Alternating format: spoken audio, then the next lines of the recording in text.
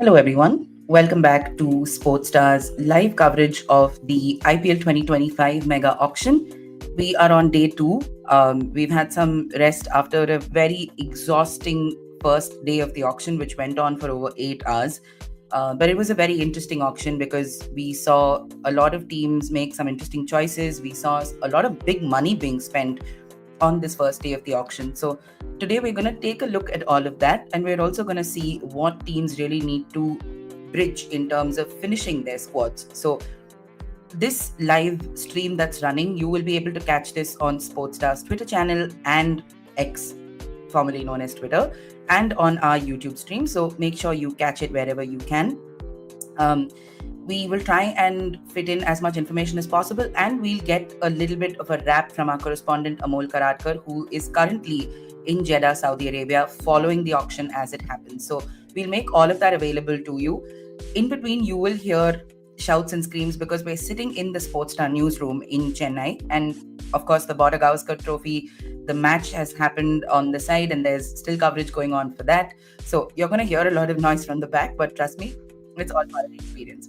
Um, Before that, I would definitely like to tell you guys, since there's a whole bunch of purchases that have already happened on day one, if you have any thoughts about the kind of purchases that the teams have made, or who you think they should be going for on day two, please drop them in the comment section. We're constantly reading what you guys are saying, so we will be able to take in your suggestions and really discuss them if we can make time for some of those things, right?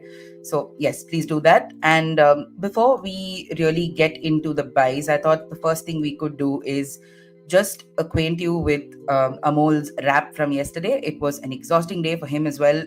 He has to file stuff for the newspaper also, so he was just waiting for things to get done so he could actually dissect how the teams have gone about their auction. So I'm just going to quickly play you his review of the day and what he expects from day two, and then we'll go for it from there. More than 7 hours of proceedings, 72 players sold, 12 unsold, a whopping 467.95 crores spent, and to your delight, two of the most expensive signings ever in the history of Indian Premier League. That's the summary of the first day of the 2025 IPL player auction. And as much as I am exhausted after following the grueling proceedings, I am sure you are exhausted by watching it on your TV screens or following it on the Hindu or Sportstar websites. It's simple as that.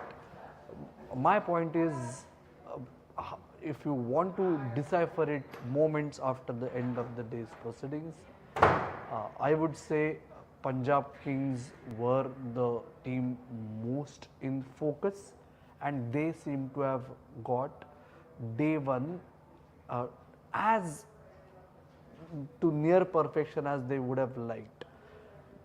They went all out in the marquee set. They had 3 of the top 5 signings in the marquee set, and thereafter the wise decision making primarily of new head coach Ricky Ponting has resulted in Punjab Kings virtually having their starting 11 in their lineup despite having retained only 2 uncapped players.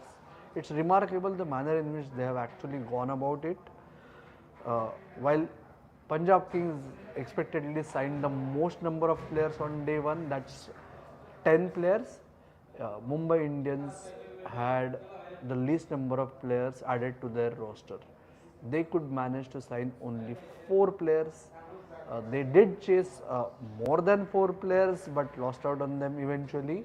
But Mumbai Indians would be happy to have actually used the right to match card on Naman Dheer, because Naman Dheer and Anshul Kamboj were their 2 primary candidates for RTM usage. Once Naman Dheer had to go up on day 1 and Anshul Kamboj had to wait till day 2, it was clear that Naman Dheer, they would try and get him at base price, but once that did not happen, they opted to use the RTM card. Simple as that. The other big talking point of the day from my perspective is how Sunrisers have gone about it and how Gujarat Titans have gone about it. Both the teams, just like Punjab Kings, nearly have their starting 11 ready. That is a big deal, and we cannot end this discussion without highlighting how Lucknow Super Giants uh, have gone about their proceedings. It's very interesting because LSG, it looked like they came for Rishabh Pant, despite having retained the core of their last year.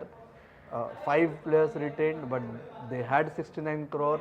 It looked like they had set aside 30 crore for Rishabh Pant.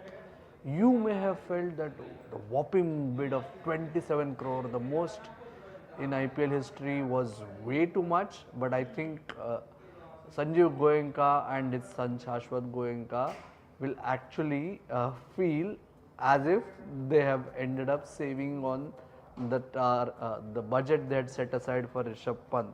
And not just Rishabh Pant, they added David Miller, Abdul Samad, Mitchell Marsh, the all-rounder, Aiden Markram, if required, as the backup all-rounder, Avesh Khan, who they had released a couple of years ago, and Aryan Jewel. So I think Lucknow also have their starting 11 out on the park, so they will also be very happy.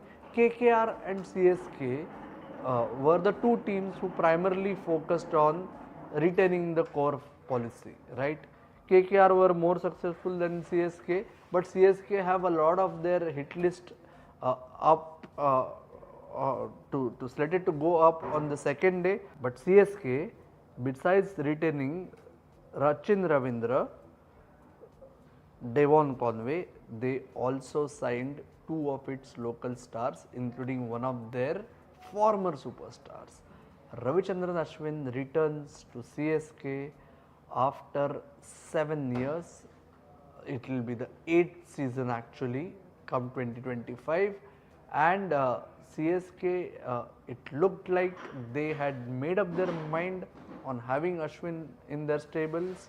As Stephen Fleming, the head coach, said later on, Ashwin offers a variety of skills on and off the field, and that was one of the main reasons. Ashwin will have for company a young spinner in Noor Ahmed, who they went all out.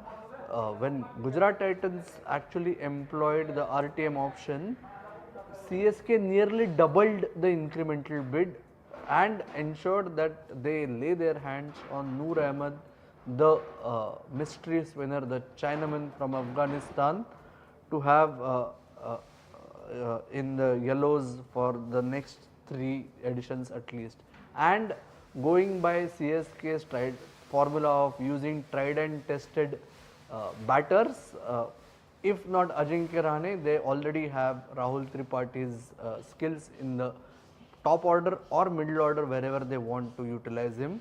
And Captain Ruturaj Gaikwad does know Rahul Tripathi very well, being a Maharashtra teammate in domestic cricket.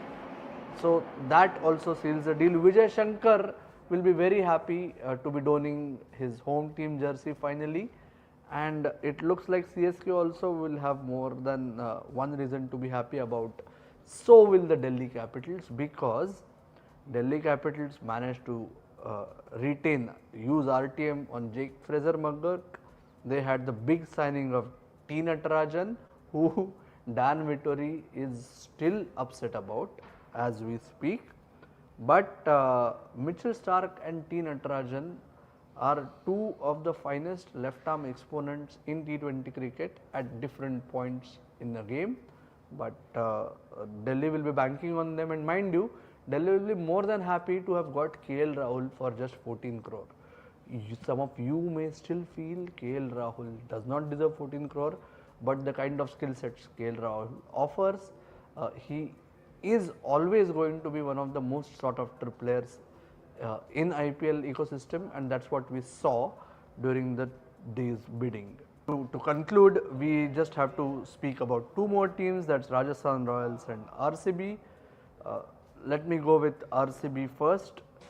They may not have succeeded in adding two home players that they chased, Karun Nair and Abhinav Manohar, but RCB will have a lot of reason to be delighted for having added Jitesh Sharma, Liam Livingstone. Mind you, Livingstone can be lethal, especially at the Chinnaswamy, and Josh Hazelwood, uh, who will be more than handy, especially in home conditions.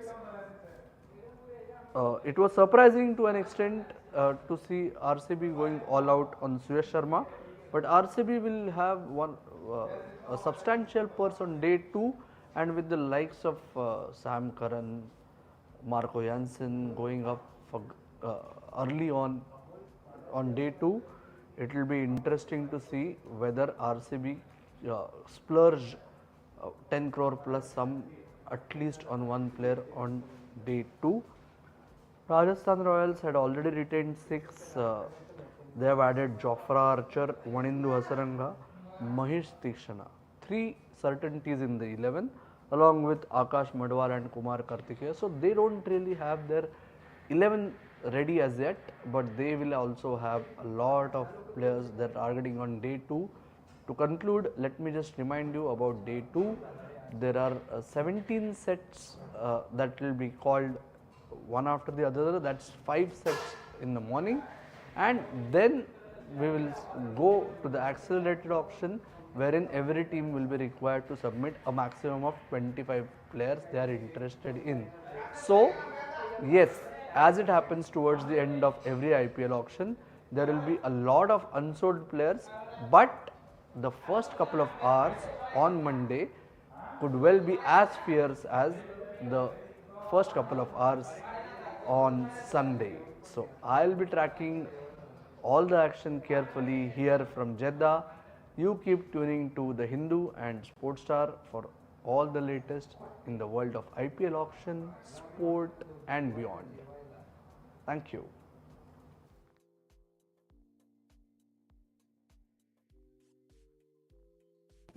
That was an elaborate review of day one from Amol. I just want to quickly show you guys what we have in store. We just do a quick brush up of things that happened yesterday. Like Amol mentioned, there is, of course, some very interesting buys that happened yesterday. A lot of money being spent. Teams have more or less sort of steadied their starting 11s at least, and then now they're trying to figure out options to sort of bolster those squads.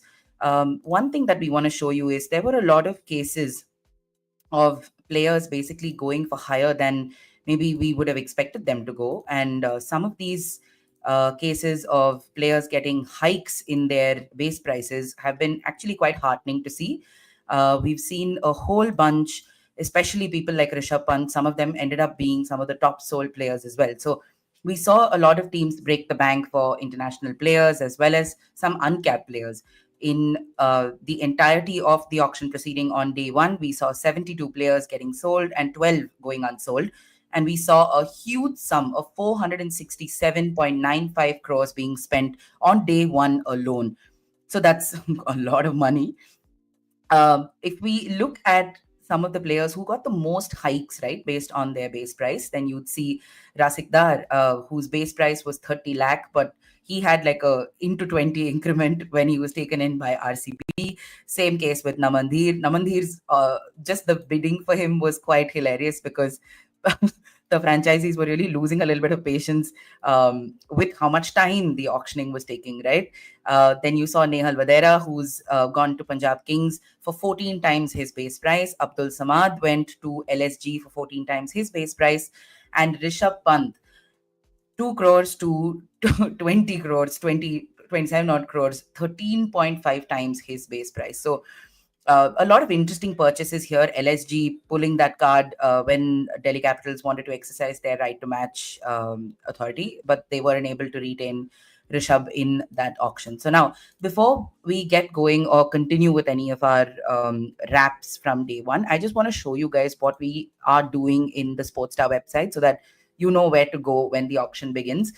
Uh, in general, this 8 hour, 9 hour auction can get a little tiring to follow on TV. Ask us, we were sitting with our eyes sort of pasted to the TVs yesterday just to figure out who's going where, and the auction process was really long. So, just to make your life a little easier, I'm going to share my screen and show you what we're doing here in Sportstar.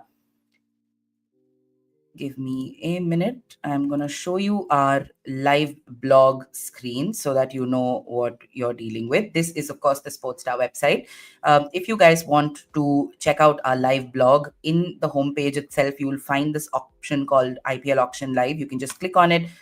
It'll take you to the live blog, and here we've got a team of over 10 reporters sitting in and figuring out each nuance of the auction. So we've got someone updating sold unsold players, we've got the bids going up live. So if you go down and check out our day one blog, you'd see the entire process of the bid completely being explained. You'd see what these players bring to these particular teams. There's analysis going on as the auction happens as well. So I'm just going to take you through the blog. That'll actually give us a good sense of what we can expect for the day as well. Uh, who are the Indians who can potentially fetch big bids on day two? And we've got Nitish Rana, Krunal Pandya, Deepak Chahar, Washington Sundar, Shardul Thakur, Bhuvneshwar Kumar, who's someone we're looking at very with a lot of interest, and Tushar Deshpande. I realized there were a lot of RCB fans yesterday who seemed to be a bit disappointed with how frugal the team was being. We were just looking at every team's social media and we realized RCB really, like a section of RCB fans seem to want to go for Bhuvneshwar Kumar. So if that's going to happen, we'll have to take a look at that. Of course, we've had the Border Gavaskar Trophy finish today. So hopefully teams do not have to worry about waking up early after watching the auction or following whether their names have been picked. But there are a huge bunch of Australians who are also going to be in the fray on day two. Here are the names: Alex Carey, Josh Inglis, Ashton Turner, Tim David, who has garnered a little bit of interest from multiple teams. Ben McDermott, Josh Phillips, Spencer Johnson, who at one point was a very expensive buy a couple of seasons ago, Tanveer Sangha, Steve Smith, Sean Abbott, Aaron Hardy, Matt Short, Jason Behrendorff, Nathan Ellis, Jai Richardson, Xavier Bartlett, Cooper Connolly, etc., etc., etc. Andrew Ty, Chris Geen, Michael Nesser. So there's Ashton Egger. There's a whole list of Australian players who are going to go under the hammer today. Who will they go to? If you have any predictions for any of these players heading to any of these teams, please tell us in the comment section. We're more than happy to take your comments during the course of this live coverage.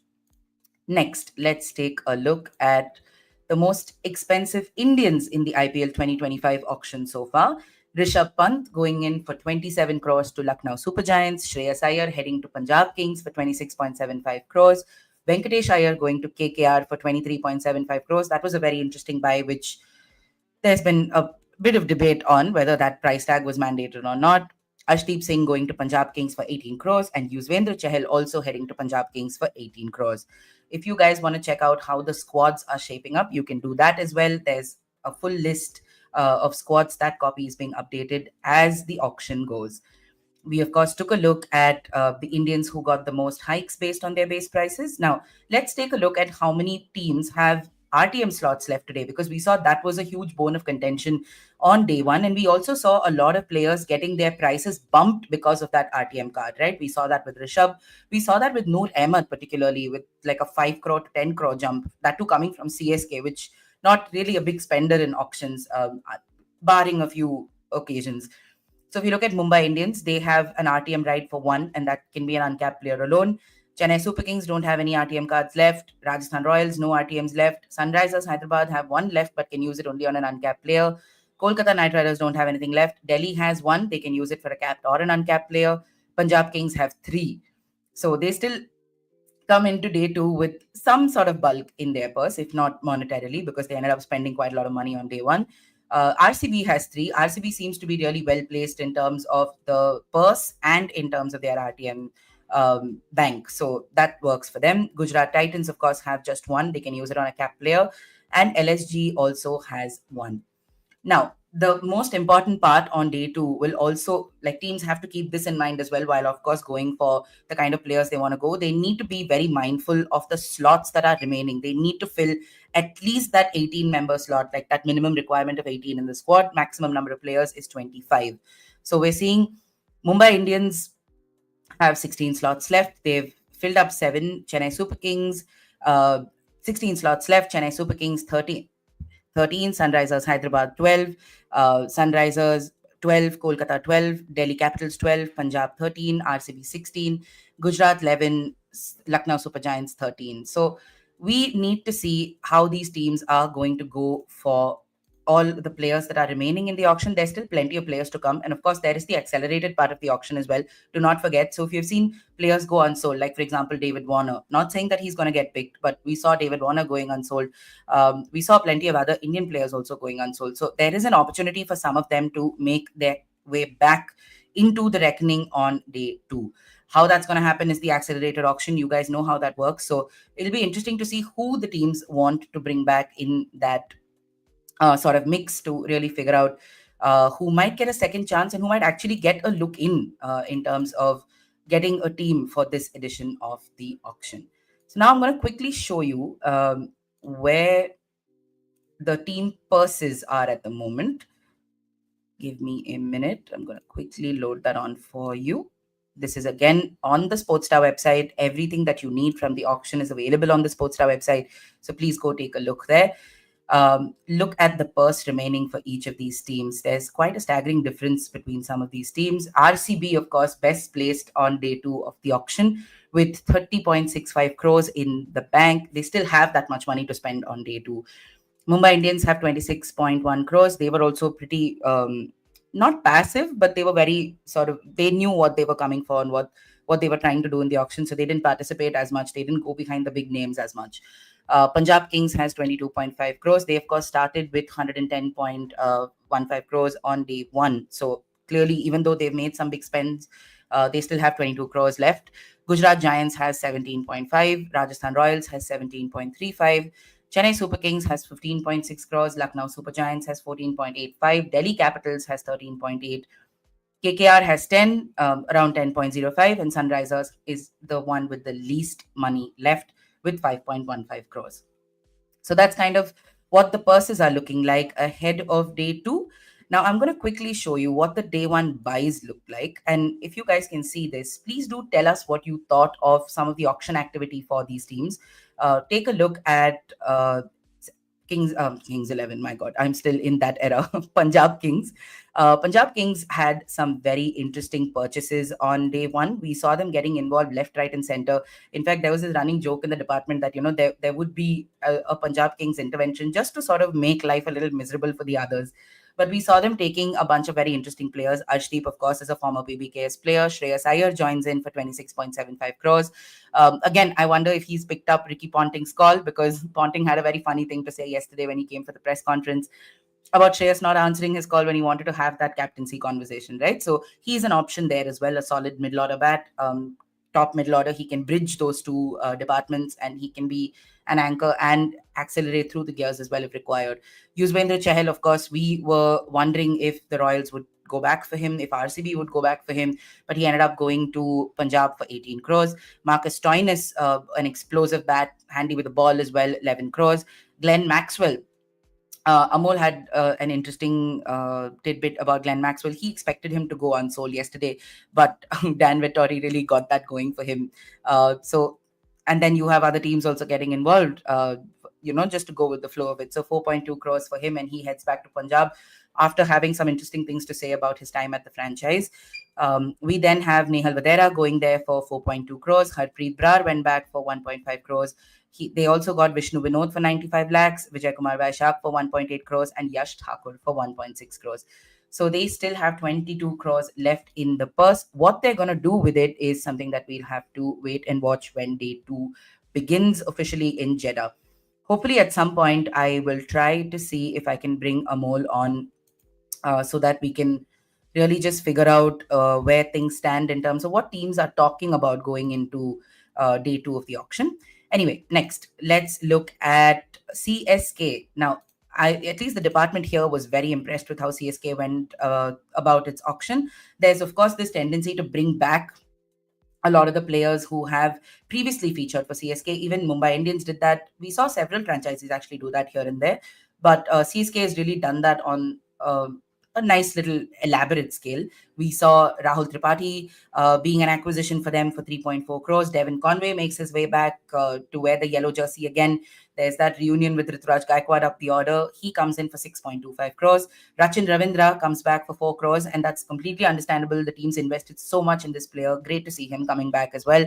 Ravichandran Ashwin for 9.75 crores was an interesting acquisition. But there's, of course, like Amol mentioned in his review of day one, right? There is, of course, an off the field role for him as well with the CSK Academy. So it makes sense that for a long term, they're looking at bringing Ashwin back into the CSK fold. And he comes back to Chennai, where things began for him. He comes back to the Chepauk Stadium, where he's played so much of his cricket. And look at that spin combination that will now come up with Ravichandran Ashwin, Ravindra Jadeja, and Noor Ahmed. I can't wait to see this. I said this yesterday as well, so I really can't wait to see how these three operate those 12 hours of spin, those 12 overs of spin. You then have Khalil Ahmed for 4.8 crores and Vijay Shankar, another Chennai boy, another Tamil Nadu boy, coming in for 1.2 crores. So they have 15.6 crores at their disposal on day two. Now, we've seen the next team that we're going to look at is, of course, Mumbai Indians. Very frugal on day one. They just about had enough activity to say they were alive in the auction for day one. Trent Bolt coming in for 12.5 crores. A great partnership there with Bumrah is loading. We had similar hopes from that Jofra Archer-Bumrah combination. So we just hope that things go okay for both bodies. So they're able to really get there, and that'll be interesting to watch in the power play and in the death to see Trent Bolt and Bumrah together. Two very intelligent pace bowling minds also. Namandhir for 5.25 crores. Mumbai was very sure that they were going for him. In fact, Mrs. Neeta Ambani was very, very impatient to wait for the kind of RTM bids that were coming up, and they were just ready to match it and bring him back. So Namandhir comes back to MI for 5.25 crores. Robin Mins comes in for 65 lakh, and Karan Sharma comes in for 50 lakh. So they've got a fair amount of acquisitions still to do. But do remember, this is only the purchases that they've done on day one. So there's, of course, the retained lists as well, which Mumbai was very clear about. They've retained their entire core lot with, featuring the likes of Bumrah, Pandya, Rohit. So they've retained that core. Surya, that core is still there. And these were the 4 additions that were made on day one. We then have Gujarat Titans. I'm quickly going to load that for you. Hold on. Yeah. So if you can see Gujarat Titans on your screen, we've got an interesting bunch of acquisitions here as well.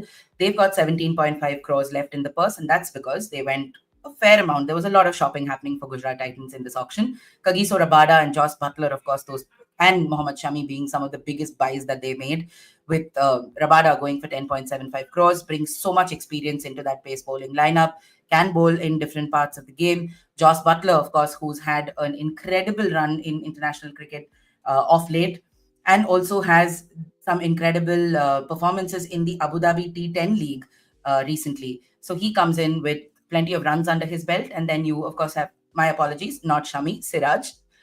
We were looking to see if Gujarat Titans would bring back Shami, but no, they went in for Mohammad Siraj for 12.25 crores. And if you see me signaling, it's because I'm joined by my colleague Anish, who is going to make a little bit of noise to drag his chair next to me now. Hello, hello. Hello. Hold on. I don't think you can see yourself here. I'm just going to quickly... We'll resume this. In fact, we'll discuss that with him only. So let me get you properly on. I'm not sure what's happened to our aspect ratio today. Yesterday, I was able to load the entire thing. Let me see. I think this should be okay for us. Okay, sure. All right. So, Anish, we were just talking about the kind of purchases that were made on day one and what teams have done, how they should be going about the second day of the auction. So, should we just start with your thoughts of how the auction went and how happy are you with how teams really approached day one? Still think some of the teams went a little overboard with their prices, not really a direct reflection of what the commodity they were getting. For example, Venkatesh Iyer, everybody's talking about how that was overpriced, and you're looking at somebody in that price range. Also, thing you have to see is what does that player give you as a return commodity for investment. Yeah, right? So does Venkatesh Iyer give you 4 overs every game? No, he doesn't. At best, 2. 1 or maximum 2. Hasn't bowled a lot for KKR. Again, proven top order batter. Yeah. Does not, I don't know, he hasn't done really well when he's batted in the middle order. So for somebody like that, there might have been, it was obviously an emotional decision. There are so many franchises here that take emotional decisions. CSK one, they overpaid for overpaid for Ravi Ashwin as well. Mumbai Indians, Mumbai KKR, CSK are the main teams that have this emotional thing. They want to get back players that have played for them. But you cannot fully blame them saying it's a wrong thing because they are the three most successful franchises in the league. It has worked out. They have found a way to make that the team loyalty is paid, atmosphere isn't in that it? making. Yeah. So the interesting thing is there are so many good players left. If you look at the type of players that are yet to come, so many Indian fast bowlers, Shardul Thakur, Tushar Deshpande, Deepak Chahar, Umesh Yadav, so many true tried and tested IPL products. Even the overseas options, Fab Duplessis, or even they have Mayank Agarwal, domestic proven Indian talent. There's so many. The remaining 34 players before we go into the IPL auction are all solid IPL starting playing 11 players. Yeah. So teams like Mumbai and Bangalore who still have enough first left, they can still go for those really vital players that will be a very important part of their first playing 11. Got it. So we also had this discussion yesterday about looking at, for example, if you're picking a player for your squad, right? Will you only look at how they've been in the IPL? Because there are some players who've been taken for money and they've not really been that great in international cricket. Or for example, Mohammad Shami, who's had like a long layoff because of his knee injury. But then you look at the things he's managed to do in the IPL in previous seasons, you know the pedigree he brings, right? So how do you balance those two as a team, perhaps? Have you seen that in the auction yesterday, or are they just going by reputation? Again, there are so many examples of players who are not proven IPL talents, but teams have put in their money and faith in them, and they have money. and they have performed. Yeah. And it not necessarily T20 in this format of T20 where it's all so much strike rates improvement, high scores. There aren't enough batters that accumulate runs anymore. It's about if you can give me 4 or 5 quality knocks in a season, that's enough for me to get those 8-9 wins to take me to the playoffs. And on the day after the playoff stage, anything can happen. So I think the format itself is evolving in such a way that you don't need a player to score 700 runs in a team. You would rather have 5 players scoring you 300, 400 runs a season and win you games. Yeah. So I think that evolving is natural, I guess, and you can't point a finger at one particular strategy and say, no, this, for example. Right. There's no one size fits all anymore, right? Exactly. Right. Got it. The other thing that I wanted to ask you about was we were looking at the way all-rounders might go because this impact player rule has sort of twisted the game in terms of one specialist is okay, you come in and do whatever you want. Have you seen that play out in day one, or will that play out on day two? I think, to be honest, I expected the all-rounders to go for much more. Somebody like a Marcus Stoinis is 11 crores. 11 crores. I expected him to go somewhere around 14, 15, to be honest. But there is still quality Indian all-rounders left to come. Washington Sundar, Sai Kishore, I expect them to go for a lot of money. Because then there will be only 2 or 3 teams left with the purse to be able to make that purchase, right? Heavy. So I think Mumbai, RCB. This is the other thing. On day two, you come in with like a slower purse. So people will now obviously be a little more stingy. But there's also another way to look at it, that they don't, in day one, they still knew that there are players yet to come. Yeah. But now if you're an RCB and if Washington Sundar goes to around 16, 17 crores and you miss out on him, then who's the next spinner in the list? Yeah. Who will you take? Because I understand the impact player rule has reduced the role of an all-rounder. But there are teams that are playing, look at Chennai for example, 3-4 all-rounders. Rachin Ravindra can bowl as both all-rounders. So the more there's the option of using them. Right. There's still a market for them. Still, it's a pricey market. It's not a cheap market. And again, because the quality, are you fully trusting domestic Indian all-rounders? Because I don't think IPL teams have trusted domestic. Not all, at it has least, been right? It's been very, very limited. We're seeing Mumbai do a little bit of that, isn't it? They have, but again, the names that stand out that Mumbai have scouted have again been pacers, middle order batters, not really all rounders. Krunal Hardik, obviously, the two glaring names that stand at us. But other than that, if you see again, pacers, all rounders. Not been that really much. Pacers and batters load out better. For example, Nehal Vadera, Namandir. Namandir can bowl. We bowled a couple of overs in the last IPL as well, but not really a tested all rounder. Right, got it. The other thing that I want to ask you about is now, because we've seen how teams have purchased, right, gone about their purchases on day one. Are there any particular combinations? Like, for example, we've seen this bold Bumrah joining in Yeah. Bombay. We've seen a very nice spin trio coming up in Chennai. That core is back in KKR. Which combination are you looking forward to see, perhaps in terms of how the auction is shaped up so far? I was just going through LSG's list. They were the headline makers yesterday with the 27 crore front retention, front buy. But look at the middle order that LSG has stacked. They had Ayush Badoni retained, and he has done well. Yep. He is that floater batter. They don't really need him every game, but when required, he comes and plays that quick 10 ball, 15 ball knock. Then above him, you have Nicholas Puran, who's arguably one of the top two T20 batters in the world along with Henry Class. Yep. Plays in all the leagues around the world, has garnered so much T20 experience. Mitch Marsh, who they got for a very cheap price in 3.40 crores. Yep. A direct replacement for Marcus Stoinis, who they went above their pay grade. 11 crores for Marcus. They replaced him with Mitch Marsh. Again, Mitch Marsh, somebody who gives you 2 crores, is bowling for Australia in the test match. He's come back from that injury. He's fit enough to bowl in test cricket. But, fingers crossed. With injuries, always fingers crossed. We're not jinxing. Do not hold us to that 4. One Puran Mitch Marsh is as attacking as you can get in terms of middle order. And I think David Miller has gone in himself with LSG as well. So that the power pack middle order LSG has. I think they're still looking for 2 openers.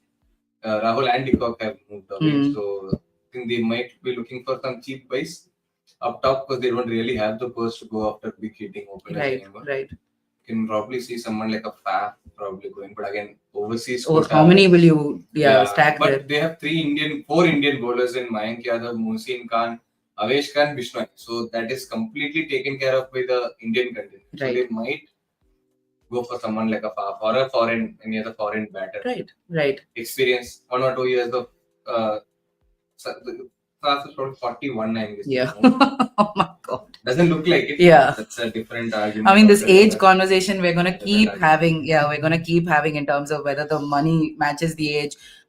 We shouldn't be ageist either. Exactly. Let's just look at performances. If they can play, why? It doesn't matter.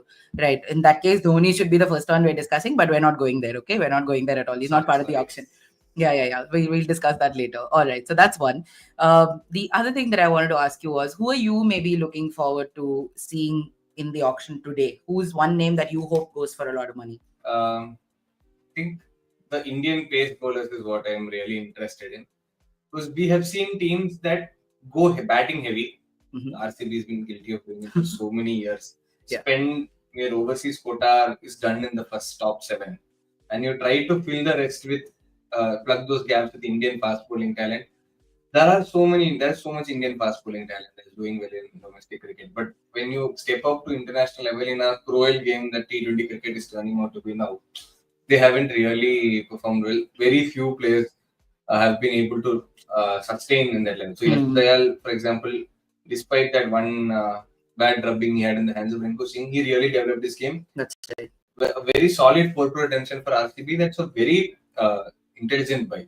So will there be more players like him who can step up when the tide is against you? So people like Shardul, Tushar Deshpande, they have been expensive, but they have that wicket-taking ability, which I think people don't appreciate enough. Yeah. They might ends up going above the runs. So 10, 11 runs per over, they concede, but they are bowling you the difficult overs. Tushar Deshpande is giving you 2 overs in that day. And an ability to move the ball in the power play is key. So there are venues like Delhi, Bangalore, where you get that nip in the first couple of overs. That's why Siraj did so well for RCB, because he had that ability to pick power play wickets. He was not really a wicket taker in the middle of the day. But once that power play game started waning, probably RCB thought that it's time to go after someone else and not retain him. But that ability to pick up power play wickets and the ability to defend runs in the death overs, this proposition is something tricky for Indian domestic fast bowlers. Yeah. I'm really keen to see who are these fast bowlers that team put their faith in. Right. Tell me what you think of Punjab Kings as well, because they've made some extravagant purchases on day one, but there's also been cases of them bringing in Chahal, for example, Shreyas for that much money, and then they've gone back to Maxwell, which I just feel like it's another book waiting to be written. So let's hope nothing happens. But like, what do you make of just those purchases? I guess for a team that comes in with so much money, it was always going to be them overpaying for at least 3-4 players. Yeah. They have nothing to build a team around. Prabhsimran Singh and Shashank Singh with the two retention. Shashank, excellent season last year. But again, he's listed as an all-rounder but doesn't really use his second skill as much. So he comes in at number 6 or number 5 as a pure batter for Punjab. Prabhsimran can keep. But is he a trusted wicket-keeper to take you through 14 games in the IPL and a trusted opener? I think they have the faith in him to do it, but will they do it? Will he be a 400, 450 run getter in the season is a question mark. So two players who another team would say that they don't fit into their starting 11 at all. So that's what Punjab went with. So they were always behind the 8 ball. Money does have its advantage, but money also has its disadvantage. And you will, for example, have selected 4 targets that you think are key to build a team around, and there will be 15 other teams that think that they are 4 key targets. So they are always going to overpay for those 4 targets. Asdeep at 18, if they had retained him, it would have taken 18 crores as well. So that makes sense. But Chahal slightly overpaid, Shreyas Iyer as well.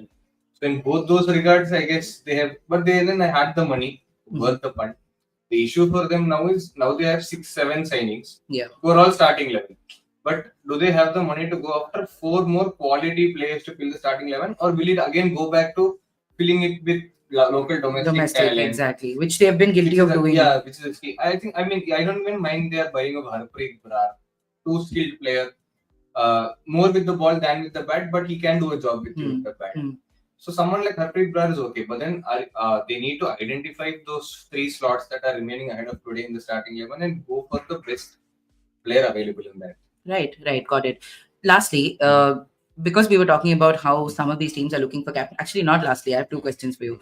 Because we were looking at how teams are also looking for captains. Right now in LSG, they've gone all guns blazing for Pant. You have Puran also in that lineup. Who do you think they might vie to? Just an Indian captain? Yeah, I think one, familiarity with local conditions is very key while going to the IPL season. You need to know Ikana has a slow, sluggish surface, and you need a person who knows the surface in and out to get the best of the team to get that setup.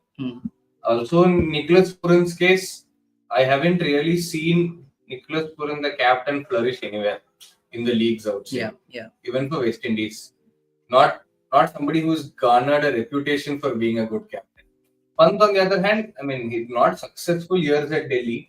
But that experience of local conditions, I think, will tilt in his favor a bit. All right, okay. And if you look at Bangalore, which surprise goes into day 2 with like the biggest purse, and they have the most number of RTMs also. What do you think this day is going to look like for them? Because their fans are going mad on. I was also a little surprised that they only went for 12 crores for someone like KL Rahul.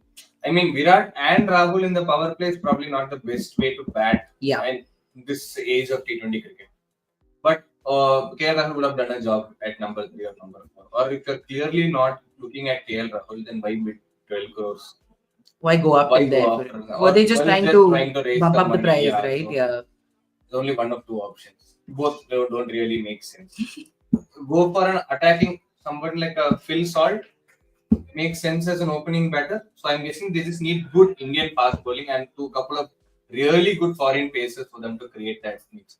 And hope that the Chinnasamy is kinder to them this season. Right. So now I have to let Anish go because the auction has started. Yes. Please head out. Thank you. I'll tell you what Anish is working on once he moves out and gets the chair out of the frame. All right. So there is a team in the Sportstar department that's also working on a widget for you guys. So if you want to keep track of just how the auction is going, let me quickly share my screen and show it to you. Hold on. Let's see. Can you see my screen? I'm not sure. Hold on.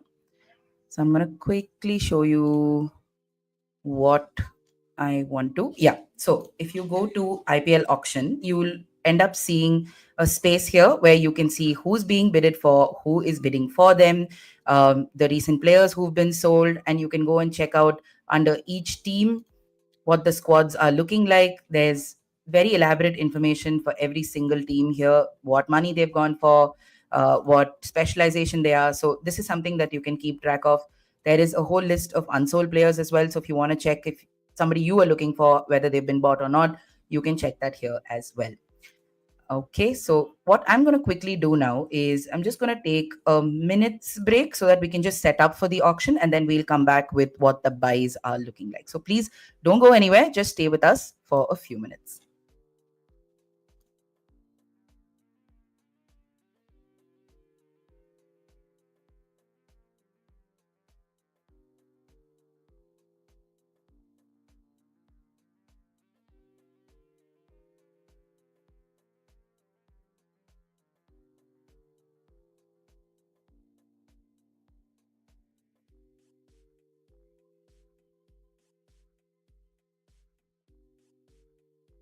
All right, welcome back, guys.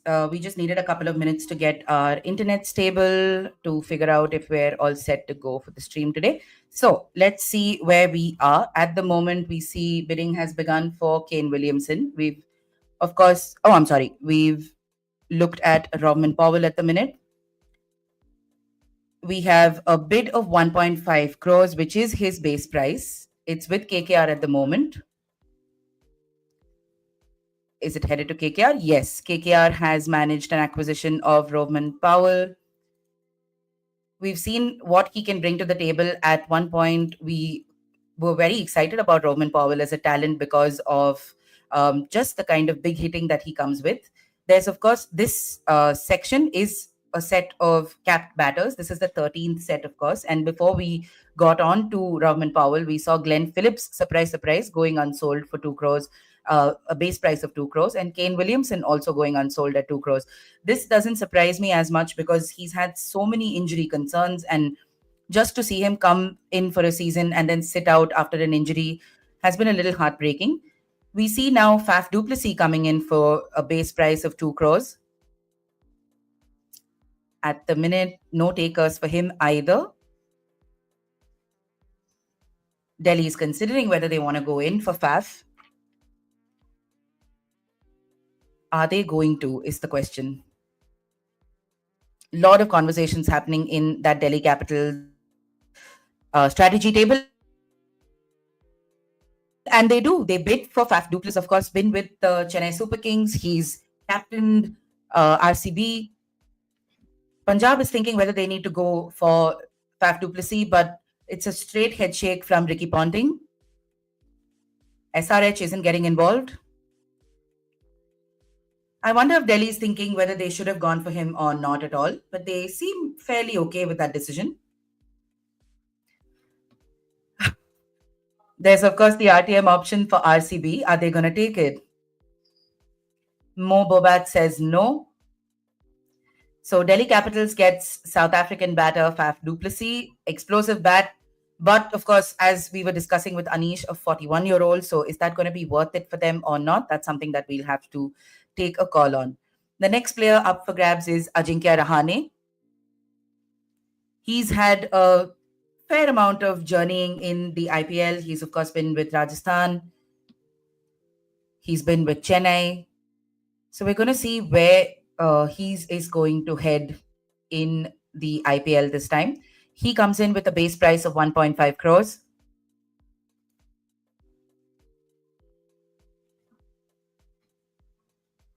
Having plied his trade for Rajasthan Royals, Mumbai Indians, Rising Pune Super Giant, Chennai Super Kings, Delhi Capitals, where is he going to go this time? At the moment, there don't seem to be any takers for Ajinkya Rahane, and he will go unsold.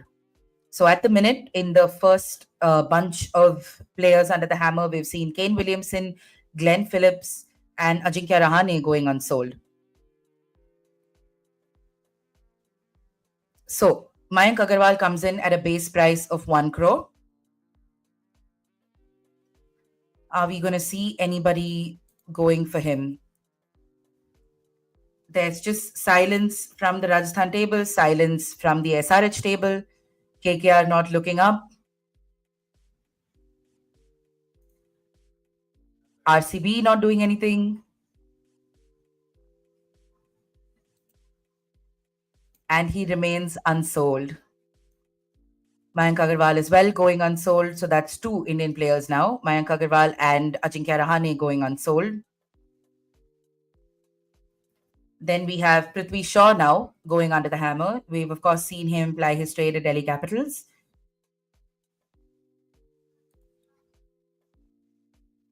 Are we going to see any interest for Prithvi Shaw? He comes in at a base price of 75 lakhs. Mayank Agarwal, of course, scored a 50 for Karnataka in the Syed Mushtaq Ali Trophy in their victory, in Karnataka's victory over Tripura. So when he does find out that he's gone unsold, at least for the time being, right? It's going to be a little gutting for him. Prithvi Shaw also goes unsold. All right. So that's a quick end to set number 13. I just hope we're setting the tone for how the rest of the day is going to go. So now we head to set 14 in the IPL 2025 Mega Auction.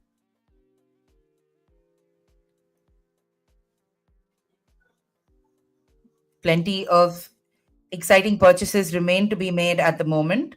Let me just take you through who's been taken in by teams from set 13, which is cap batters. We've seen Williamson, Phillips going unsold. We've seen Rovman Powell going to KKR for 1.5 crores. Faf du Plessis going to Delhi Capitals for 2 crores.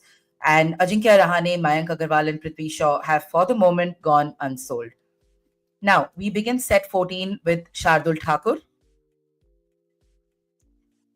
Discussions. 2 crores is his base price. I'm looking at the Chennai Super Kings table.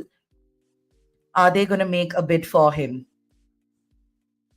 At the minute, we don't see anyone raising their hands. He's, of course, been in KKR. He's played for Rising Pune Super Giant, Kings 11 Punjab, when it was Kings 11 Punjab, Delhi Capitals, and Chennai Super Kings. At the moment, nobody bidding for Shardul Thakur, Lord Thakur. At the moment, he remains unsold. So he will join Mayank Agarwal, Ajinkya Rahane in that, and Prithvi Shaw in that unsold pile.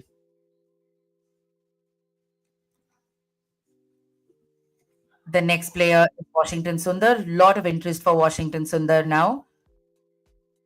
Let's take a look at who is going to go for Washington Sundar. Handy spinner, handy batter. Let's take a look at whether anyone is interested. No bids in the room for Washington Sundar. I expect Washi to come back in the accelerated auction. Hold on. Oh, Ashish Nehra says, hold on, give me a minute. The fact that no one else is going for him has sort of piqued Ashish Nehra's interest. Maybe they were looking to save some money and figure him out in the accelerated auction. But no, Vikram Solanki will raise his paddle, and there is a 2 crore bid for Washington Sundar. If they do get him for this amount, it's going to be a steal. Gujarat Titans puts in 2 crores, and LSG has to get involved with 2 crore 20. Gujarat Titans is happy to play ball. 2 crore 40 is where they're at the moment. LSG pushes it up to 260. Gujarat says 280. 3 crores says LSG. Now, GT needs to take a minute to think about it. GT, of course, has 17.5 crores remaining. LSG has 14.85 crores remaining. So there's plenty of considerations that they need to bring into their purchasing decisions today. Meanwhile, I'm just going to quickly project the purse remaining for the team so you get an understanding of how much the teams can actually spend. I'll just keep it on the screen for you guys.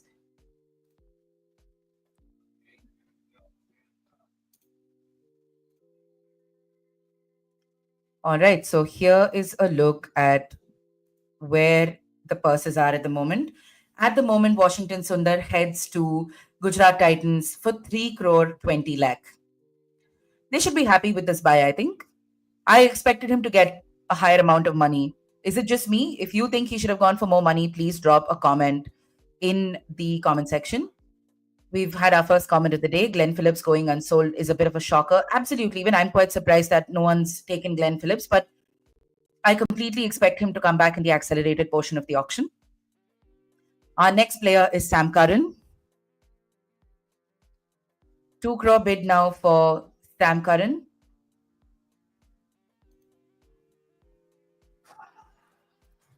Okay, 2 crores. Sam Curran. Is Punjab tempted at all? At the moment, no paddles going up for Sam Curran.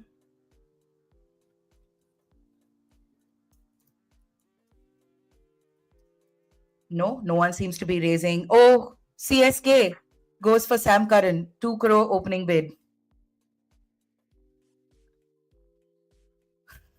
CSK now has the bid for 2 crores.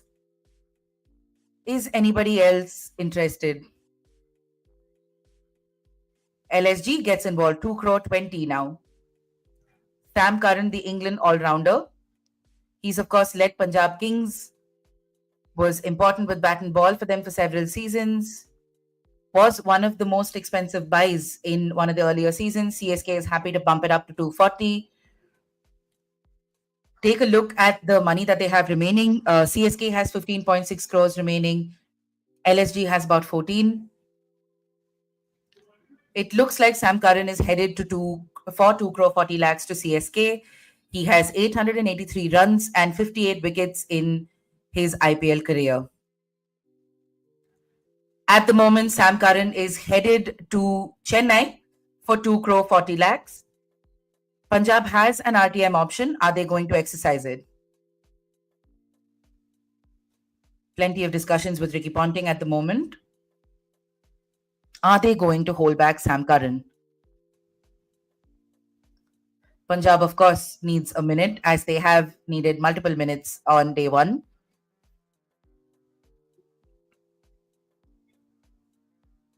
So we keep hearing that buzzer going down, right? That's sort of that serious music that's supposed to count down a bit. I wonder what purpose is it serving if it's not going to work on getting teams to make their decisions promptly?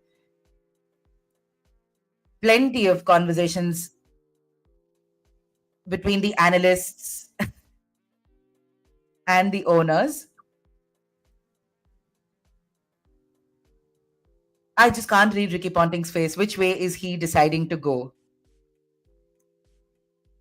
They are not going to take the RTM. So Chennai Super Kings has Sam Curran, and they seem quite pleased about that. At that price, I think that's not bad at all, 2 crore 40 lakhs. So Sam Curran heads to Chennai Super Kings.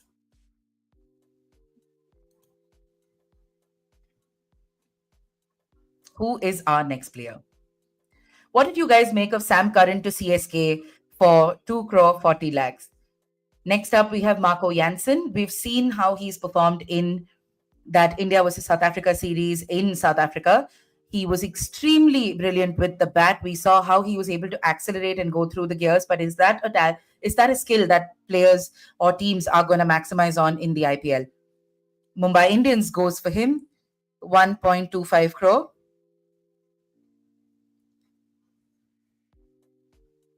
1.25 crores. That's the opening bid for Marco Jansen from Mumbai Indians. And there is a bidding war between Punjab Kings and the Mumbai Indians. At the moment, the highest bid stands with the Mumbai Indians for 1 crore 40. 1 crore 50 says Punjab. 1 crore 60 says Mumbai. 170 says Punjab. Mumbai is happy to go for Marco Jansen. The bid's now up to 2 crores. Will Punjab entertain this bid any further? MI has 26 crores, 26.10 crores. Punjab has 22. So they're happy to play ball. They have some disposable income left. Mumbai also goes for it. At the moment, the highest bid is at 2 crore 40. 260 make that.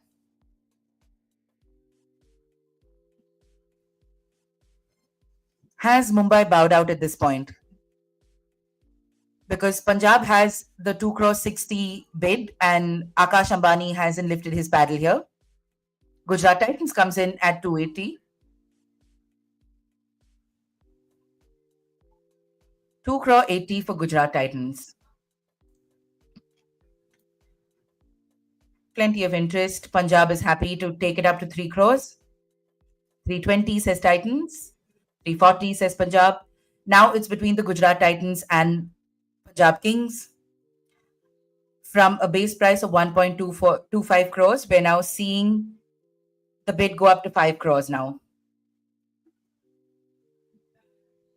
That's incredible. Incredible how it's gone up 525 now, the highest bid at the moment for Marco Jansen. Is that going to be the price he goes for? We'll have to wait and see if Gujarat Titans wants to increase their bid. 550 says Punjab. 570 says GT. 6 crores now for Marco Jansen. Look at that. How about that? 6 crores for Punjab. Let's take a look at what the Punjab Kings team looks like at the moment. They've got Shreyas Iyer, Arshdeep Singh, Chahal, Stoinis, Shashank Singh, Nehal Badera, Glenn Maxwell, Prabhsimran Singh, Vijay Kumar Vaishak, Yash Thakur, Harpreet Brar, Vishnu Vinod. So a Marco Jansen here will be quite interesting, not just for the pace bowling that he brings in, but just for that pure explosive batting as well. So it's a two-scale player who's garnering this amount of interest in this auction. Now for GT, they have Rashid Khan, Shubman Gill, Joss Butler, another explosive bat, Mohammad Siraj, Rabada, the pace bowling option.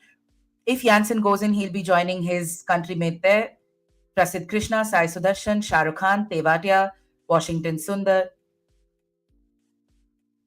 Mahipal Lomrod, Kumar Kushagra, Nishant Sindhu, Manav Sutar, Anuj Rawat. At the moment, 7 crores to Punjab Kings, Marco Jansen, and they're quite happy about that. Nes Wadia is very happy about Marco Jansen, gives Ricky Ponting a little bit of a pat on the shoulder. I can't tell if he's happy with this buy or not. It's hilarious to see how differently the coaches, strategists, and owners respond to purchases here. Next up, we've got Daryl Mitchell, the New Zealand all-rounder. In our preview videos that we'd done here at Sportstar, we were expecting him to maybe head back to Chennai Super Kings. His base price is 2 crores. Let's see if he's got any takers here.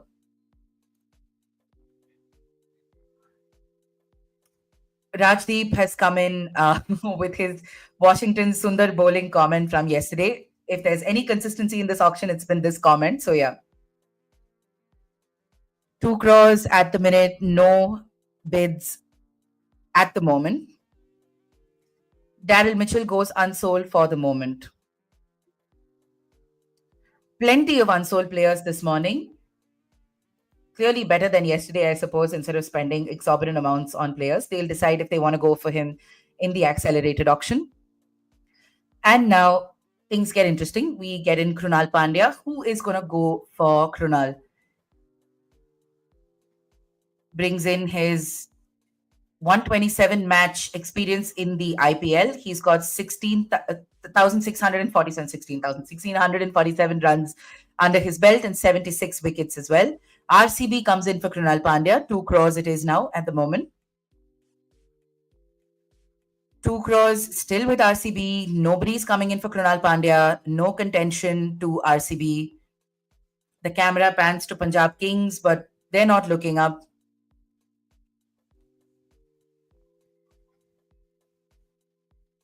220 says Punjab. Oh, no bid from Punjab. We're so used to seeing them raise their hands to bid. Must have thought that they're bidding.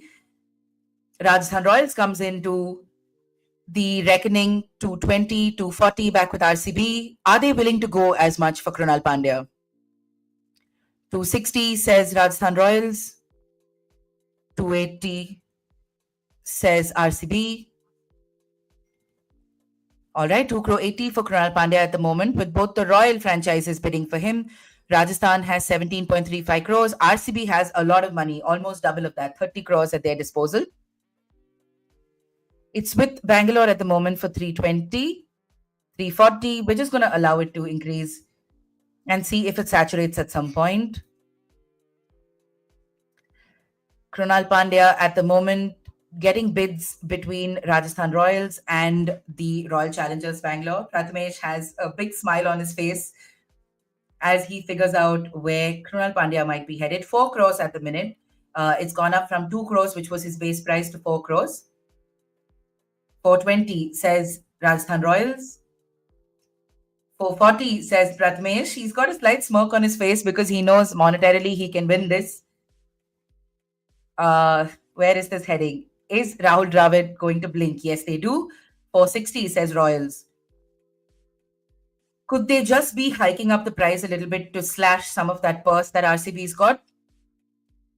RR has 11 players that they've secured so far. RCB still has just 9. They need to at least manage a minimum squad size of 18. At the moment, Krunal Pandya's highest bid is at 4 crore 80. And Rajasthan taps out at 4 crore 80. At the moment, RCB has Krunal Pandya for 4 crore 80. Is anyone else interested? Is anyone else interested? It doesn't look like anyone else is coming in. It looks like he's headed to 4 crore 80. Of course, Malika Sagar allows teams the time to get in.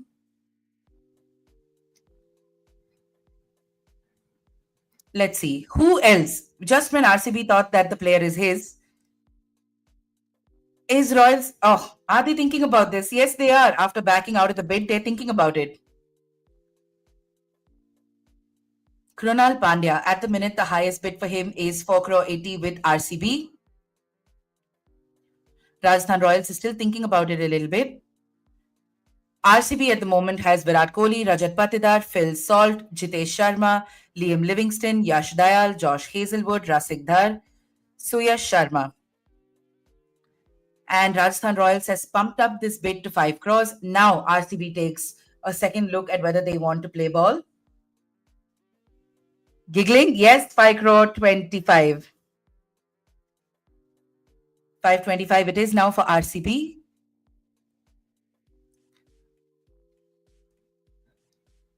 Are the Royals really going to go for this? It's going to slash a fair amount of money for them. Royal Challengers, of course, have 30.65 crores. They go ahead. 550. 550 for Rajasthan Royals. Excuse me. Rajasthan Royals have 17.35 crores with 11 players already in the squad. 5 crore 50. Are Royals going to play ball? 575. 575. Now, are the Royals going to plump this up any further? Nope, it doesn't look like Rajasthan Royals are interested in bumping up Krunal Pandya's asking rate any further. So at the moment, it sticks with RCB. Going to RCB at the moment for 5.75 crores is Krunal Pandya. Lucknow Super Giants, of course, have the RTM available. So is Lucknow going to take it?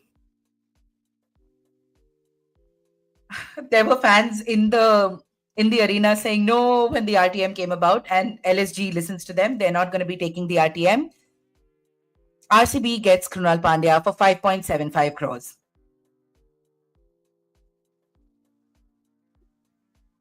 All right. So from donning different shades of blue in the last couple of seasons, we're going to be seeing Krunal Pandya in the RCB red and gold.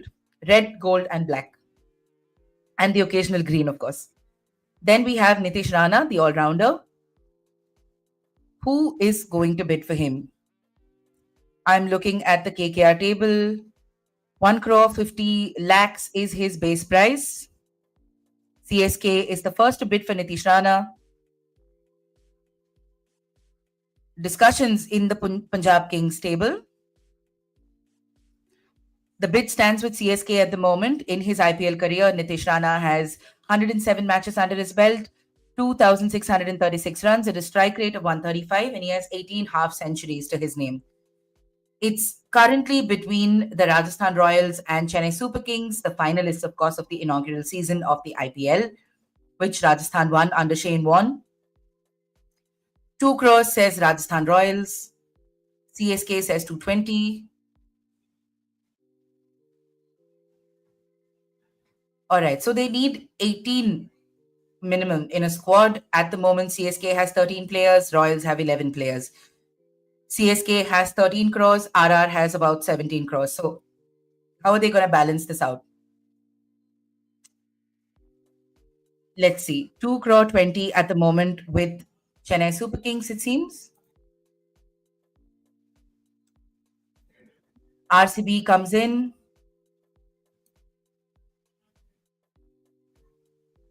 Royal Challengers moment come in for Nitish Rana, 2 crore 40. 260 says Chennai Super Kings. 280 says RCB. 3 crores says Chennai Super Kings. At the moment, between the Tamil Nadu-Karnataka rivalry of CSK and RCB, at the moment, Nitish Rana is with the Royal Challengers for 3 crore 20. Let's see where he's headed. 340. Rahul Dravid promptly does this. Are they going to bump up that price? Nitish Rana at the moment has 3 crore 60 as the highest bid for him. In his T20 career, he's got a century and 30 half centuries, has 4,581 runs in 185 matches at a strike rate of about 135. So we've seen what he can do in KKR colours, was very important for them season after season at one point. 360 says RCB. So Royals will play. 380 say the Rajasthan Royals. So now what are we going to see? 4 crore says RCB.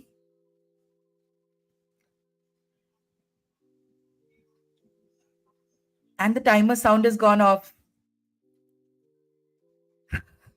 I suggest don't turn that off. Otherwise, they're just not going to know that they still, they're exceeding their time. Rajasthan Royals has the highest bid at the moment for 4 crore 20 and RCB bows out. 4 crore 20 is interesting because this means they now have to figure out the rest of their buys with a lot of thinking and double thinking. Looks like Nitish Rana is headed to Rajasthan Royals, 4 crore 20. And he will swap purple for pink in 2025. All right. Interesting set of buys now. So let me just give you a recap of what's happened from set 14. Nitish Rana goes to Rajasthan Royals for 4 crore 20. Krunal Pandya goes to RCB for 5.75 crores. Marco Jansen goes to Punjab Kings for 7 crores. Sam Curran goes to CSK for 2 crore 40. Washington Sundar goes to GT for 3 crore 20. If we look at the unsold players here, Shardul Thakur, Daryl Mitchell went unsold. At the moment, Shubhangi Kulkarni comes in to figure out set 15. So I'm just going to quickly look at the purse available for each team. Let's see where we stand. Wicket-keepers now.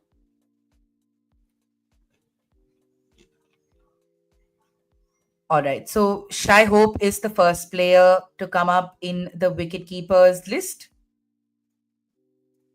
1 crore 25 lakhs is where we start for Shai Hope. So I'm going to quickly show you what the teams are looking like and in terms of how much they can actually spend now. We have a sense of how much money they can really spend because at the moment, suddenly there are an interesting bunch of purchases that might just happen. So if you guys can see my screen, I'm going to try and make that big for you. So we've got Chennai with 13.2 crores, Mumbai with 26 crores, KKR with 8 crores, Delhi with 11 crores, Gujarat Titans with 14 crores, RCB with 24 crores, LSG with 14, Punjab with 15, Rajasthan with 13, and Sunrisers with 5. So that explains why SRH has been very quiet at the moment. Now, there have been a few purchases that have happened in the wicket-keepers. Oh, they haven't. Shai Hope went unsold. No bids for him at 1.25 crores. Ryan Rickleton, the South African, is currently under the hammer, and Mumbai Indians makes the first bid for him at his base price of 1 crore.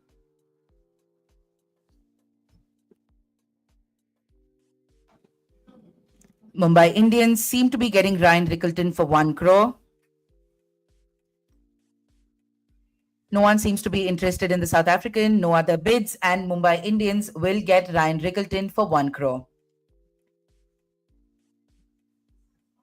We didn't see anybody contesting Mumbai Indians for this, so Ryan Rickleton will head to Mumbai Indians for 1 crore. If you're wondering what I'm looking at, this is Sportstar's IPL widget.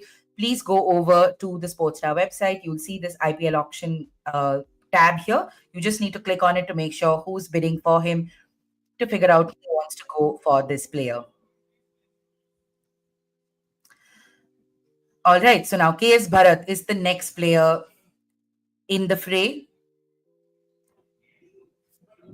At the moment, doesn't seem to have any bids for him. KS Bharat.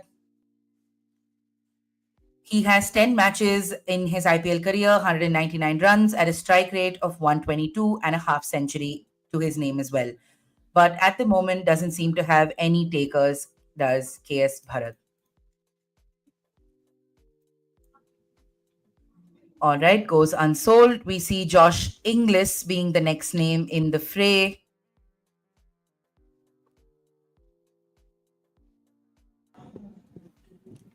Josh Inglis is the player from Australia. We're seeing plenty of interest for him from SRH. SRH comes in at 2 crores, which will mean their purse automatically slashes to about 3 crores if they do take him. Punjab Kings is in the mix. SRH makes it 2 crore 40. PBKS makes it 2 crore 60. And SRH pulls out at the 2 crore 60 mark.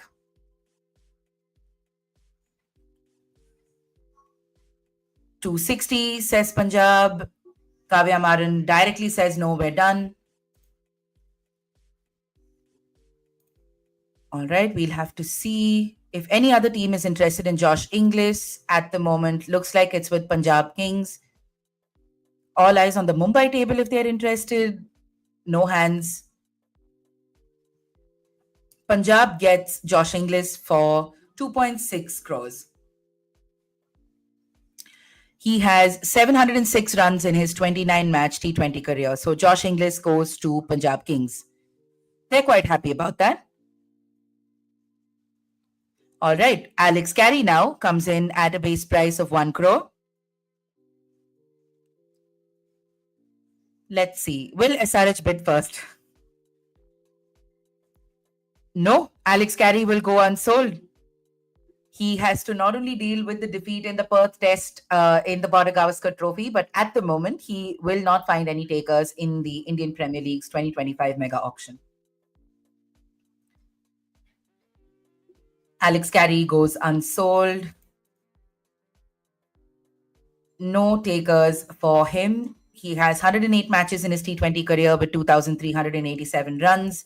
No takers for him. Unsold goes Alex Carey.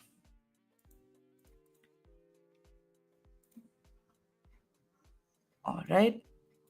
The last player in this category is Donovan Ferreira. Will he find a taker here? He comes in at a base price of 75 lakhs, does the South African. He was with Rajasthan Royals in the 2024 edition. Let's see if anyone's interested in Donovan Ferreira. No takers for him, not even his previous franchise, Rajasthan Royals. No bids for him. No bids, no takers. The player remains unsold. So Donovan Ferreira, Alex Carey, KS Bharat, Shai Hope, all going unsold in this category. So that's the end of set 15.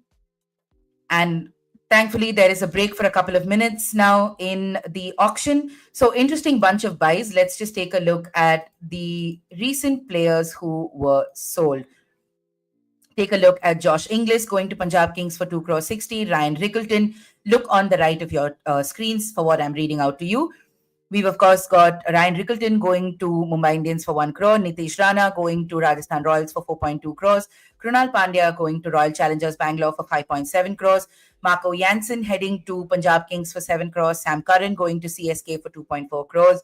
Washington Sundar, I thought, a steal for 3.2 crores. Faf du Plessis to Delhi Capitals for 2 crores.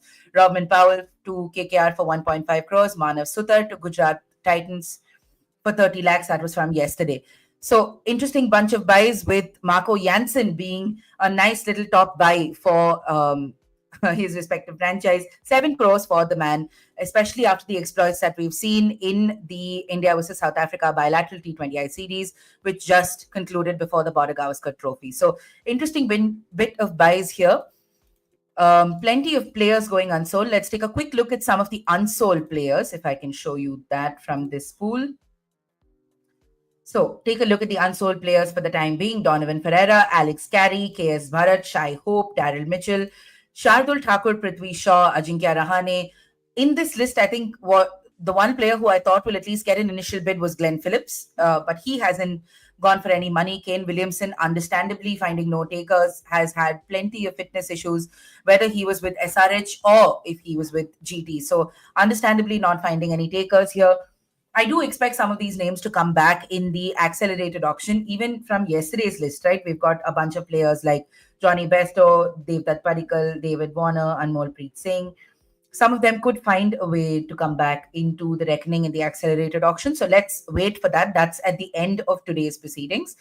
As things stand, this is how we have our proceedings for the time being. So let's take a look at the purse remaining, so that we get an idea of who can actually spend what going forward in the auction. So here's the update on the purses. CSK has 13.2 crores, Mumbai Indians has 25.1 crore, Kolkata Knight Riders with 8.5 crores, Delhi Capitals with 11.8 crores, Gujarat Titans with 14.3 crores, Royal Challengers with 24.9 crores, Lucknow Super Giants with 14.85, Sunrisers remaining quiet with 5.15 crores, Rajasthan Royals has 13.15 crores, and Punjab Kings with 12.9 crores. So I'm going to keep the screen on for you guys for a moment, and we're just going to take a small break for about 4 to 5 minutes just to get some refreshments into my system at least. And meanwhile, I'll try and get you a member of the Sportstar team to just dissect what's happened in the auction so far. So please stay with us. Don't go anywhere.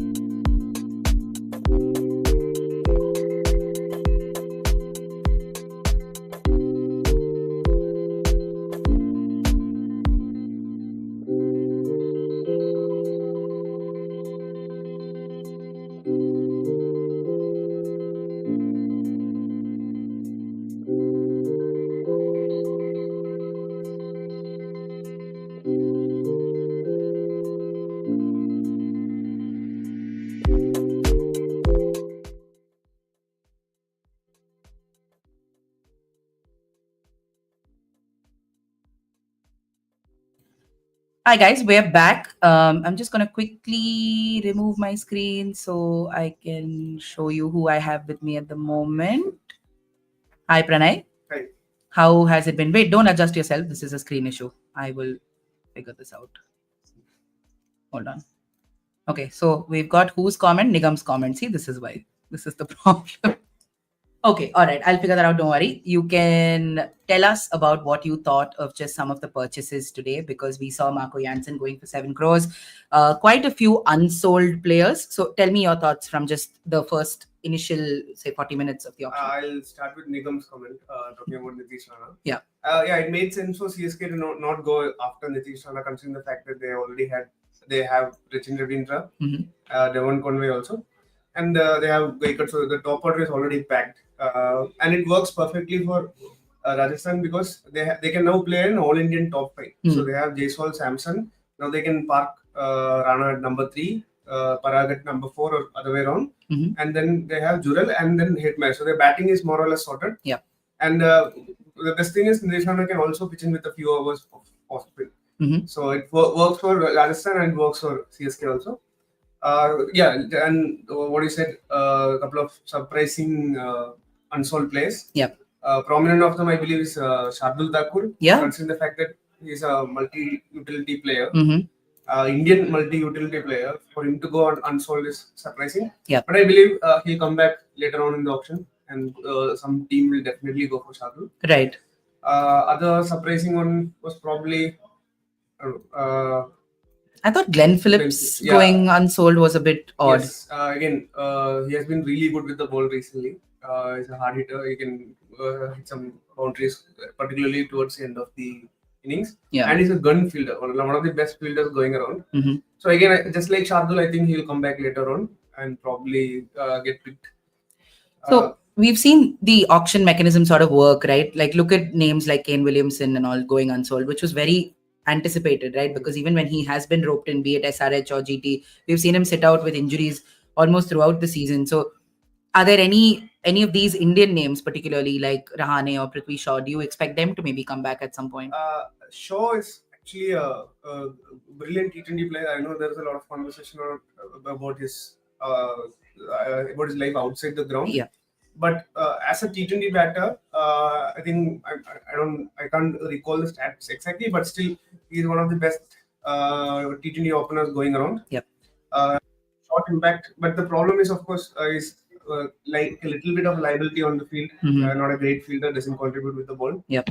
But if you want, but with impact player rule, it allows teams to like have one such player who can contribute with one skill set. Mm-hmm. So Shaw could have been that for a team which is looking for an opener. But the thing is, a lot of teams I don't think there are a lot of teams which are looking for an opener. Yeah. So maybe LSG. Maybe LSG. Yeah. Maybe as a reserve opener also. Yeah. And he has put his base price down to 75 lakhs. So it's not going to be that expensive. Yeah. Then talk about a few major signings. Washington Sundar going to GT. Steele. Yeah. Do you think Steele? Yeah, Steele. Yeah, considering the fact that he's only 25 and he is picking up form again. Yeah. T20 wise, he has become one of India's two primary all-rounders. Great test revival going on New Zealand series, and now he has outranked Ashwin Jadeja in Australia. Yep. Played pretty well, played decently, contributed with about 2 wickets in the last innings. Mm-hmm. So Washington to GT. GT has silently built one of the best teams. Yeah, their squad's looking really good. It's brilliant actually. Butler, they have Butler in their ranks. They have Rabada. They already had Rashid Khan. So pretty good team. GT has always been has gone about the business pretty quietly, and now they have built a pretty solid team. One more signing which I wanted to talk about was it Faf for 2? No, Faf. No.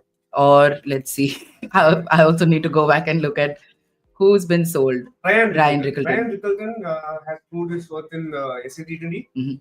He represents MI Cape Town, and expectedly he was Mumbai Indians putting cross franchise pickup. Mumbai Indians putting the first bid, but I don't know what. Why? But nobody else. Were they looking at how he performed in the bilaterals, maybe, which wasn't that great? He's like starting off in the international scene, so you can't judge him based on that.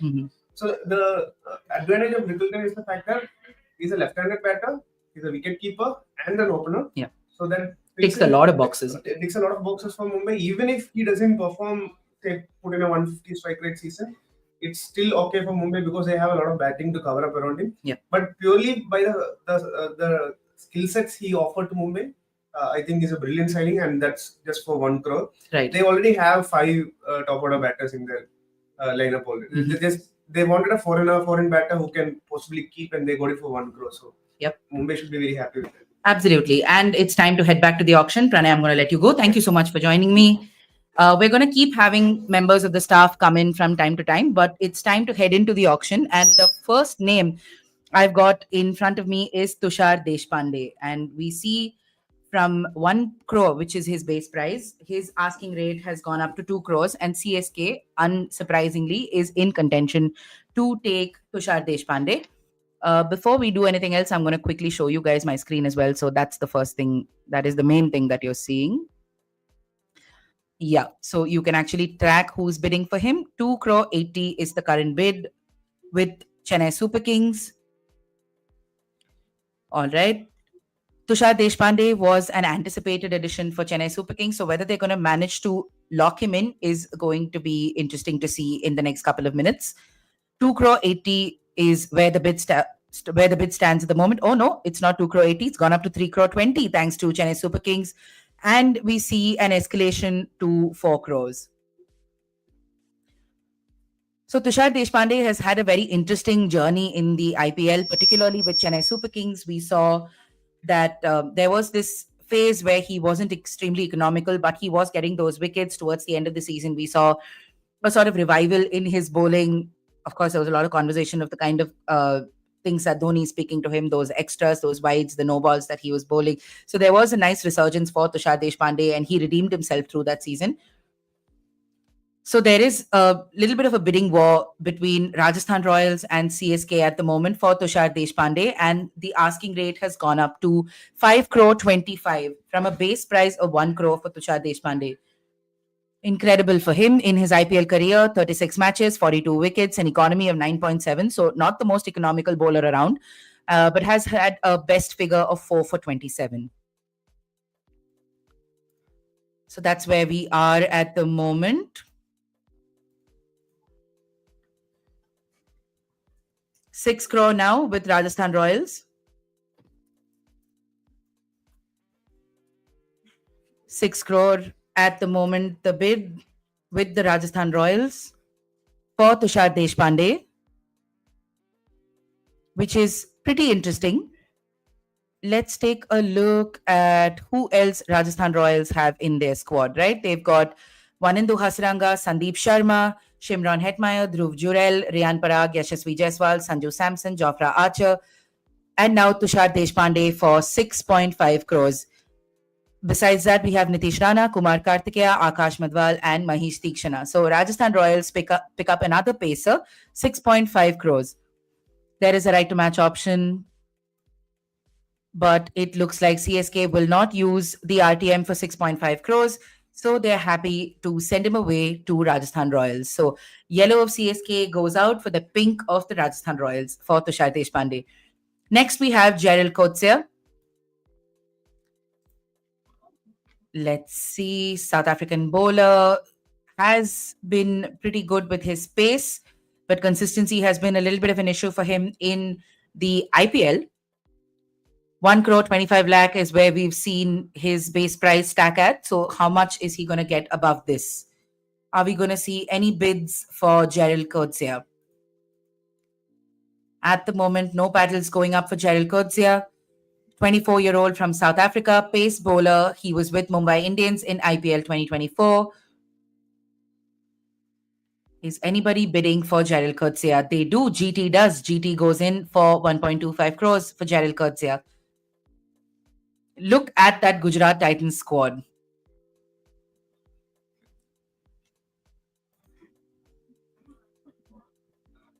If we're going to see Gerald Coetzee going here, he's going to be joining Kagiso Rabada, his compatriot, Mohammad Siraj, and Prasidh Krishna. Besides them taking Siraj, this is going to be an interesting addition to them if he does end up going to Gujarat Titans. Punjab gets into the mix now. 1 crore 40, 170 for Punjab Kings. Gujarat goes for 140, Punjab goes to 150, Gujarat goes to 160, 180 now with Gujarat. 180 crores with, not 180 crores, 1.8 crores with Gerald Coetzee at the moment, but we now see his bid going up for 2 crores. 2 crores, an increase from his base price of 1.25 crores. Let's take a look at the purse, right? GT has 14.3 crores remaining. Punjab has 12.9 crores remaining. GT has filled up 15 players in its squad. Punjab has 14 in that squad. So they need a minimum of at least 18 players in their squad, both these teams. Punjab takes it up to 220. For Gerald Coetzee, remember. Gerald Coetzee going up to 2 crore 20 for the Punjab Kings. Gujarat will take some time to think about this, but they do go up to 2 crore 40.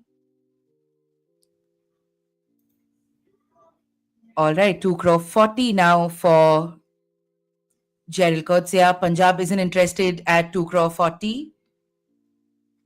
Is anyone else interested is what we'll need to see. It looks like he's also headed to Gujarat Titans.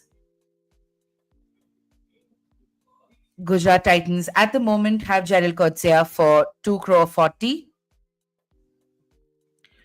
Ashish Nehra building up his pace bowling pile, isn't he?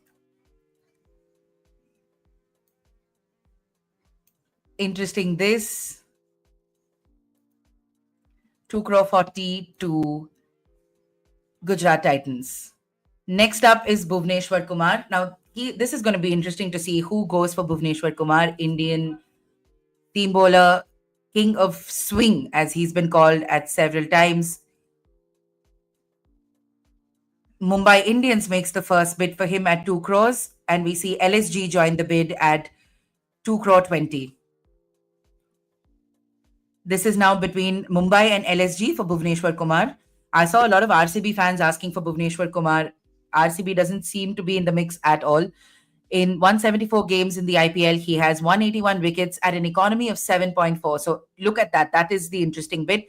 Has a 5 for as well, 5 for 19, which is his best figures in the IPL.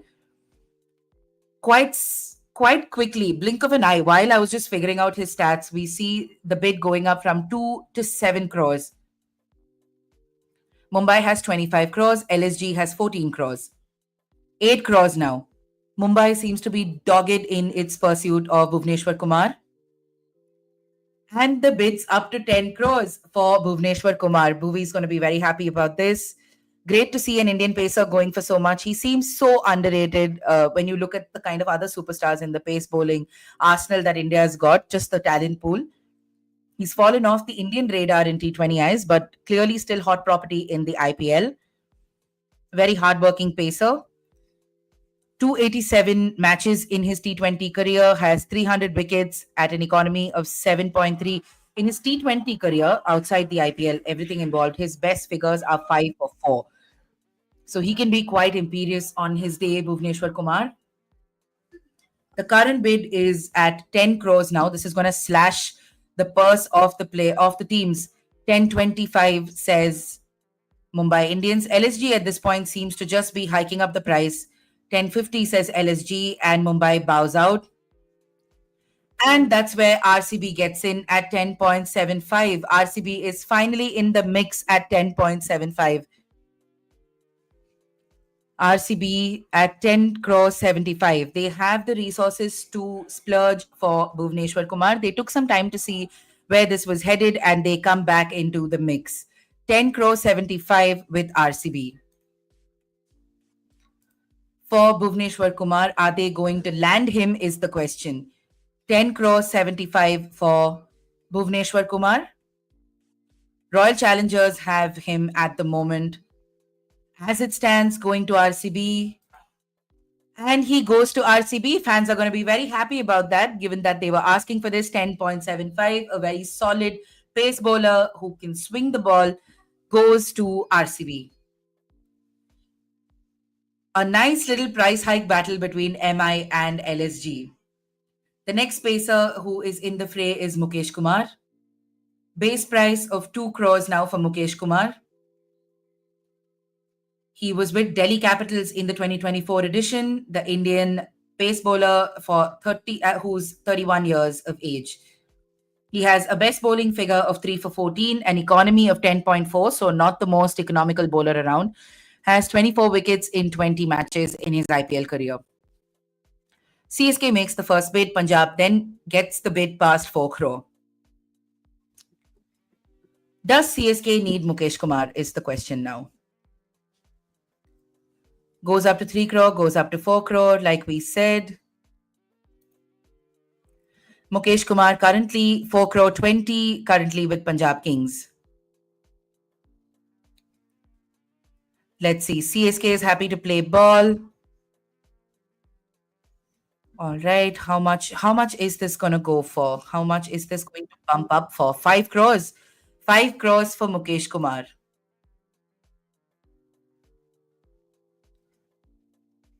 All right. 5 crores now.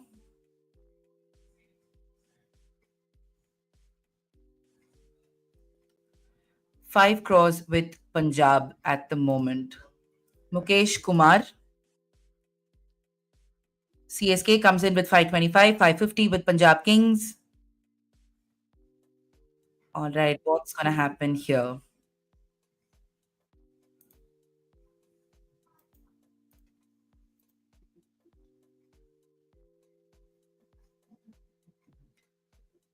CSK and Punjab are currently tussling for Ryan Rickleton.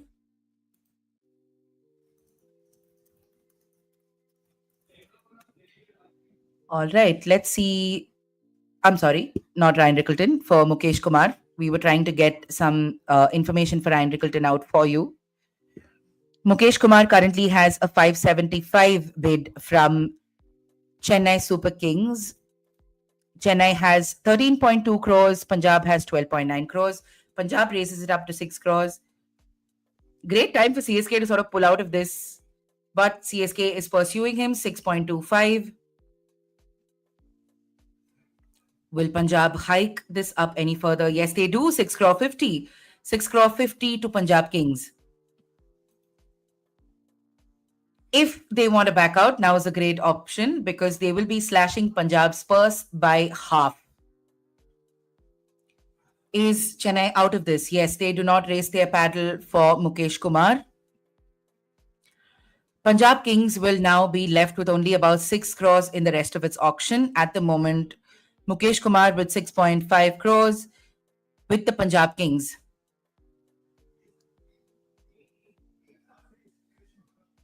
Punjab Kings, Mukesh Kumar will head there for 6 crore 50 lakh. There is a right to match option for Delhi Capitals, and they want to use their right to match option.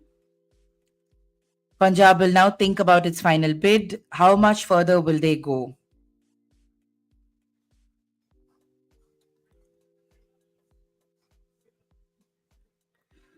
They're going to take some time to figure this out, as Punjab always does.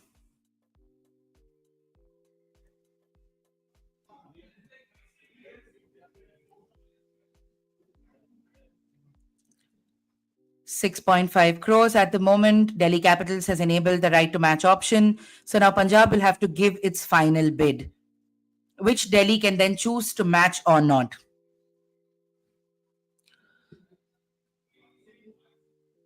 Multiple seconds being taken here by Punjab Kings as usual.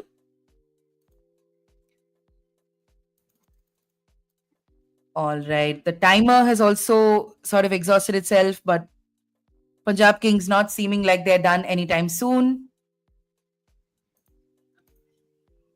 Let's see what Punjab decides now. 8 crores is what they've decided. Will Delhi go for Mukesh Kumar for 8 crores? Will this happen?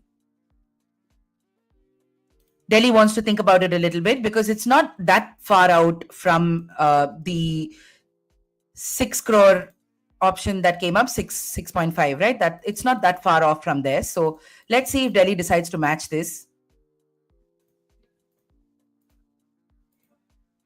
All right, Delhi's still thinking about it, still thinking about it, still thinking about it. Punjab's raised the bid to 8 crore now. Now Delhi has the option of either matching it or allowing Punjab to have the player.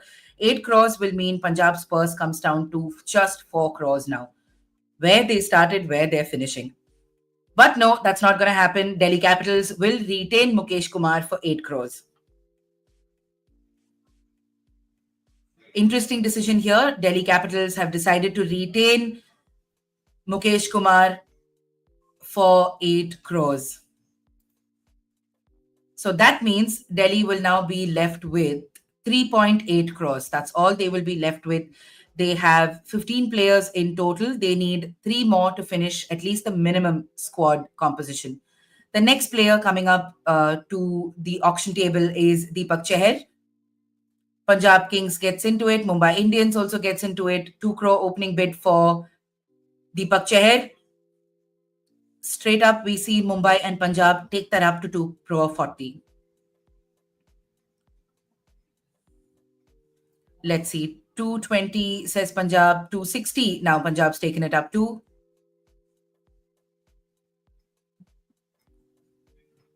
Okay, let's see what is going to happen here for Mumbai Indians. Mumbai Indians get it up to 2 crore 80. Currently, it's between Punjab Kings and Mumbai Indians. All right. I think in a bit, we're going to be joined by my colleague, Shayan Acharya. We'll see if we can just add him in a couple of seconds.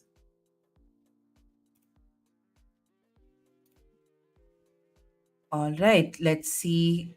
Let me see if I can just bump Cheyenne in. All right, just a second. I see he's in the studio. Hi, Cheyenne. Can you hear me? Hi, hi. Hi, Can Cheyenne. can you hear Yes, me? you've joined us at an interesting phase of this auction where we're seeing a bunch of Indian players go for a fair amount of money. Yeah. Tell me what you make of this Deepak Chahar bid currently for 4 crore 40. I mean, Deepak Chahar without CSK, I think Deepak himself want to play for CSK because I remember last time I spoke to him a couple of weeks ago, and I Mhm. think he has told quite a few local interviews also that he wants to play for CSK, and it'll be interesting to see what happens next because obviously as we speak, it's 4.6 crore. Mumbai Indians and Punjab Kings Mhm. going on that heated debate. But Deepak Chahar, I think, fits well into the CSK ecosystem because he's obviously, and you have to understand one thing. I mean, CSK has backed Deepak Chahar all throughout because of Yes. the fact is Deepak Chahar is prone to injuries. He has had a lot of history of injuries, and despite that, a franchisee backing you season after season is not Right. it's not But easy. is that a And reason? Is that a reason as well for them to not go for him? Because at the moment, how much are you going to go for players who then you can't field in your No, it's playing not the 11 in case. No, case? no, but it's Yeah. no, no, but it's also the case, Lavanya. If you see Deepak's track record with CSK, it has been pretty Yeah. impressive. And Yeah. Yeah. I mean, whatever. I mean, they keep Deepak Chahar in mind, keeping the Chepauk surface. And I think Deepak, Yes. Yes. I mean, perfectly, he's a perfect contender. Will Deepak be as effective as what he is at the Chepauk if Mumbai Indians picks him? No. Will it be as effective as he goes to Mohali? Perhaps yes, but not as much as Chepauk. So that is all Right. the ecosystem you need to think. But yeah, Right. ideally, see, I mean, if you're now, I mean, I know the franchisee dynamics no longer works in that way. Ideally, Rajasthan Royals should have gone for that. A home boy, somebody knows his conditions well. But Yeah. that's how IPL franchisees are. If you have like 7.75 crore, and it seems Ricky Ponting is sort of made up his mind that he'll go for him. It's Yeah. interesting time for Deepak, but yeah, let's see what happens. Absolutely. So we'll wait for this bid to come forward. Deepak uh, Chair, of course, has 81 matches under his belt in his IPL career, 77 wickets, a best figure of 4 for 13, and an economy of 8. So not bad at all. I mean, compared to some of the no, 10.4 and economy bowlers that are in the field at yeah, the moment. and then most importantly, pretty effective in your death overs or Yes, can give you the breakthroughs. That's the most important thing. The absolutely. beauty of Absolutely. IPL or white ball cricket is that it's 4 overs, so you can actually you don't even if you are like little prone to injuries and all that, you can actually fit the bill here. So I Right. think interesting choice. Yeah. Right. And as you speak about this, TSK comes in with its 8 crore bid. CSK, actually, I've actually quite liked CSK's auction behavior this time, but Yeah, they have, yeah, yeah, remember, they yeah. have 13.2 No. crores, so an 8 crore bid will really strike them, but they're out of it now. They've allowed the price to go up a little Yeah, bit. The yeah, price is yeah, currently yeah, with Mumbai Indians at yeah, 9.25 crores. A lot of money that for Deepak Chahar, 9.25 yeah, crores yeah. as it stands with the Mumbai Indians. And oh God, Malika allows so much time for other CSK bidders is to out come of in. it. CSK is CSK is out of out it, of it. and Deepak Yeah. Chahar will swap his CSK yellows for the Mumbai Indians blue, going across heavy arch rivals in the league. Before we No, look no, at but what I happens think, with, go on, go on. I think this is a interesting move. I'll tell you why. Uh, as much as Deepak himself would have wanted to play in CSK, but it's a good move because you have to understand you're playing with a Bumrah. You Yes. have a 10 rolled, and then you also have a Deepak Char coming in. Right. Definitely, Mumbai Indians obviously hasn't done too many big ticket things, but this Mhm. is a very strategic move. I mean, impressive for sure. Absolutely. But yes, but yes, again, the Yellow Brigade will be a little heartbreaking for them that one of their old Macha will move on to the new thing. Fair enough. Fair enough. Yeah. And Mumbai Indians gets their purse slashed by that much, so they have about 15 crores left in the auction. But they've been building their squad really well. They've got 11 players, so they still need to sort out the rest of their purchases. Shine, I want to bring you in for some of the older players, that, as in some of the players who have gone in the roster previously, right? So we'll revisit some of them. Like for example, Take me through this Bhuvneshwar Kumar purchase by RCB. He's going back to where things began for him for 10.75 crores.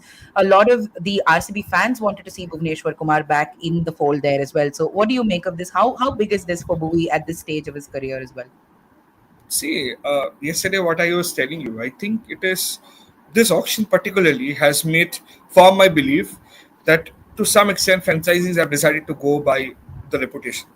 Whether it's wrong, whether it's right, that's for another day, another time, another debate. But I think Bhuvi obviously is playing Saeed Mushtaq Ali in Mumbai and he's leading the team there.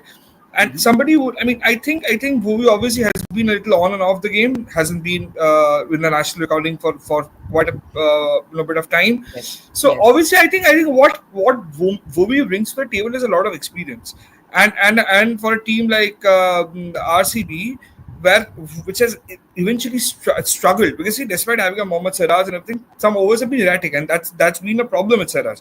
I think that's precisely one of the reasons when RCB sort of didn't feel to think, and they wanted somebody who's I think a little more seasoned, a little more disciplined in terms of its line and length. Whether you get a wicket or not, that's a different ballgame. No bowler batter can. I mean, the intention has to be very clear.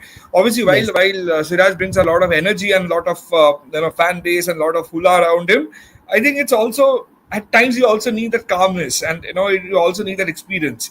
I think Bhuvi Absolutely. is and Bhuvi in a leadership group actually brings a lot of value because Yeah. because I think that We've is seen that also with one of the SRH, right? We've seen it with SRH. exactly. So I mean, see this is I mean, see eventually you will have a captain who will be leading the pack for sure, but then you also need 2 or 3 or 4 players who are like India internationals with say more than 300 matches in their up their sleeves, so they obviously come down with a lot of experience. So I think that is also one of the reasons, and I think movies, yeah, see, I mean, to be honest, this sort of money, I don't think not many expected Bhuvi to go for that thing. But I think this is also an experience. I mean, time to show that experience matters the most, and the teams have eventually realized that.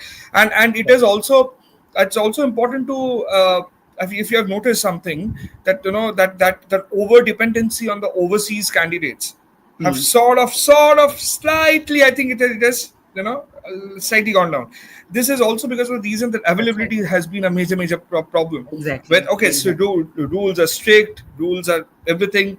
Now they have decided to franchises want a little more control over everything. That's fine. But then how? I mean, some things are beyond your control. But this, I think, a local banking on a local.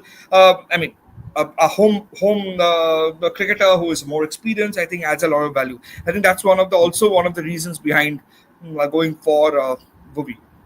Absolutely. And in that time that we've discussed that, Akash Deep has managed to go to Lucknow Super Giants for 8 crores. Quite a nice fat paycheck for him as well from this auction. He started off at a base price of 1 crore. CSK, LSG, Punjab were all bidding for him. LSG and Punjab, of course, took up the bid to about 7 crores, and then it ultimately finished at 8. But now we see another purchase. Lockie Ferguson has gone to Punjab for 2 crores. Lockie Ferguson to Punjab. I would not have imagined this. We were looking for pace bowlers to go somewhere else. I think Punjab is really, what is their auction strategy? I'm trying to understand. And tell me something, since you know Ricky Ponting. I can't read his face. I don't know if he's happy with some of the purchases he's making, or if it's coming from the owners. What are you making of just how they're going about this auction, Shine? You have put me in a very tricky situation here. I mean, I knew a Bima was coming, but it was very sugar coated Bima. But Come on, it's pace bowlers. We have to have some variety. Go on. no, I think see the problem with, let's be honest. I mean, the problem with Punjab has been over the years, if you look at it, has been the fact that there's been too much of changing. Like too many chop and change.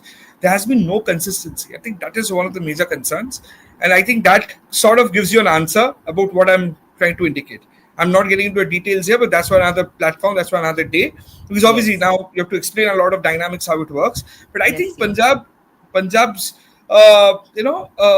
that fickle strategy has affected it over the last so many editions, because and I think this happens when you have multiple ownership pattern in your group and all that thing. It also has a, because see, obviously, I mean, not you and I will not think on the same page, and there'll be 3 or 4 people coming in. Then obviously Sportstar will have a different ball game. Eventually, as much as Ricky Ponting or the coach will have his say, the owners eventually will have the final word. They'll have to make a mind whether they want the player or not. So I think keeping that in mind is very Ricky Ponting. It's I think from a layman's perspective, it's an 80-20 equation that Ricky Ponting will obviously, nobody can doubt his creating skills, but obviously in terms of finances and on the strategies, the owners will obviously have that 20-20 thing.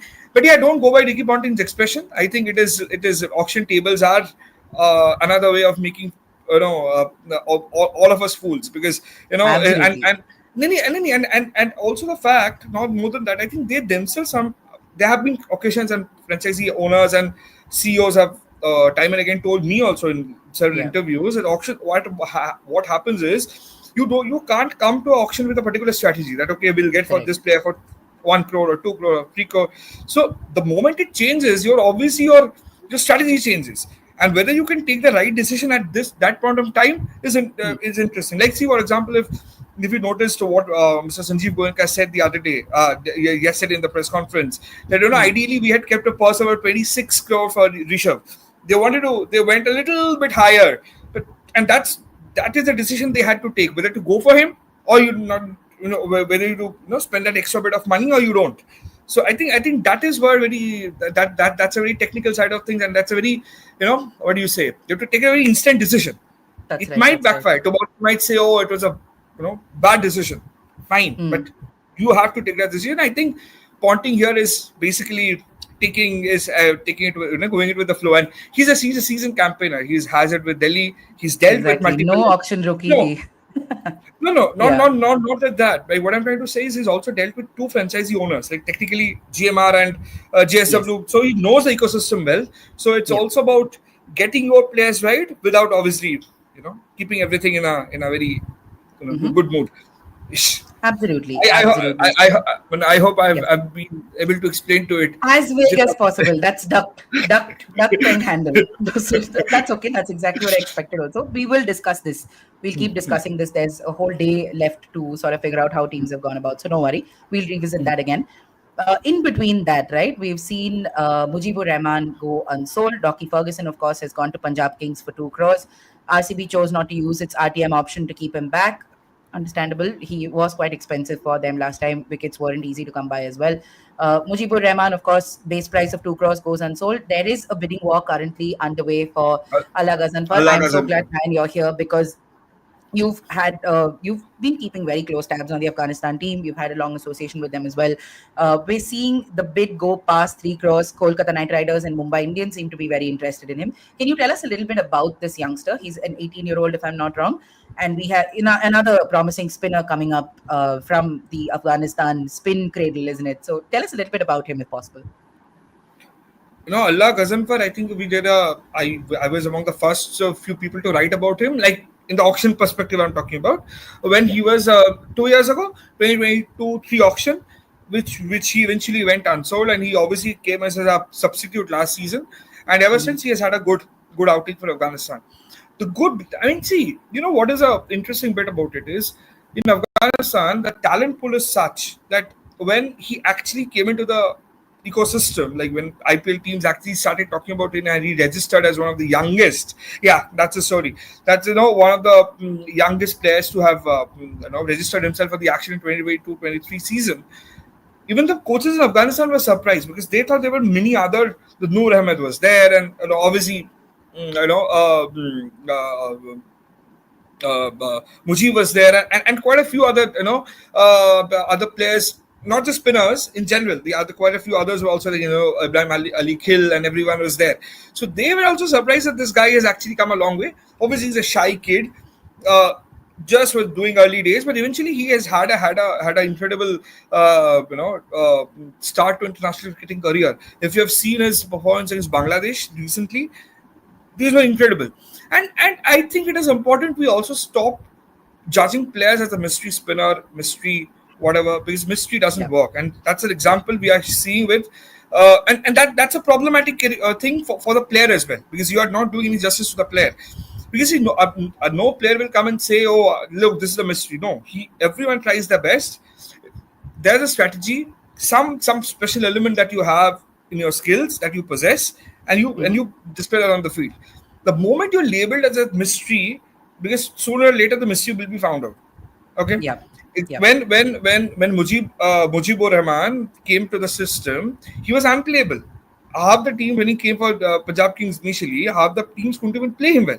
So Yeah. eventually now you see he's going unsold.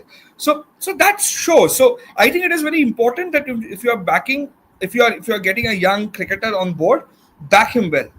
That's also the onus is also on the franchisees, because Afghanistan conditions in where they play, like the domestic in the Afghanistan, Kabul, and where they play international cricket mostly in the Middle East. The conditions are slightly different, and you have been to Middle East recently. I don't need to tell you, like, you know exactly what I'm talking about. I mean, even though we claim it's similar, it's not similar.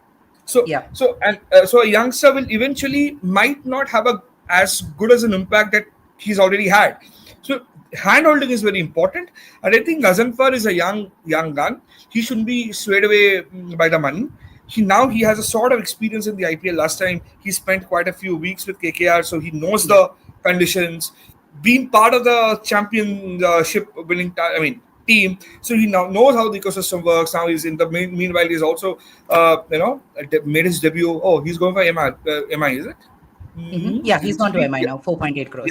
Yeah. So I mean, it's a very smart choice. Like I said, MI is making their small moves, but very calculative moves, and that's showing. Allah Ghaznfar definitely can come in very handy for his 4 overs. But like I said, hand holding is very important, and I think with a setup like a MI and a RR, hand holding is not something the player should be worried about, because players usually get that platform. Whether he'll get it or not, that's obviously it's a different thing. But it's in an ideal, in a traditionally, if you look as at it stands on paper, it has been absolutely.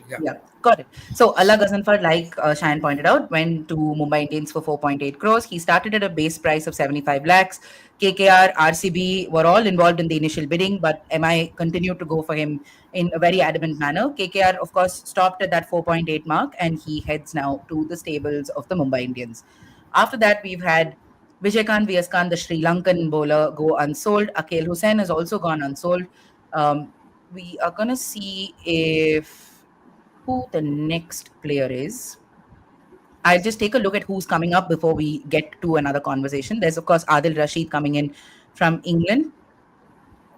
We've seen the stock of Adil Rashid fall a little bit, but Shayan, the one person I want to discuss with you, the stocks of this person that has been a little up and down, but he's consistently had faith from franchisees in the auction, is Tushar Deshpande. He's gone to Rajasthan Royals now for 6.5 crores. What did you make of that, given the kind of topsy-turvy IPL journey he's had over the last couple of years? Tushar Deshpande again has excelled under Mahendra Singh Dhoni. So Tushar Deshpande, if you have any conversation with him, will owe a lot to the CSK family. So what Again, just like we were discussing about Deepak, with Tushar also it's the same injury problem, because he's at a very crucial stage of his career, he has had injuries, which obviously had been the sort of a setback. But I think if he's available for even the for a larger part of the tournament, RR will benefit. To be honest with you, this time RR's strategy has sort of brought back memories of the typical old pre-2014-15 Rahul Dravid phase, when RR would go for stack up with all domestic talents, with 1 or 2 not so big international cricketers. And 1 or 2 of them. This strategy doesn't sound anything new to me, because I've seen this the last. It brings back the old Zubin Bharucha and Rahul Dravid partnership. Okay, so and that's a complete change from what it was for the last 3 or 4 years. People who have been following RR were also surprised that how come they have got so many big stars. Like, you name it and RR had it. That was not the case earlier. So now obviously it's an old Rahul Dravid strategy, but I think Tushar Deshpande, the kind of work ethics that he has and the kind of effectiveness that he can bring to the thing, will eventually add value to RR, because RR need experience. I mean, I'm still not 100% sure. I mean, not on the same page with our strategy of going for Jofra Archer when you don't know whether the player will be available. And Right. and you know what happened with RR with Mumbai Indians when they went for Jofra Archer. Okay, they spent big, and then at the last minute you have to pull up. You have to do something about it. So that is one strategy I'm not really sure about. So given that in mind, I think Tushar Deshpande will add a lot of value. 4 overs can be very effective in those conditions in Jaipur, and obviously, if they, I'm guessing they'll also play a couple of matches in Assam, as has always been the case. So if that's the case, definitely RR will benefit. And then you have Rahul Dravid, so he actually knows how to groom these guys. You have Romy Vinder, and like I said, the old school is back. And Right. let's not forget, you also have a Bond, Shane Bond, with whom I think, if I'm not mistaken, Tushar has also worked briefly with Bond. So that also eventually helps him a lot. I mean, because I can't exactly remember, but I think he's worked for a very brief period. But if he, I mean, that eventually will help him a long way. Right, got it. So the set is done in the time that we discussed this. So let's just take a quick look at what's happened there and then round up some of the big buys this morning. Morning? Is it morning for them? No, it's not. It's still afternoon. This afternoon. All right. So when we were discussing Tushar Deshpande, we of course told you that Vijay Kant, Sri Lankan spinner, went unsold. Akhil Hussain unsold. Adil Rashid, the world's number one T20I bowler, unsold. Keshav Maharaj, the South African, unsold. So a fair amount of players going unsold this afternoon, because the first stage people are just looking at how they can get the absolute priority buys and then figure the rest of them out in the accelerated auction, which is what will follow after the lunch break. We're expecting Amol, who is covering the auction for us there, to also join us, I think, in about 15-20 minutes, because there's a press conference happening at the moment. So he'll attend that and then jump in here. So before that, Shine, I want to get your thoughts. Hold on, I'm just going to pause the Geo thing because the ads are blaring in my ear. Now I can hear you, only you. All right. So let's really talk about day one, because we didn't get to discuss that with you, right? We've seen some interesting buys in Rishabh Pant going for the kind of money he went for, Shreyas Iyer going for the kind of money he went for. Tell me what you think about that, because a lot of fat paychecks were handed out yesterday quite generously, especially by the Punjab Kings and LSG. So tell me what you made of that. No, but Lavanya, correct me. Like it's too much money. Okay, I've never imagined so much money in my life. So obviously, correct me if my figures are wrong. Correct me on that. But yeah, we'll have a get into that. So yeah, I mean, Punjab Kings has always splurged money, and by something they have always been that franchisee coming up with a maximum purse in most of the auctions, because they have been one of the few franchisees who has actually not retained a hell lot of their players. I mean, maximum number of the players they have let go of. So Punjab, obviously, I knew Punjab would splurge because they had to build a team. You obviously can't build with just two players. You can't build a team with a Shashank Singh and a Prafsimran. You need another 17, 18 players to be around them. So yeah, that is obviously the case. Rishabh Pant, I thought Punjab Kings will go after Rishabh Pant. Okay, it was I didn't imagine Rishabh Pant will eventually go to LSG. I didn't think this. Yeah, I did. It was like from whatever I heard and from whatever people told me, LSG always wanted Rishabh Pant, that's for sure. But then Pont, the kind of equation that Ponting has with a punt, I thought it'll be the other way around. Maybe Shreyas is somebody that that's the figure. Great that I can refer to the numbers. Yeah. No, I actually thought, it's my understanding, I actually thought Lucknow will go for Shreyas Iyer. I mean, and Punjab will go all out, will break the bank for Rishabh Pant. This was what my understanding was. But then, I was surprised, to be honest. But yeah, not surprised with the money that Rishabh got. Rishabh was bound to get that money. But I'm surprised that eventually what I expected didn't happen. I mean, obviously nobody expected. But to be honest, Lavanya, I mean, it'll be interesting to hear your opinion also about KL Rahul. I mean, KL Rahul voting for 14 crores is a deal. I mean, forget his records and all that. It is KL Rahul. I mean, whatever it is. I mean, you may have question about his strike rates. If that's the case, a lot of people have this question. So and people still get that money. But KL Rahul for a 14 for a Delhi Capitals, do you think that the Delhi's he's possibly the Delhi's captain material for the next going forward? What do you feel? I do. I think that that's what they were looking for. Like you said, steal for sure, because the kind of money that was spent early on, right, that sort of hacked into how much he would end up getting initially, because all those big 22, 24, 27, all that was done before he came onto the table. So this also counts, right? And we're really discounting this Arshdeep and Yuzvendra Chahal and all going for that amount of money, right? Because they Yeah, also yeah, ate yeah. into the purse quite a bit in terms of how much money teams have to really splurge on this. But KL Rahul, yes, we were discussing this earlier today. I think before we started this, before the auction started, about where KL Rahul really slots there in that Delhi lineup. I'm just going to open the squad quickly so that I know who the other players are. It's just hard to like track everything.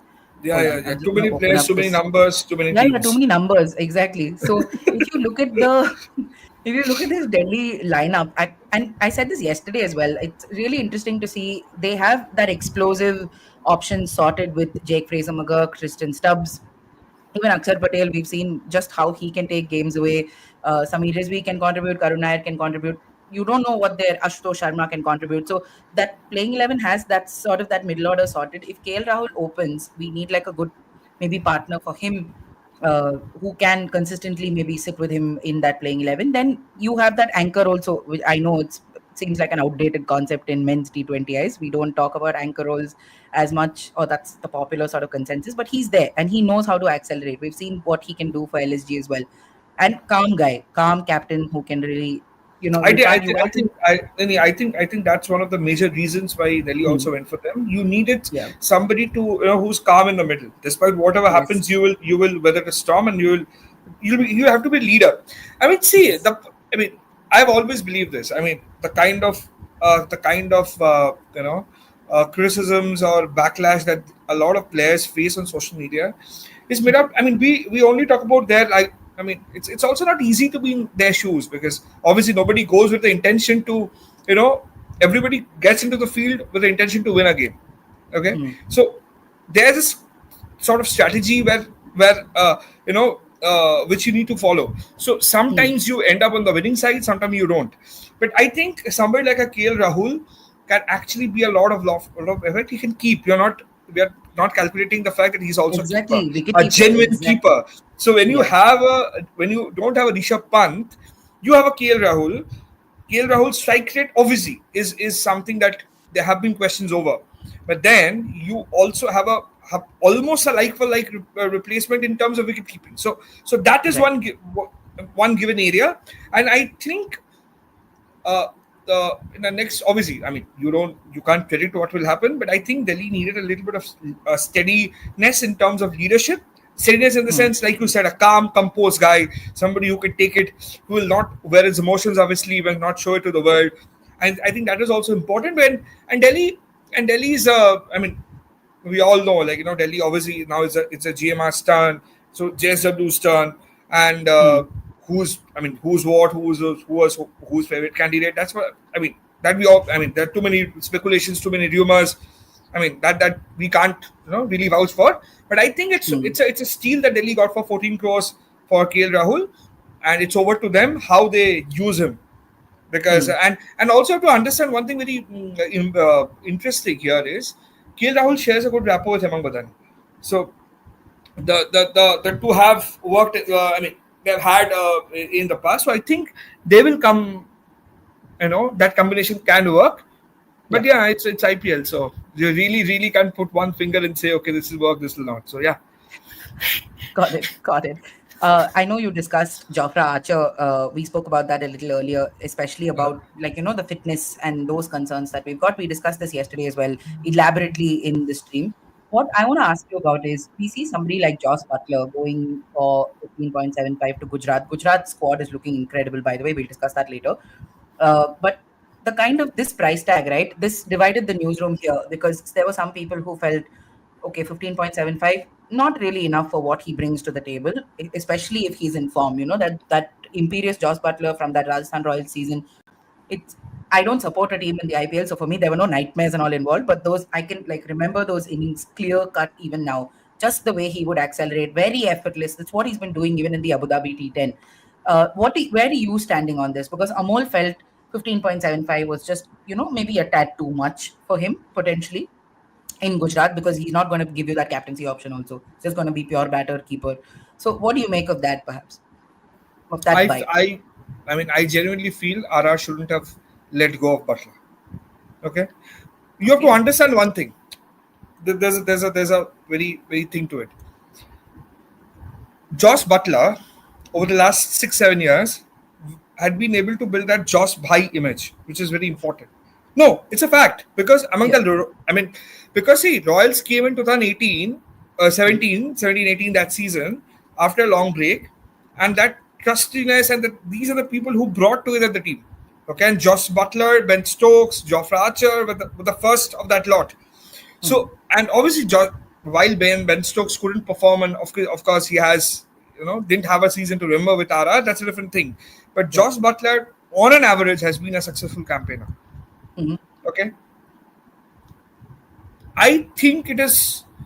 I don't know. I think last season, what also, this is my understanding. I haven't spoken to anybody, so I can't tell you whether that's the thing.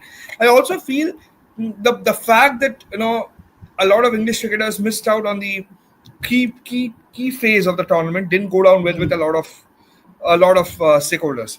Yeah, and it keeps happening, right? With England, and I think that's a reason. One of the reasons why Royals also decided to reduce its dependency on the overseas creators. Because see, last time Royals was the maximum sufferer. Because if you are going on the knockouts and you don't have a Josh Butler or somebody else, then it's obviously it adds a lot of things to it.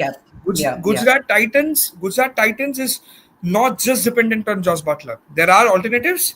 Josh Butler is also one of the good options they have. Okay, while for RR, he was one of the major batters. Like, see, for example, Sanju Samson and Yashasvi Jaiswal and Butler were opening the innings. So if you take Butler off on a much needed, like it's a knockout tournament, then knockout phase of the tournament, then what's the value of having a cricketer? But I also feel whatever it is should have been I think should have been egos aside. I think maybe one more 3 year stint should have gone to Butler. It's my personal thought. I could be wrong, and I've spoken to people, and there were obviously no definitely clear cut answers. But it's. I think they also want to bring it on the fact that it's a new leadership rule. New coaching staff, new vision. So maybe they felt that Butler doesn't fit into that vision they have. Right.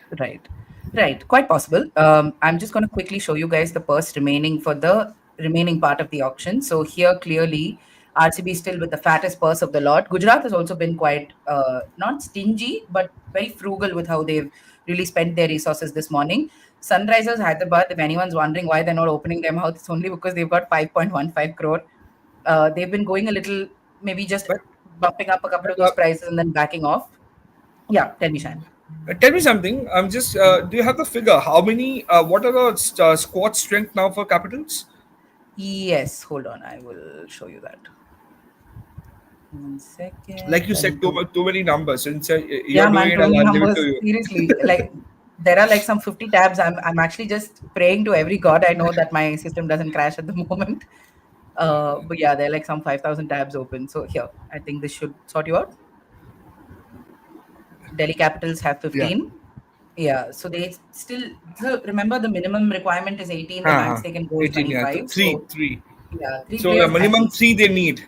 Yeah. So some to they'll definitely pick up when there's a last round, and I don't think people are obviously talking a lot on social media about Shardul Thakur going unsold. I don't think he'll go unsold. Eventually somebody will pick him, but it's sad that somebody like a Shardul Thakur will just go at a very base price or slightly here and there.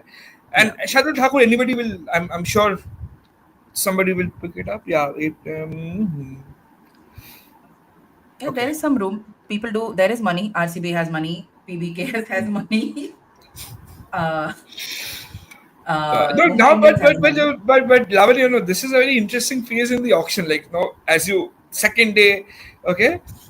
You know, this reminds me of that old that season sale kind of thing we used to have. You know, the last one says, "You have this bus, as you are getting him, bring him." So Yeah. there have been cases when teams have picked. I mean, I'm talking from the last. I've been covering auctions. I've been following auctions in 2010, 8, 9, 10, like almost beginning of the action. There have been cases when teams have randomly picked up players, and Yeah. throughout the year and throughout the season, the player had to be benched. And there was a time when players would not even travel with the team; they were just Yeah. part of the roster because they came in cheap.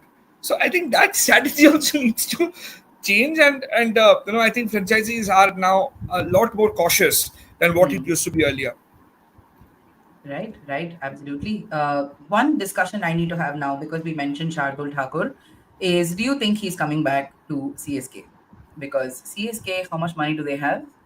They have 13.2 crores. So the better placed teams in the auction at the moment are CSK, GT, RCB, and MI and PBKS, because they've got a lot of money. It's above that 10 crore mark, Yeah, right? So yeah, there's yeah, still a yeah, little bit of like a comfort pillow for them. So do yeah. you think he's headed I back mean, potentially? see, I'll not do a kite line because that's not what I want to do. But I think, by logically speaking, I think CSK will go. I mean, will definitely be in the race for him. Whether they eventually pick him or not, that I don't know.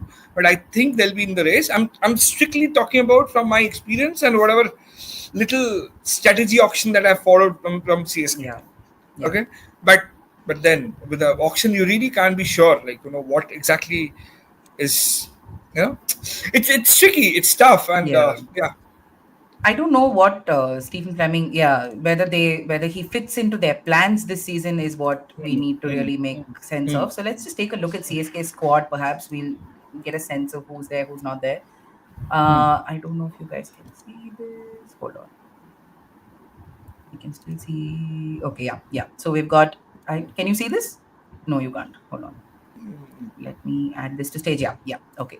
So if you look at the Devon CSK squad Conway. Devin Conway, MS Dhoni, Ravindra Jadeja, Shivam Dube, Patirana, Gaikwad, Karan, Vijay Shankar, Noor Ahmed, Khalil Ahmed, Rachin Ravindra, Ashwin, Rahul Tripathi.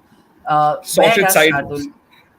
Sorted side, like a sorted Yeah, side. No, exactly. no. I think just scroll up a little bit. Hold on, yeah. See, Sorry. Yeah. the pacers you have, who your pacers are Patirana, obviously he's overseas. Local pacers, Khalil Ahmed, Khalil, yeah. Bas, and who have the players have their this obviously is a retained list also, right? Yeah, Yeah, yeah. The retained list is it's a also total. involved Yeah, here. yeah, yeah. They've retained Gaikwad, Jadeja, Patirana, Dhoni, So see, they have a and Shivam fast, Dube. genuine two. Yeah. They definitely have two fast bowling overseas, fast bowling, genuine fast bowlers. One obviously is Sam Curran, and then you also have Patirana. Two sorted. Yeah. Okay. At home, you only have Khalil Ahmed, so you need one more Right. One more. genuine fast bowler. So there you have a window. That's true. Windows are there. Windows are there everywhere. CSK will make the window if the window doesn't exist.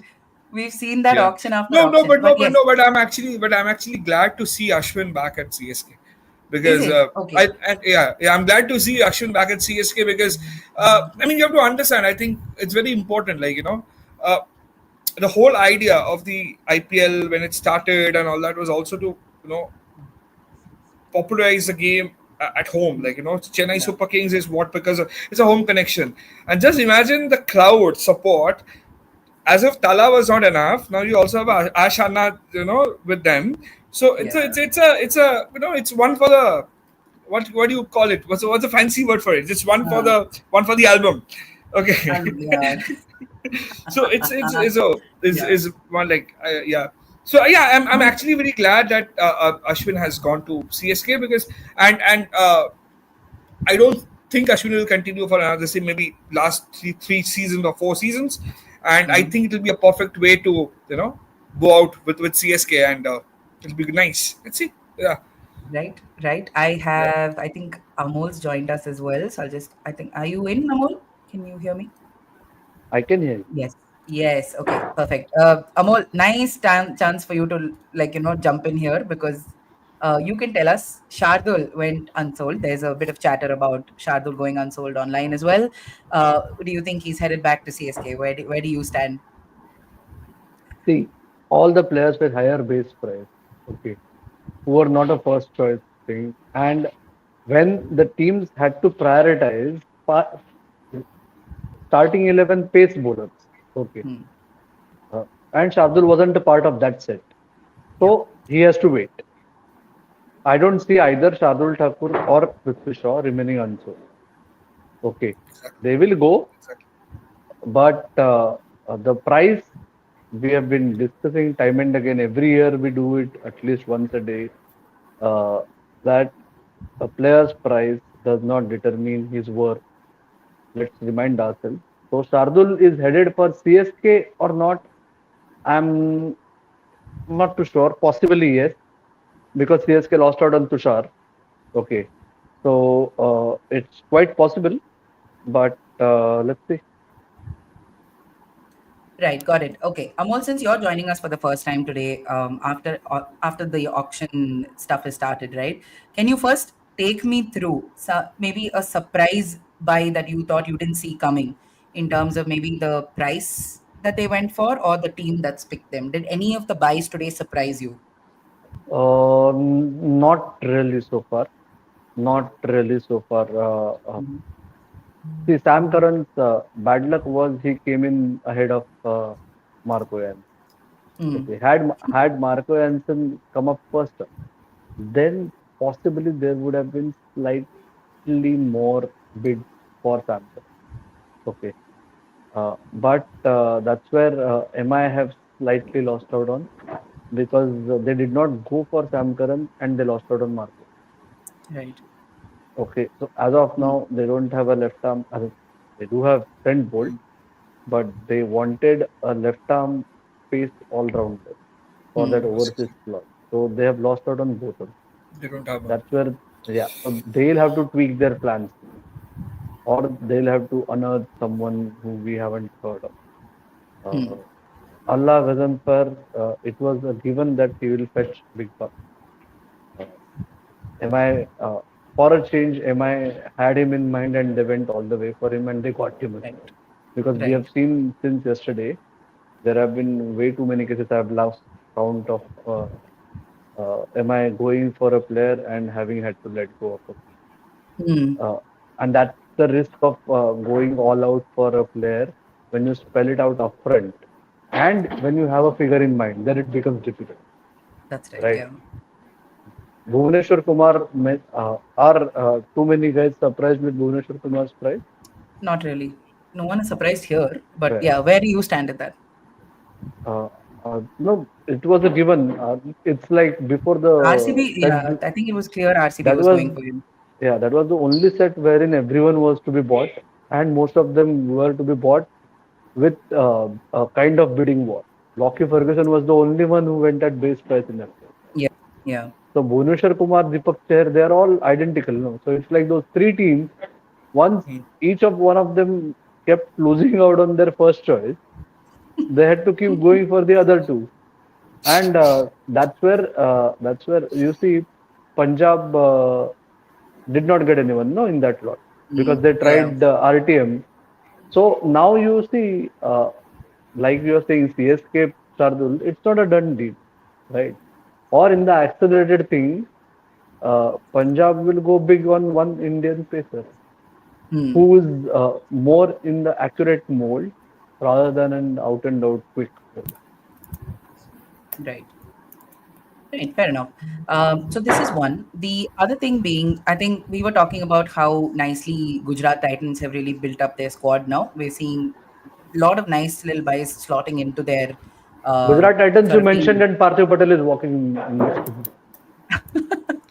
Dragon win, dragon win, dragon. Oh, but like He is broadcaster. heading to Oh the God. broadcaster. Yeah. Yeah, that's what I thought as much.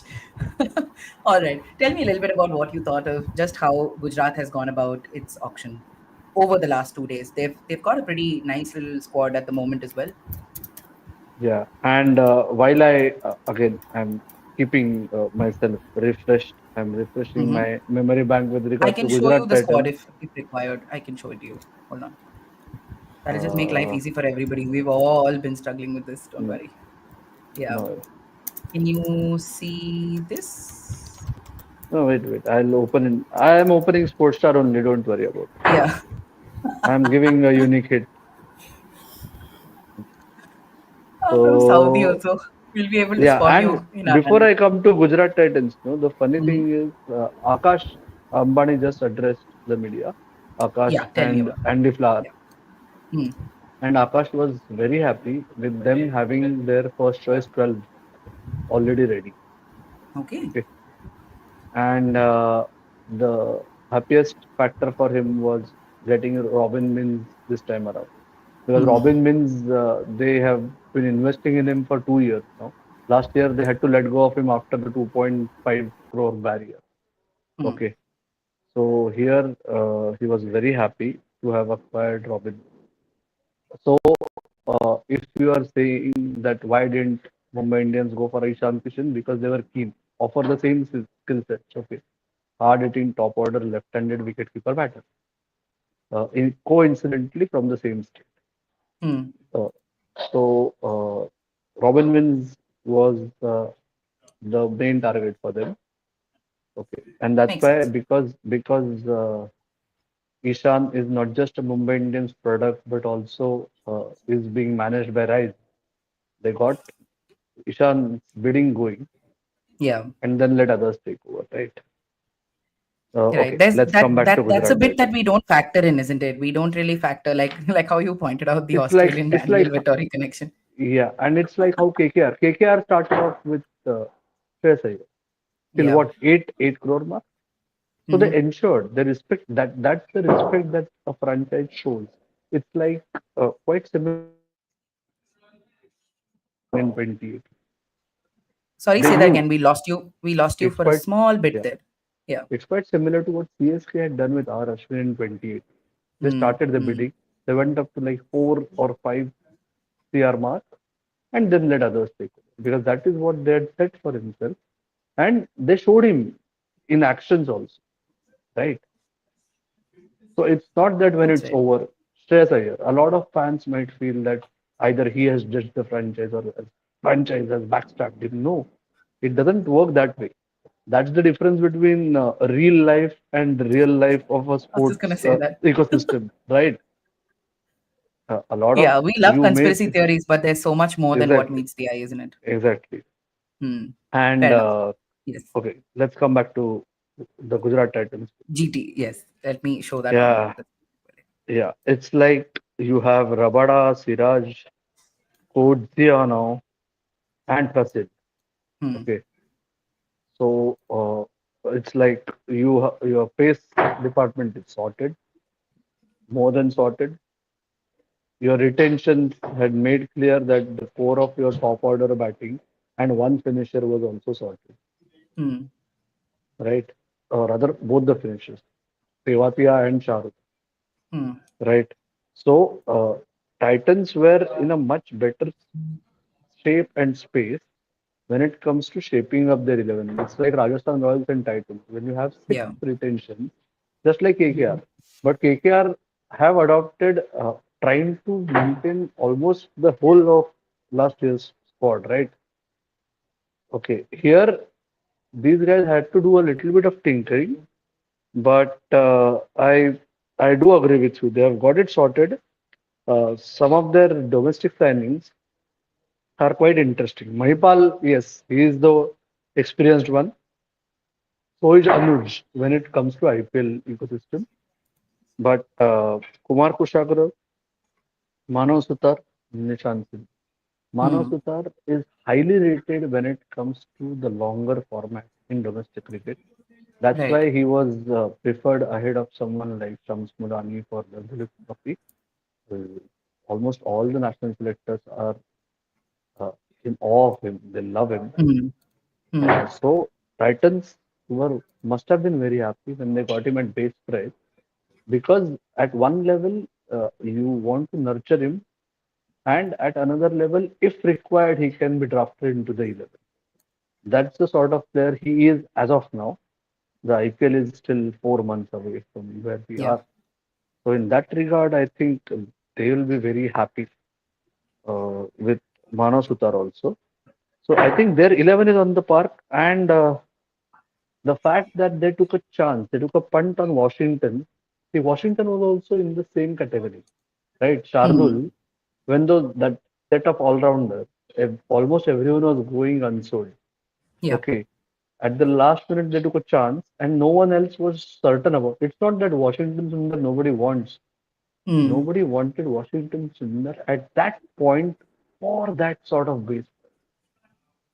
Okay, so Gujarat Titans must have been thrilled to get Washington Sundar at base Yes. early on in the day because uh, assuming he's fit, he is a sure shot inclusion in the 11, Hmm. uh, irrespective of the venue, right? So I think Absolutely. yes, Gujarat Titans have got their jigsaw sorted Right. because when you have someone like Rashid who is an out and out wicket taking spinner, then someone like Washington at the other end, Hmm. okay, makes it a win-win proposition, I would say, even in that. Right. Right. Right. Absolutely. Amol, is there anything else you can tell us from just the pressers that have happened? Have the owners or the coaches said anything about their choices this morning? This Today we afternoon? had only, yeah, Huh. before I came in, Andy Flower and Akash Ambani were the ones who came in. Okay. So RR were supposed to join, but I think Shayan texted them saying, "Don't come, I'll interview you later." Yeah, I So, wish. mm, Fair enough. We'll hear from them so one way or the other, so it's okay.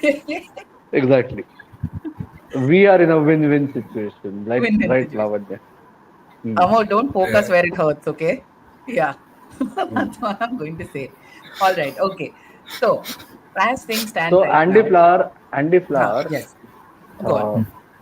uh, Andy Flower obviously was as in see that clear thought process when you are building a squad reflected in uh, RCB's choices of Indian pacers.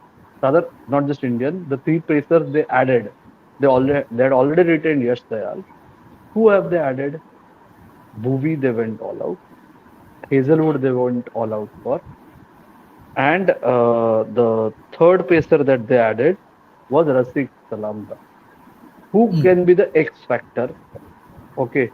But their clear thought process of preferring accuracy over raw pace, especially considering Bangalore as their home venue, Hmm. okay, Hmm. does reflect in it. So it shows the kind of prep and thought process that they have. And he was saying almost all our first choice buys we have got.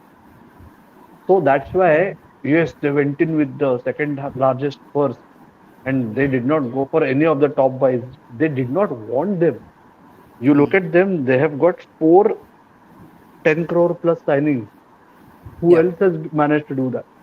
Right? And Exactly. Yeah. all four of them were their first choice. So once they entered, except for Bhuvi, where they waited for everyone else to exhaust their Hmm. berth Hmm. and just had one last bid, right? These are the tactics that you have to employ on the table Right. because they didn't reveal, because we had seen what had happened earlier, Hmm. they just waited. Because Bhuvi was their first choice, so they waited on him, right? So a lot of people may have been surprised with why didn't they opt for RTM for Akash? Because they wanted Bhuvi. Akash with that additional pace, no, becomes risky when it comes to playing in Bangalore. Yeah. Is possibly the reason they have let go of it. And once they had Bhuvi and with that limited purse, we all know they are sitting on Will Jack to Hmm. use their RTM. They they have 14 odd crores remaining. They Right. must have set aside 10 crore for Vilja, and then they have to manage the rest in that limited. And that's where Right. I feel with the teams uh, nearing exhaustion. Okay, all these Hmm. high base price unsold players are unlikely to see a fierce bidding war that may Hmm. affect their price, not their worth. That's Hmm. the last word. I will listen to Shayan's interview plan uh, as I step out in a All minute. right. Got it. Got it. All right. Okay. Any? before, actually, we'll also break for lunch in a bit because we've got a long evening ahead of us. So we'll break for lunch for a couple of, I think, at least 15-20 minutes. But tell me this, both of you, is there one name that's gone unsold that you're hoping to see come back? Like the usual ones, let the Sharduls, all these guys go. But the sure shot, like the Warners and all, do you think there's a possibility for them to come back and find takers now? Chanda, And you can get us going. I think, like I said, I think it's only Shardul that and Prithvi, of course. Prithvi, I don't think will go unsold. Yeah. Hmm. Okay, got it. Amol, is that where you stand as well? I would be surprised if Warner gets a team. Mm, Okay. Uh, the likelihood of Kane Williamson getting a team is also as much as Warner getting a team. yeah. So from the unsold lot, uh, possibly Prithvi and Rahane. Shardul will definitely get a team, so Yeah. that's a given. But even in this lot, no, uh, each team has had to take 25 players. That means we'll have around 80 to 100 players because there will be a lot of Mm, common names in that.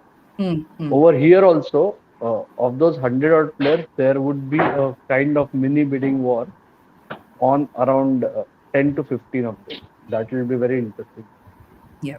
Yeah. Got But it. I expect too many unsold hammers, even in the accelerator. Yeah. Yeah. Yeah. Fair enough.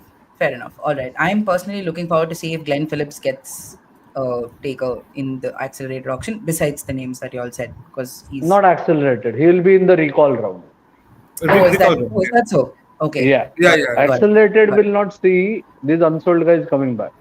Mm. Hmm. Right. After Right. the Right. Got it. accelerated is done with, there will be a Then recall. there's that second chance for these guys. I'm Yeah. sorry, my bad. Yeah. Yeah. Yeah. So I'm wondering if he might, maybe there might be like a second calling for him there. So Right. let's see whether that happens.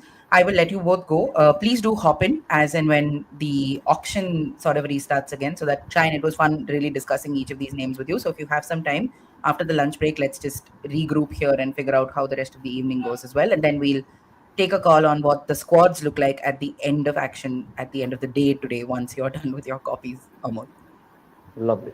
All right. All right. Sure. I'll Thanks, try guys. and join We you see for a while. about, yes, please. We see about 340 of you who've stuck with us throughout the course of the auction. So thank you for that.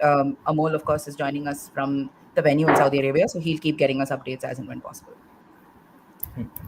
Yep. All right. So we're going to take a small lunch break as well. If I sit here any longer, you'll hear two voices coming from my mic, one from me, one from my stomach. So I'm just going to take a short break, go and eat Yeah. something, Yeah. get some coffee, and come back so that we can deal with the absolute. I don't know how to describe it properly without without being frustrated about it. So we're just going to have a long evening to go. So please join us in about 10 to 15 minutes, perhaps, and we'll get going again with the mega auction. Yeah. Thanks, guys. Thanks, Shine.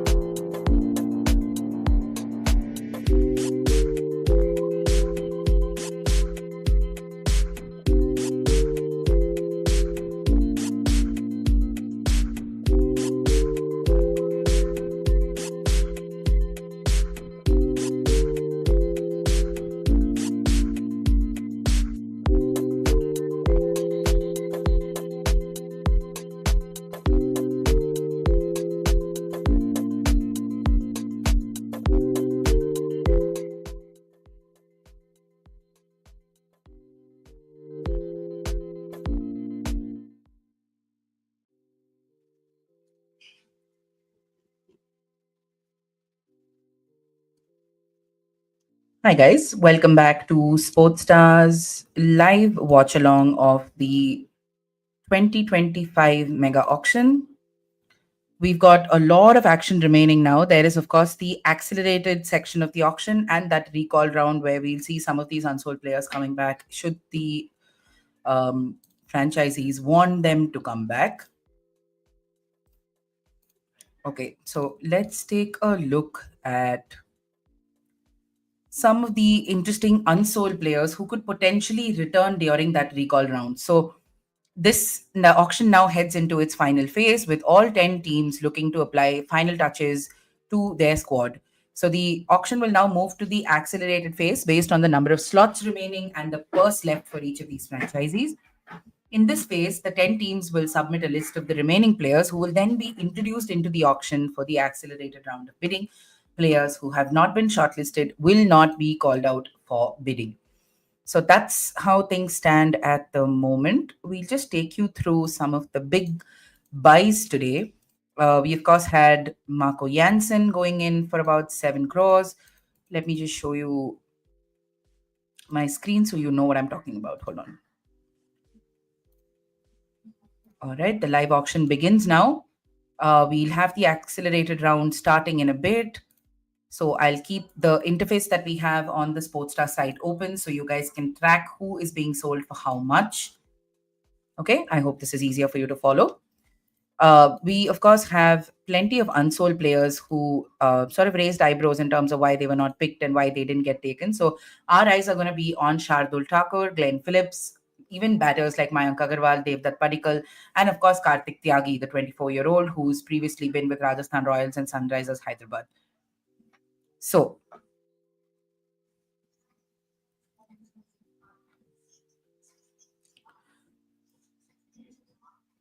let's take a look at who is now going to be in this section of the auction. We start with Swastik Chikara, the batter. 30 lakhs is his base price, and there are no bids coming in for this player. Unsold at his base price of rupees 30 lakh. So this section of the auction should ideally go on quite quickly. Shubham Dubey is the one who comes in here, and Rajasthan Royals makes that first bid of 30 lakh. RR is happy to make that first bid. RCB comes in at 35 lakhs. This bid, of course, is for Shubham Dubey. Shubham Dubey currently with the Rajasthan Royals, not the Rajasthan Royals, RCB now, 35 lakh. It's oscillating between the two Royal franchises, Rajasthan Royals and RCB. The 30-year-old Indian player was with Rajasthan Royals, of course, remember, last season. So if he does end up going back, that would be quite nice for him. Familiar franchise, but under the coaching now of Rahul Dravid. Rajasthan Royals are happy to bump up the price to 60 lakh. Is RCB going to go for this? RR currently has 6.65 crores. RCB has 10 crores more than that, if I'm not wrong. RCB now has him at 65 lakh. RR moves it up to 70 now, 70 lakhs for Shubham Dubey. Interesting bit this, 70 lakhs it's come up to. Will RCB is not bumping it up. We see Royals take him. Oh, hold on. RCB wants to bump it up to 75 now. Discussions going on in the RR table as they figure out if they really want to shell more than that, and they do. 80 is where the bid goes to Rajasthan Royals. Okay, now from here, what happens? All right, so Prathamesh at the RCB table is not interested in going any further. 80 lakhs, he goes back to the Rajasthan Royals. All right. So Shubham Dubey will be our first sold player in the accelerated auction, 80 lakhs. We now have Madhav Kaushik, the Indian batter, coming into the auction. 30 lakh is his base price. He will remain unsold. Let's see who our next player is. All right, we're going to just wait and see what happens after Madhav Kaushik. We have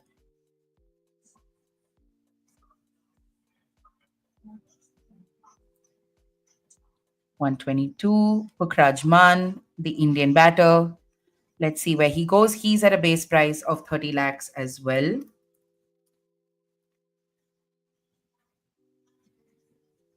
Pukrajman is a Punjab cricketer, has played for Hampton Falcons, is a batter, has a strike rate of 130, has played just 4 T20 games. So he's going to go unsold. All right, we have Sheikh Rashid coming up next at 30 lakhs, a base price of 30 lakhs. Let's see where he's going to go. And CSK shows first interest in Sheikh Rashid. No one else seems to be interested in this player. Let's see. He's been with CSK before, and CSK is looking to take him back again. The Andhra Pradesh player was the vice captain for the India under-19 side in the 2022 World Cup, so comes in with a fair amount of pedigree. He was picked for 20 lakh by CSK before the 2023 season before, so he's been there. He's been with the side, knows the in and out of that franchise. Gujarat are wondering whether they want to be interested. It's still with Chennai Super Kings at 30 lakh and seems to be going to him for 30 lakh. Yes, Sheikh Rashid will head back to his former franchise. So there is a young player heading here. Himmat Singh is the next player coming up. Base price of 30 lakh. LSG will be the first to bid for Himmat Singh. First bid goes to Lucknow Super Giants.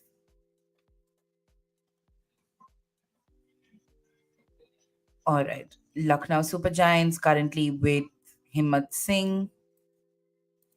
Doesn't seem to be any more interest for Himmat Singh.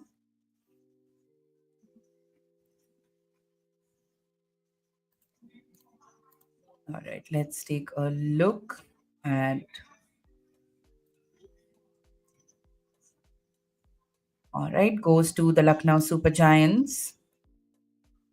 Does Himmat Singh for his base price. Next is Mayank Dagar, 30 lakh again, the all-rounder. His base price is 30 lakhs, the 28-year-old spin bowling all-rounder. Mayank Dagar. Remember, the next name in the list is Anshul Kamboj. So keep your eyes and ears open for this part of the auction because we're going to see some interesting buys over here. All right. So Mayank Dagar remains unsold. Let's look at Anshul Kamboj. Anshul Kamboj has had an interesting couple of months now. He had a very heartening show in the Ranji Trophy. Let's take a look at who is going to go in for Anshul Kamboj. He, of course, took 10 wickets in an innings versus Kerala in the Ranji Trophy. The perfect 10, the first time in 39 years in the Ranji Trophy's history.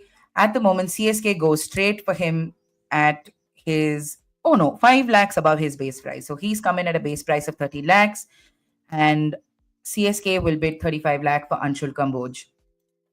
LSG comes in and bumps that up to 40, goes back to CSK. The bid's up to 75 lakhs now with CSK. We were expecting Anshul Kamboj to draw some money in the auction, and that is exactly what is happening at the moment. So Anshul Kamboj joins a very select group of people to pick a 10 for in first-class cricket. That includes Anil Kumble, who took 10 for 74 India versus Pakistan in 1999. Let's see. So Chennai Super Kings, Mumbai and LSG are in the fray for Anshul Kamboj. Mumbai bumps it up to a crore. Chennai bumps it up to 110. Mumbai goes up to 120. 140 Mumbai, 150 Chennai, 160 Mumbai. Okay, CSK and Mumbai Indians are well involved in a bidding war for Anshul Kamboj. Understandably so. Massive stakes for this youngster after his performances recently. Anshul Kamboj, of course, last has been with the Mumbai Indians, so it's understandable why Mumbai wants to take him back. Right arm medium pacer.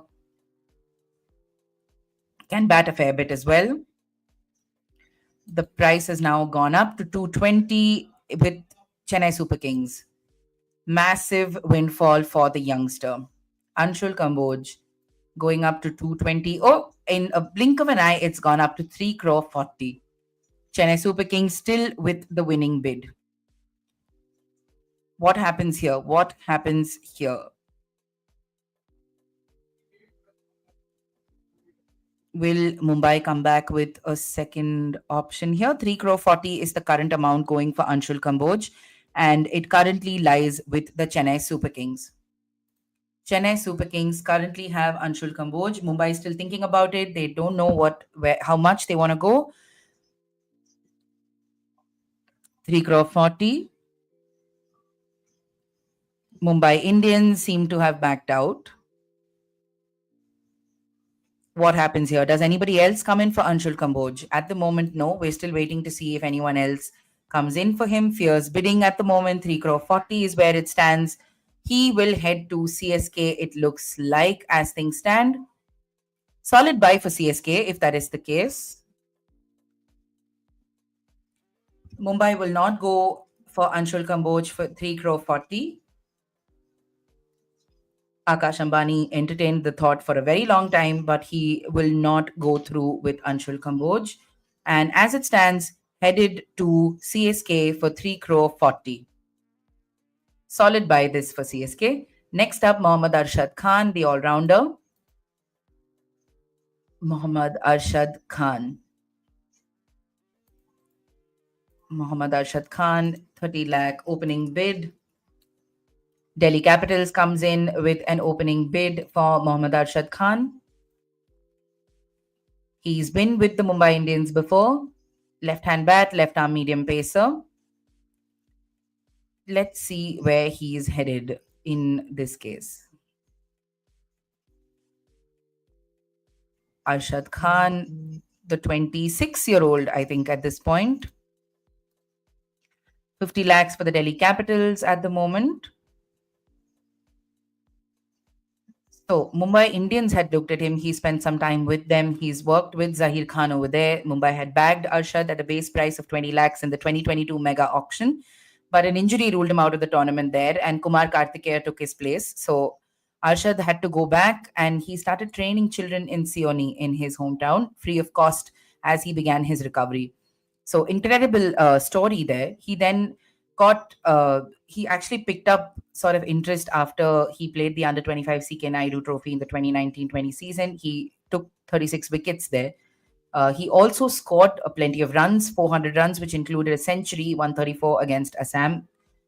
He also had a 54 ball 86 in that tournament against Mumbai, which took Madhya Pradesh from 112 for 7 to 229. So massive backing. There's a fair bit of pedigree there. So let's see if where he goes to, basically. His bid's gone up, is touching that 1 crore mark, with Gujarat Titans also getting involved.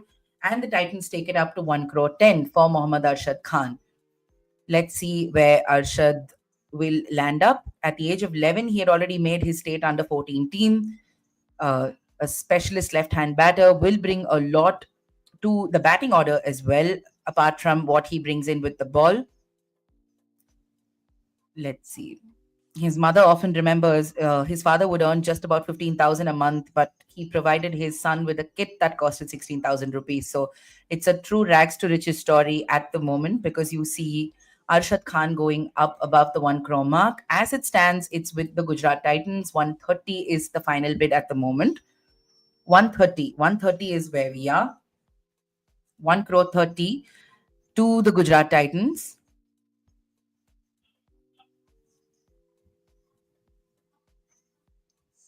Sold to Gujarat Titans, 1 crore 30. Again, a solid buy for Gujarat Titans, who really nicely amassed a solid team here. Next, we have Darshan Nalkande. Delhi Capitals will open the bid for him at 30 lakh. 30 lakh for Darshan Nalkande.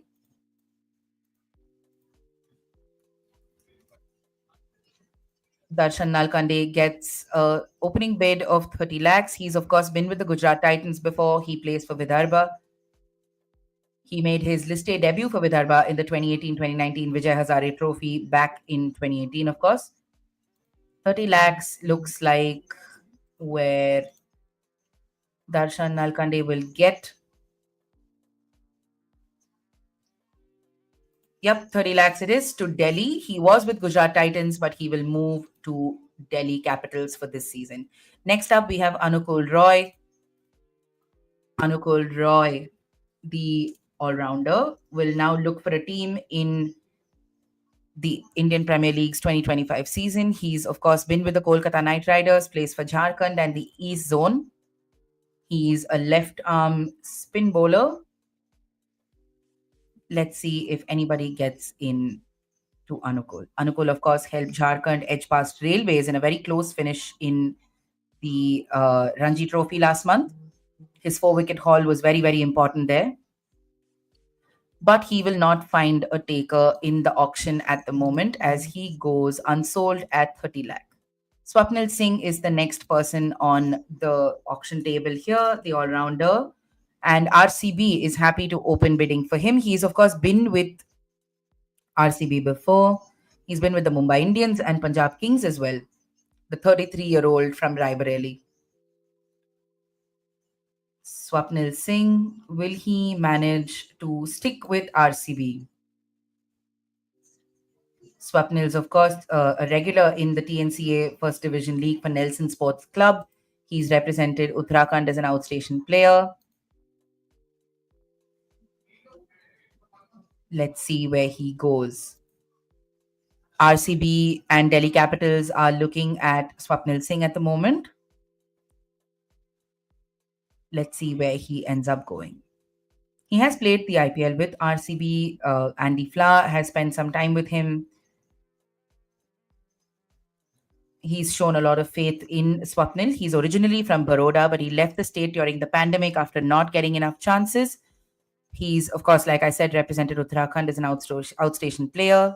He's played for Madurai Panthers in the Tamil Nadu Premier League. He's sort of made home in Tamil Nadu. And this time he will head to...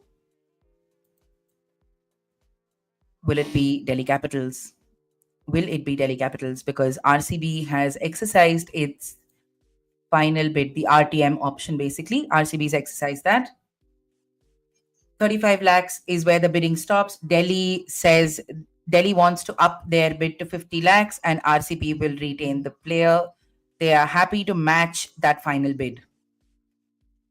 All right, so Swapnil Singh will head back to RCB, will be under Andy Flower for 3 more seasons since this is the mega auction. They're signing him up. Swapnil Singh will stay at RCB. Our next player is Avnish Aravali. Let's see who takes this player. All right, 30 lakh. It starts here. He's been with the CSK setup before as a backup keeper, Avnish Aravali. Doesn't seem to be finding any takers, goes unsold at 30 lakh. Next is Vansh Bedi, wicket-keeper. Vansh Bedi is our next player in going under the auction.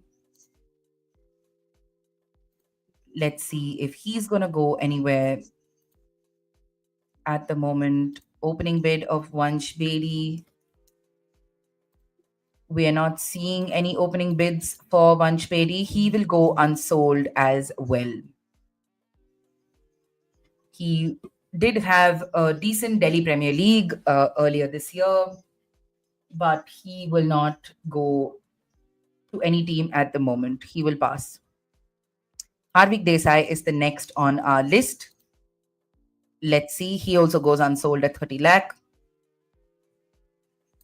Next player in the list, Saurav Chauhan. Saurav Chauhan is the next player.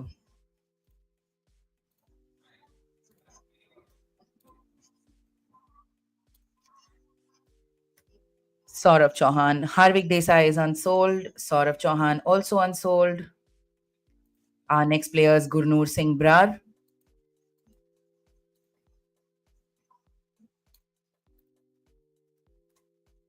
Gurnoor Singh Brar bids. Let's see if anybody is bidding for Gurnoor Singh Brar. Yes, he does. He does. There are multiple teams looking for fast bowlers. The bid now with CSK involved goes up to 50 lakh. Gujarat Titans is involved. CSK and GT currently tussling for this player. The bid has gone up to 50 lakh. 55 lakh says Gujarat. 1 crore. Chennai Super Kings pushes him up to 1 crore. Gurnoor Singh Brar. All right, let's see. He was with Punjab Kings before. He's played for Gujarat Titans before.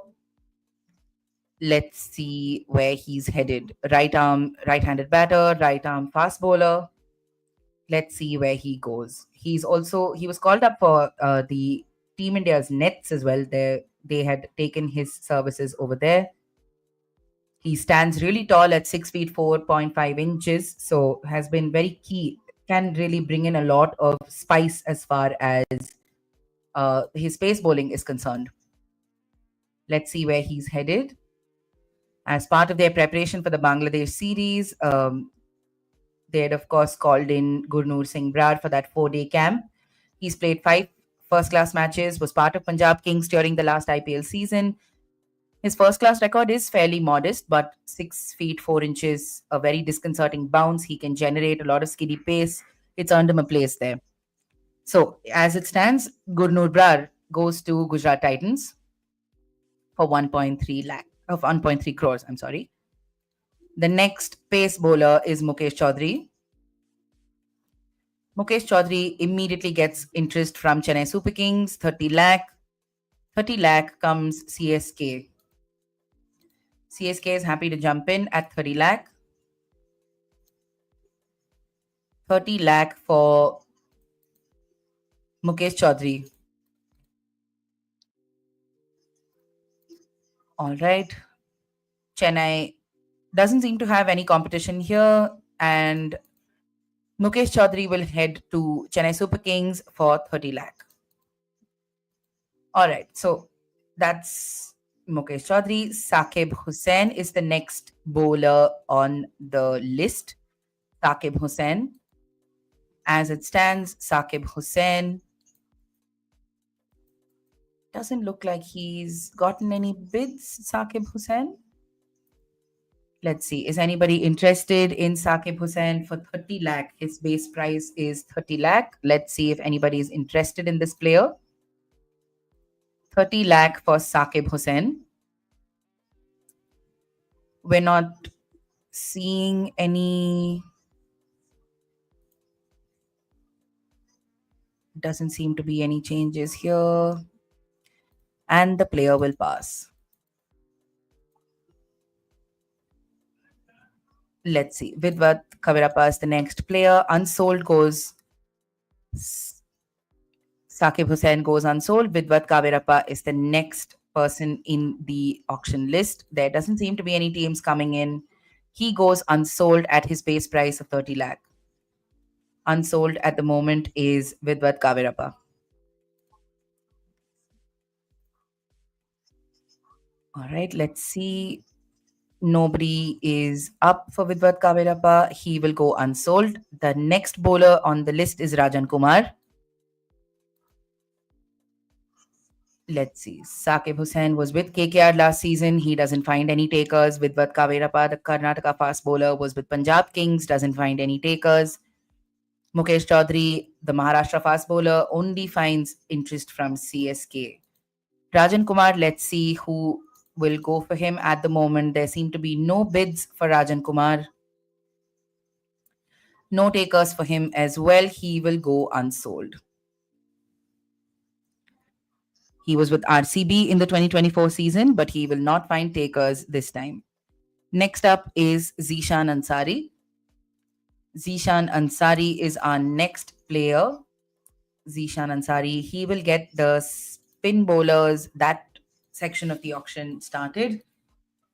30 lakhs is his base price. We're not seeing any interest. Oh, there is SRH comes in for the Uttar Pradesh cricketer. He's played in the under 19s. He's 24 years old. He's played for India under 19, Uttar Pradesh under 19. Let's see what's happened here. His last first class match was 2020. So he's sort of fallen off the radar a little bit. SRH at the moment and Delhi Capitals were tussling for this player, but at 40 lakhs, this bid is currently with Hyderabad. No one else is coming in at the moment. Let's see. There don't seem to be any interest for Zishan Ansari besides SRH. So he will head to SRH for 40 lakhs. Next up is M. Siddharth. Next up on the list is Manimaran Siddharth. Manimaran Siddharth is the next player in this list. Left arm spinner, has played for Delhi Capitals, LSG, Kolkata Knight Riders. In the Tamil Nadu Premier League, he's played for Laika Kovai Kings, Chepauk Super Gillies, and of course, he's a Tamil Nadu player as well, 26-year-old. Let's see if anybody is interested here for him. His last game, of course, was on 25th November, today, Tamil Nadu versus Sikkim. So, in the Syed Mushtaq Ali Trophy, he's featured in a match today. Let's take a look at what's happened here. So, in this match, which Tamil Nadu's won by 134 runs, Siddharth's taken 1 wicket for 13 runs in 4 overs. So, he's been in action today and will hopefully be tuning into this auction as well as people juggle up for him. LSG and Delhi are really pumping up the price for Manimaran Siddharth. 65 lakhs it's gone up to now. Currently 75 lakhs now with Lucknow Super Giants. 75 lakhs as it stands with the Lucknow Super Giants for this spin bowler. Let's see where he's headed. Manimaran Siddharth. Left arm spinner. You can see why Lucknow wants to accumulate all those quality spinners for that Ekana surface. Lucknow seems to have Manimaran Siddharth, and yes, he will head there for 75 lakhs. Digvesh Singh is the next player on the list. Let's take a look at where he's headed. Digvesh Singh, right arm off spinner, 24 years old. Fairly uncharted territory as far as Digvesh Singh is concerned, at least in first class cricket. Digvesh Singh. Let's see where he is headed. At the moment, Lucknow Super Giants bids for Digvesh Singh. Let's see if he manages. He will head to Lucknow Super Giants for 30 lakh. Is this a steal? Digvesh Singh, often mystery spinner, likened a little bit to Sunil Narayan. Let's see. We will get, of course, Amol and Shayan's inputs on this in just a bit when they join us. Prashant Solanki is the next name on this list. Prashant Solanki. 30 lakh is his base price. He's, of course, played for Chennai Super Kings. He's been with the Chennai Super Kings before. Has played for Maharashtra and Mumbai. Leg spinner. 24 years old. Looks like he will go unsold. No takers for Prashant Solanki. All right. Next player is Jataved Subramaniam. Let's see where he's headed.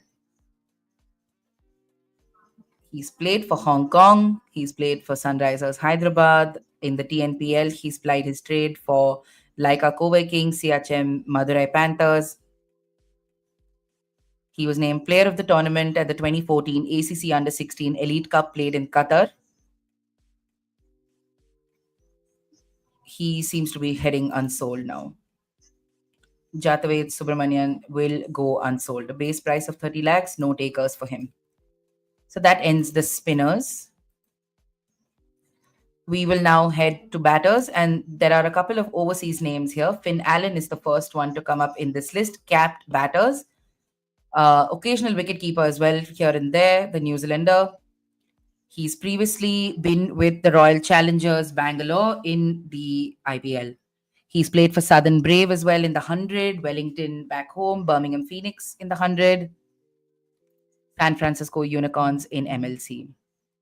Finn Allen looks all set to go unsold.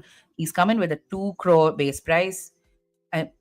Handy opening batter, good hitter of the ball, but he will find no takers here. Next up is Devil Brewis. Devil Brevis, will he head back to Mumbai Indians? Or can LSG find a spot for him? 75 lakhs is his opening bid. At the moment, he goes unsold. The South African Devil Brevis goes unsold. 75 lakhs, no takers for Devil Brevis as he goes unsold.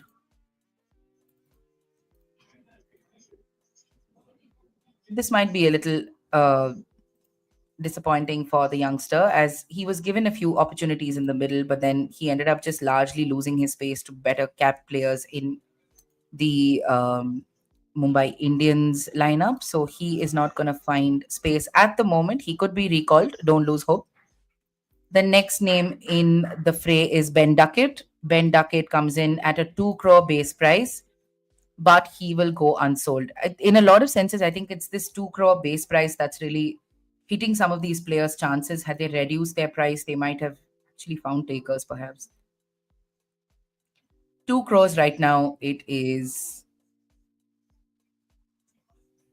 Yeah, so Ben Duckett will find no takers. Manish Pandey is the next one in the list.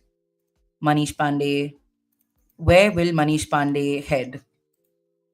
He's been part of the IPL for so long. He's been with the Royal Challengers Bangalore, Sunrisers Hyderabad, Mumbai Indians, LSG, Delhi Capitals, Kolkata Knight Riders. So he's really gone through the whole ring. The 35-year-old right-hand batter, KKR, comes in with an interest for Manish Pandey. 75 lakh for Manish Pandey from KKR at the moment. The bid is currently with Kolkata Knight Riders. 75 lakhs doesn't seem to have not much, no contention from other teams. Kolkata seems set to take Manish Pandey for 75 lakh. 75 lakh to Kolkata for Manish Pandey. All right. Manish Pandey heads to Kolkata Knight Riders, and that's somehow cracked up Dwayne Bravo and Venki Mysore.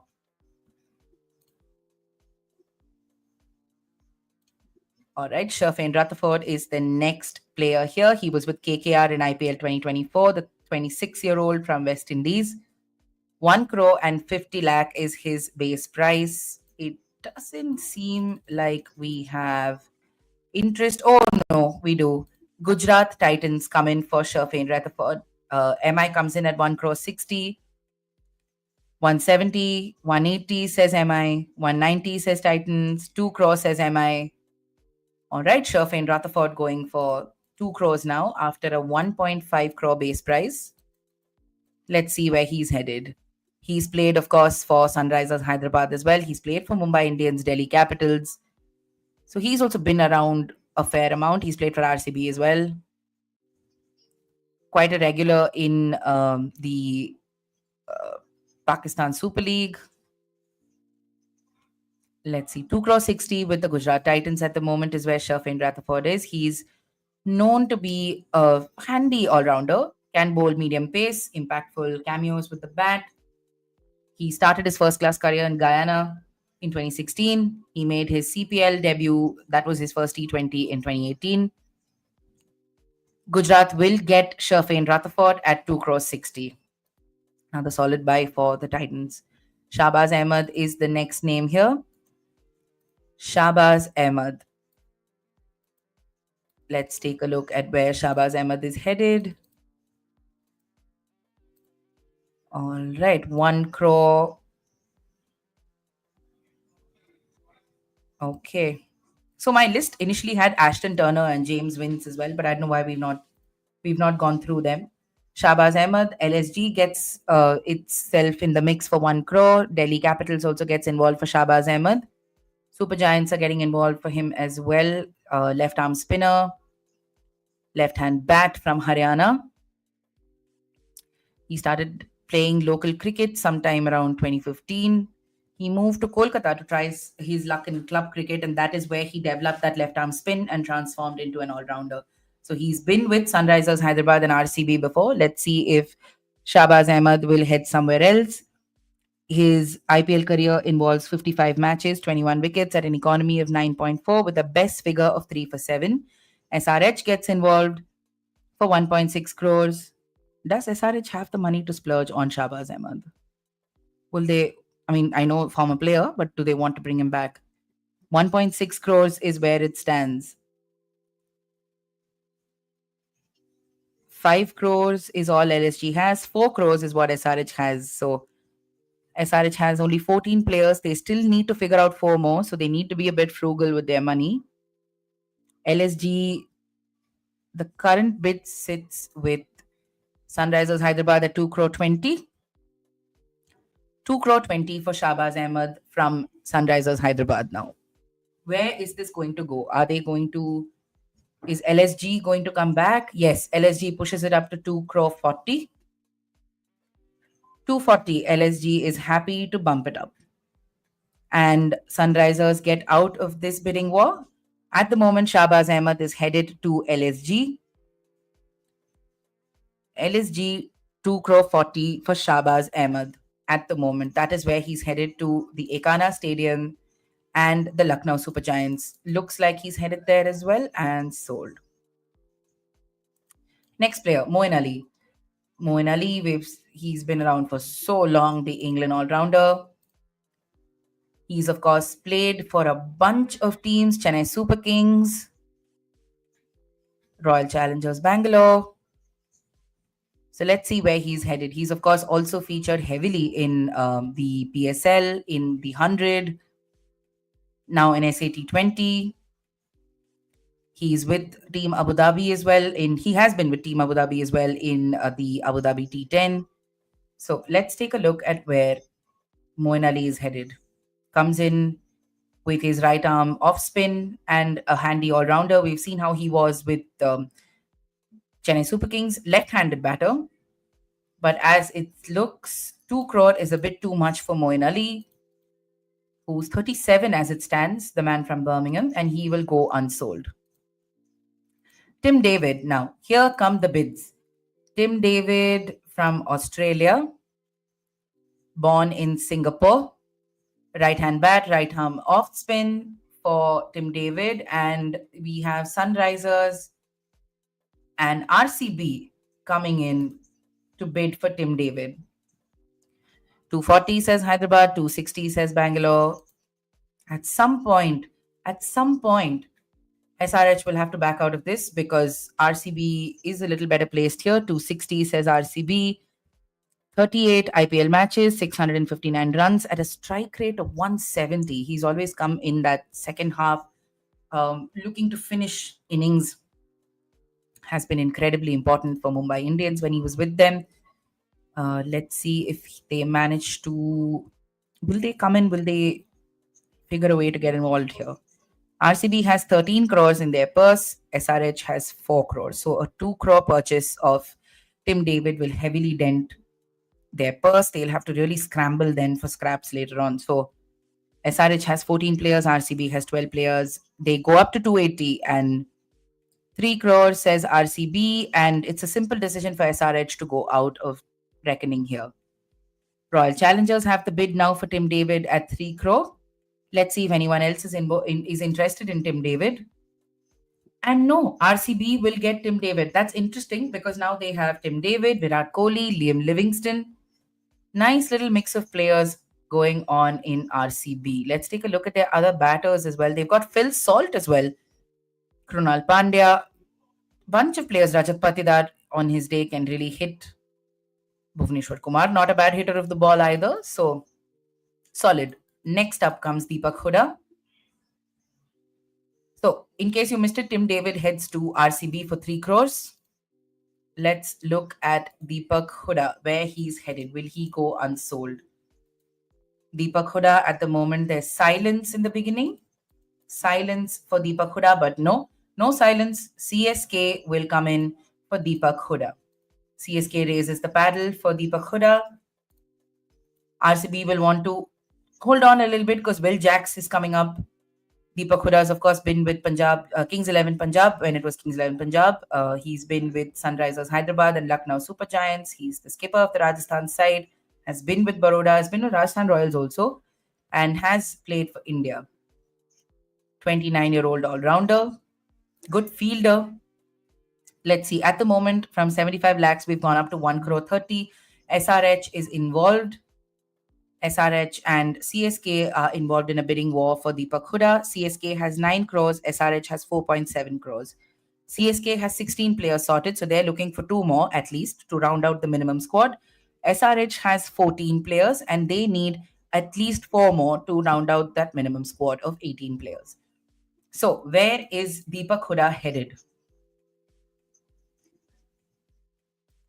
Deepak Hooda, let's see where he's headed. At the moment, Deepak Hooda.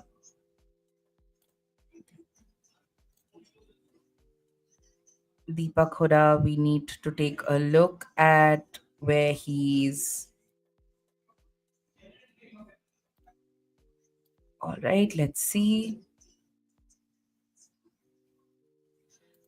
Deepak Hooda will head, as it stands, the final bid is with Chennai Super Kings for 1.7 crores. LSG has the option to use their right to match option, but they will not do it. So Deepak Hooda heads to CSK for 1 crore 70 lakhs. Will Jacks now. Will Jacks, we were expecting RCB to go hard for Will Jacks. Let's see where, if anyone is interested in Will Jacks. Plenty of silence up front. Will Jacks, 2 crores. He was with RCB in 2024, 26-year-old. Will Jacks gets a bid from Mumbai Indians. Mumbai Indians, 2 crores. Will Jacks. Mumbai has Will Jacks at the moment for 2 crores. Is this because they've managed to land Tim David? All right, Will Jacks. Now it's between Punjab and Mumbai. 2 crore 40, 2 crore 60, 2 crore 80 with Mumbai. Let's see. Where is Will Jacks headed? Or will they save that RTM for Will Jacks? All eyes at the moment on RCB. Right-hand bat, right-arm off-spinner. Has played for Hobart Hurricanes in the WBBL, Pretoria Capitals in the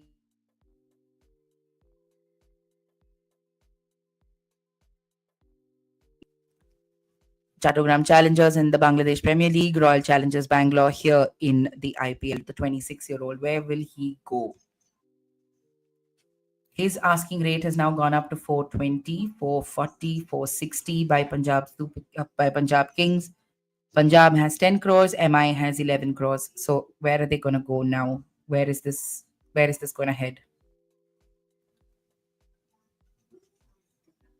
In 2023, injury ruled him out for that 2023 season with RCB, but he seemed to be very, very crucial to operations last season. So 5 crore 25 seems to be where the bid has stopped with Mumbai. 5 crore 25. 5 crore 25 with Mumbai. Will RCB use its right to match?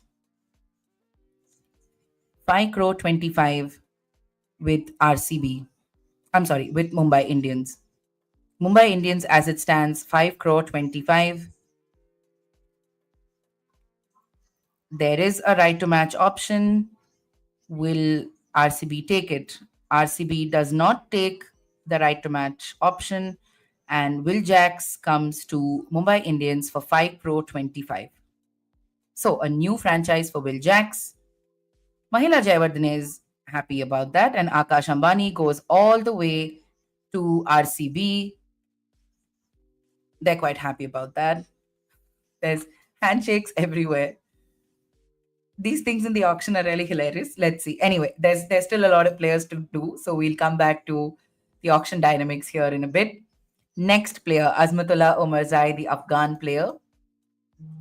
Azmatullah Omarzai is the next player to go under the hammer with a base price of 1 crore 50, but it doesn't look like he might get a bid. Oh no, hold on. Chennai Super Kings are interested in Azmatullah Omarzai. Right hand batter, right arm medium pacer. He's played for several teams. Gujarat Titans being the last one. Let's see where they are headed.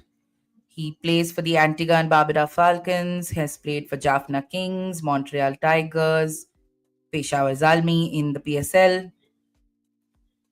A fast bowling all-rounder, can come in the power play and is known for his big sixes. Let's see where he's headed. Punjab Kings also gets involved in the bidding war for him. Let's see. He was very important in Afghanistan reaching its first World Cup semi-final in the T20 edition in 2024. Let's see where we're headed. All right.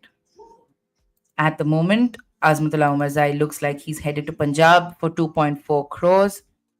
There is a right to match option for GT. Are they going to use it is the question. No, they will not. And 2 crore 40 for Punjab Kings, Azmatullah Omarzai. Afghanistan player heads to Ricky Ponting's squad in the Punjab Kings. All right, next player, R. Sai Kishore. Plenty of interest in this Tamil boy. Where is Sai Kishore headed? Has played, of course, for Gujarat Titans and Chennai Super Kings. Is a regular starter, regular part of the Tamil Nadu Premier League and the Tamil Nadu state team. Has featured for India as well. At the moment, no paddles going up for him, but SRH comes in for R. Sai Kishore. SRH comes in with the opening bid of 75 lakhs. Punjab comes in and bumps that up to 80 lakhs. 80 lakhs for R. Sai Kishore. 85 says SRH. 85 lakhs, it's with 90 lakhs, it's with the Punjab Kings. 90 lakhs at the moment with the Punjab Kings. 95 lakhs. 90 lakhs. 90 lakhs is where we're stopping.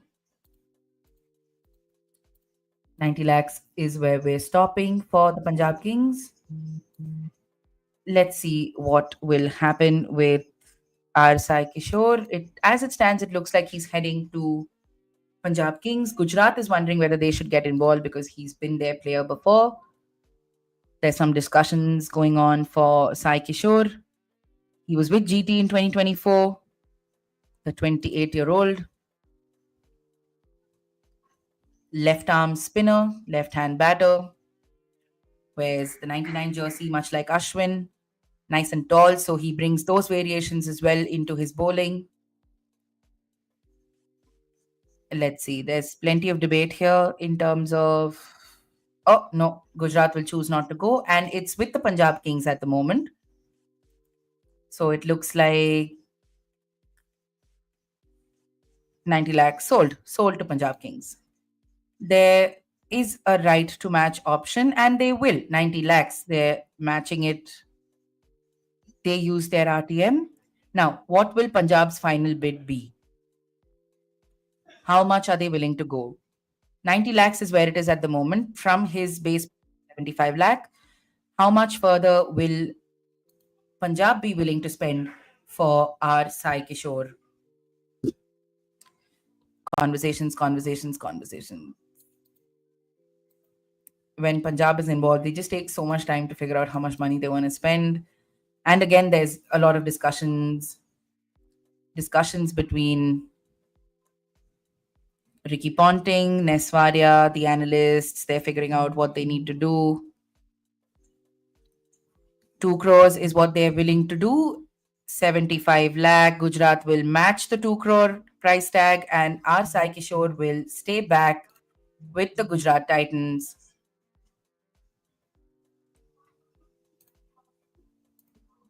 And so that is sorted for Gujarat Titans. Our Sai Kishore will stay back with them for the 2025 season. Next up, we have Romario Shepherd. Romario Shepherd, the West Indian all-rounder, is the next person to go under the hammer. Please stay with us. There are some very interesting foreign players coming up now in the accelerated part of the auction. Gujarat using its RTM to get back. Our Sai Kishore was the last purchase here. RCB comes in with some interest for Romario Shepherd. Delhi Capitals, looks like Delhi Capitals might get involved. 1 crore 50. It's with the Royal Challengers.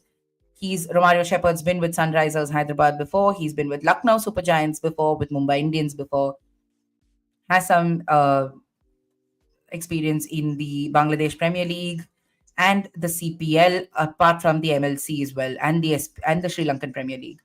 Romario Shepherd, with no more competition from anybody else, will head to Royal Challengers Bangalore for 1 crore 50 lakhs. Next up, we have Josh Philippe. Josh Philippe, the wicket-keeper, Australian wicket-keeper. Where is he headed? Josh Philippe. We've skipped a whole bunch. Sam Billings, Jordan Cox, Ben McDermott, Kushal Mendes, Kushal Pereira. These have not been named. Josh Philippe is the next name. He's been with RCB before. No bids coming in for him. He is all set to finish unsold. The next player we've got in the list is Spencer Johnson.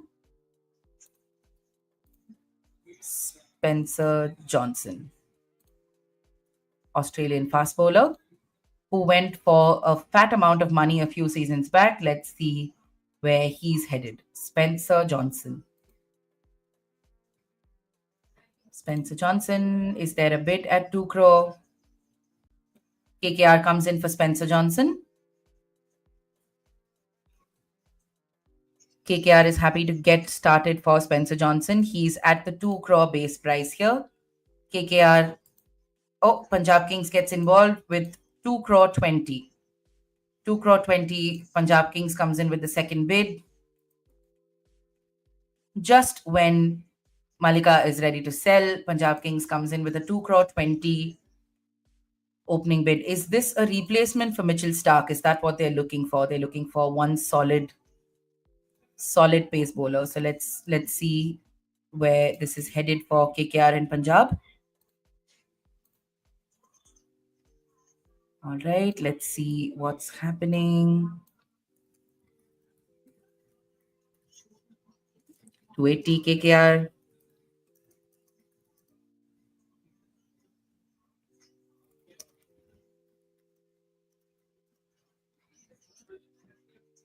So 2 crore 80 is where it stands for KKR. Let's see if anybody is interested. 2 crore 80 is the final bid at the moment. Kolkata Knight Riders. RTM option is there with Gujarat Titans. Gujarat does not have the RTM option, so they will not bother with Spencer Johnson. So KKR gets Spencer Johnson at 2 crore 80, which is 22 crores, about 22 crores lower than what they spent for Mitchell Starc last time. Next up is Umran Malik. Umran Malik, who has become almost synonymous with that Sunrisers Hyderabad brand, but has sort of fallen off the radar a little bit. He is the next person in the fray. Who begins the bidding for Umran Malik? How the mighty fall. Umran Malik goes unsold. despite coming in for a base price of 75 lakh.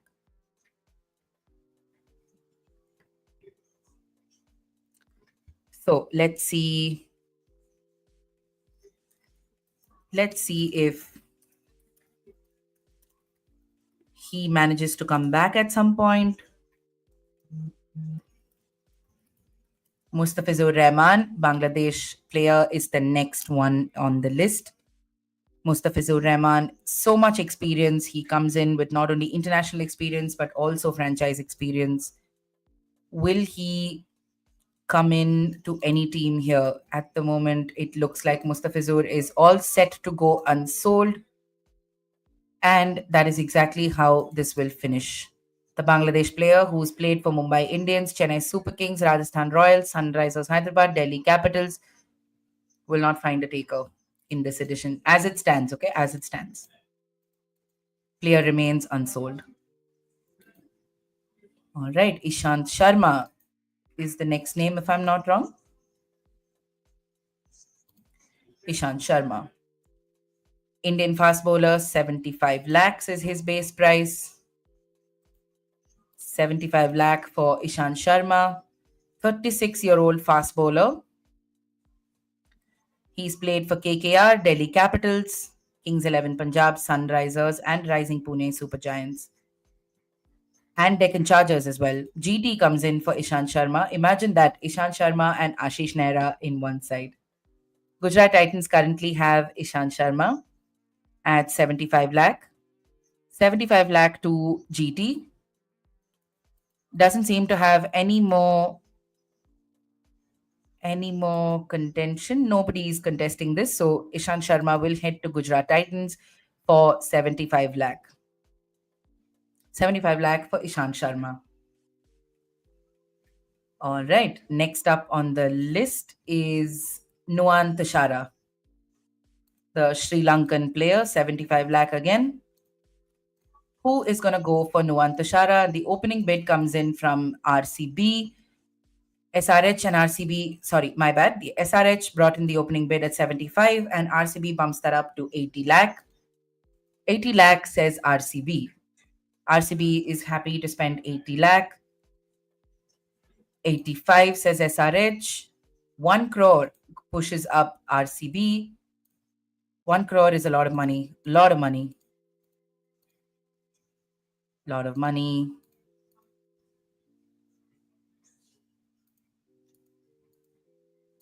1 crore for RCB.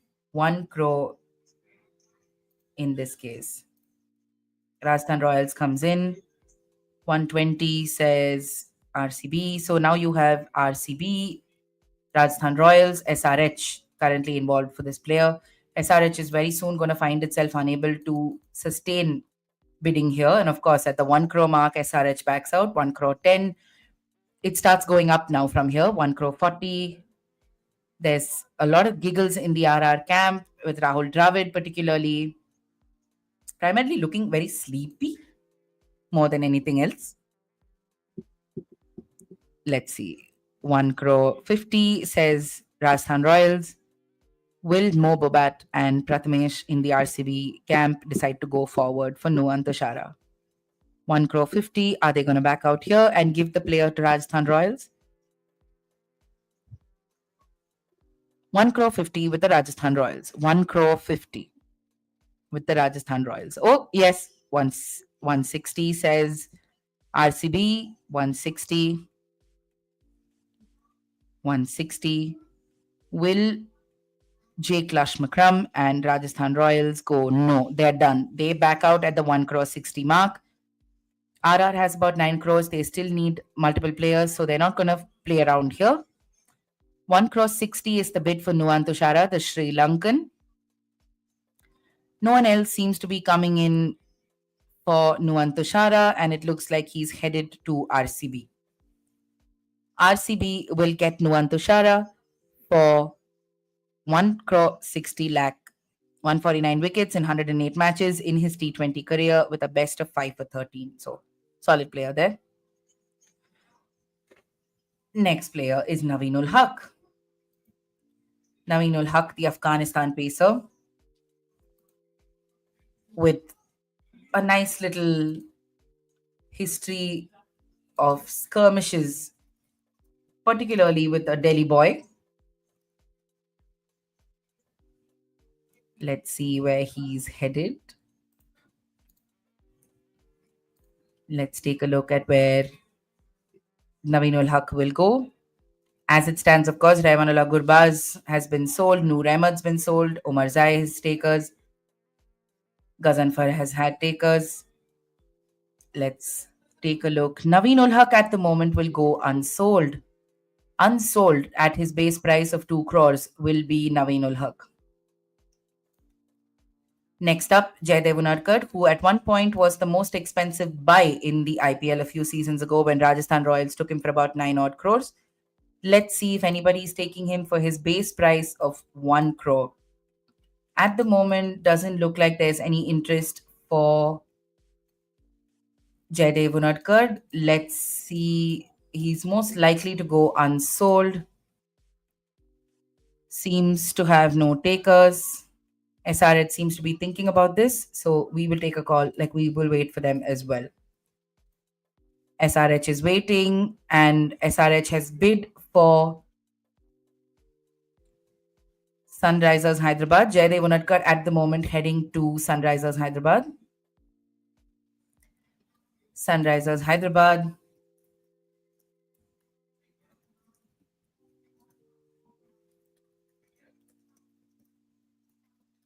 SRH.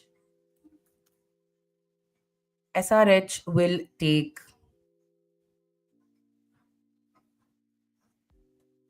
Jaydev Unadkar for 1 crore here. Umesh Yadav is the next player. Umesh Yadav is the next player to come in here. 2 crore for Umesh Yadav. Opening bid for 2 crore. Will anybody come up for Umesh Yadav at a price of 2 crore? Is that a little too much for an aging pacer? At the moment, no takers for Umesh Yadav, 37-year-old, has played for Delhi Capitals, Gujarat Titans, RCB, KKR. But he is set to go unsold. All right, next, Rishad Hossain. Rishad Hossain is the spin bowler, is the next to come in from Bangladesh. Let's see. His base price is 75 lakh. Is anybody going to come in for him is the question. Umesh Yadav going without a taker in this auction. Maybe his asking price was a bit too high.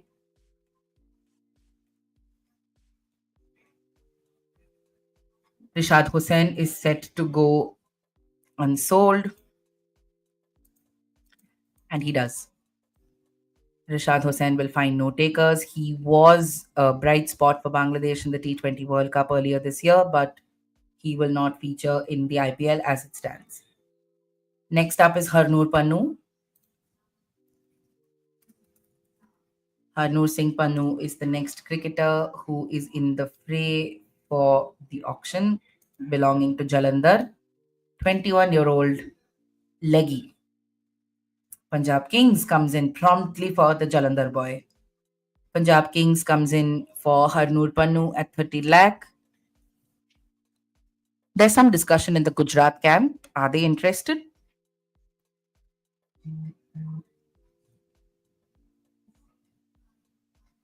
Harnoor Pannu goes to Punjab for 30 lakh. Punjab makes the first bid and gets him as well. Up next is Andre Siddharth. Andre Siddharth is the next name. Andre Siddharth is the next name. The auction.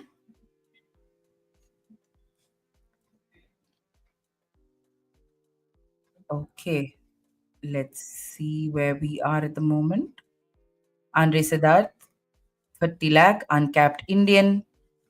No takers for Andre Siddharth. He will go unsold. Yudhvir Charak is the next player. But before that, there will be a 5-minute break in proceedings. So, in this set, there have been some interesting purchases. Most of it has been to expected lines like Harnoor Pannu going to Punjab. We saw Jaydev Unadkar heading to SRH for 1 crore. We saw Ishant Sharma going to GT for 75 lakh. Nuwan Tushara went to RCB for 1.6 crores. RCB did not go for Will Jacks. They instead ended up getting Tim David. Spencer Johnson moved to KKR for 2.8 crores, seemingly to fill that Stark-shaped void. We saw Romario Shepherd heading to RCB for 1.5 crores. GT retained Sai Kishore for 2 crores. Omar Zai heads to Punjab for 2.4 crores. Will Jacks will now make home in Mumbai. Deepak Hooda goes to CSK. Tim David to RCB. Shahbaz Ahmed will move to LSG for 2.4 crores. Rutherford comes to GT for 2.6 crores. Manish Yadav goes back to KKR for 75 lakh. Devil Brevis, all of them go unsold. A bunch of interesting unsold names. Manimaran Siddharth, Digvesh Singh, both to LSG. Zishan Ansari to SRH. Mukesh Chaudhary to CSK. Gurnur Brar to GT. Swapnil Singh to RCB, Darshan Nalkande to Delhi, Arshad Khan to GT, Anshul Kamboj to CSK, Himmat Khan to LSG, Sheikh Rashid to CSK, Shubham Dubey to Rajasthan Royals. So there have been an interesting bunch of purchases in this part of the auction. We're going to take a 5-minute break, just like the auction will, because we need to get some refreshments, and we will be back when the accelerated auction begins. Before we go, I am going to try and play you a clip of Vaibhav Suryavanshi, who is the youngest player in the auction, who is among the names to come in this auction. So let me quickly play you that, and we'll take a short break here.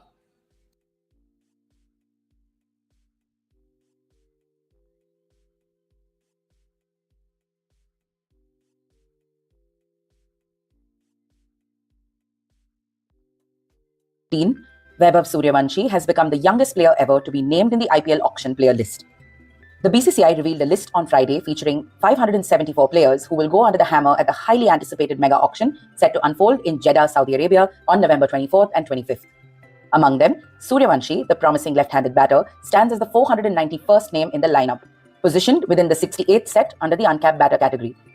Suryavanshi made his impactful first-class debut for Bihar in January this year.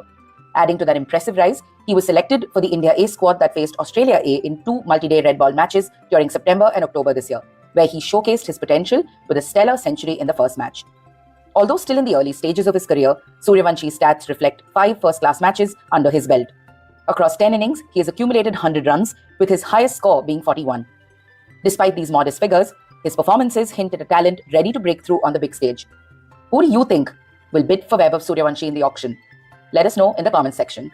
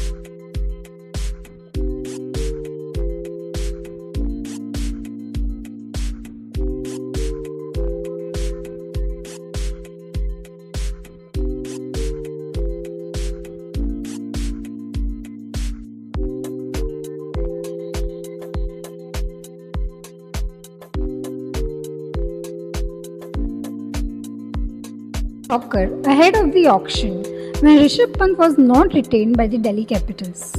Looking at the left-hand keeper batter's illustrious IPL and international career, it was coming that he might be one of the most expensive buys at the auction. And by far, in the auction, he is the most expensive purchase which is made by Lucknow Super Giants. The Lucknow-based franchisee was looking for a captain after they let go of its former captain KL Rahul. So, it is possible that Pant might wear captain shoes at the LSG. Pant made his debut in 2016 in IPL, and so far he has played 111 matches. With a strike rate close to 150, he has scored more than 3,000 runs. His best season came in 2018 when he hit 684 runs in that season. This will be the first time he'll play for any other franchisee than Delhi. Not only IPL, but even in international cricket, his fearless act of play is widely known. One can rely on Pant to hit sixes at any point in the match and be as efficient behind the stumps. His match-winning innings at the Gaba is one of the most impressive innings he has played for India. In the T20 World Cup 2024, he was promoted to number 3. With Delhi, he played the finals in 2020, which was lost to Mumbai Indians. With such prolific stats, he is definitely worth the money he has got in the auction. Just like Pant, it came as a shocker when KKR released its former captain Shreyas Iyer from the squad, given the fact that he led KKR to title after 10 years in IPL 2024. Apart from leading KKR to victory, Iyer is also known for taking Delhi to finals of IPL 2020, which it eventually lost to Mumbai Indians, as mentioned before. That was the best season for him as he scored 519 runs. Overall, he has amassed 3,127 runs with a strike rate of 127. In IPL 2017, he hit a memorable match-winning 96 against Gujarat Lions that still remains one of his best played knocks in IPL. In the last year's ODI World Cup, his contributions in the middle order were an important part of India making it to the final. He scored 530 runs in 11 matches. Like Pant, he is also a strong contender of captaining Punjab as the franchisee has retained him for 26.75 crores.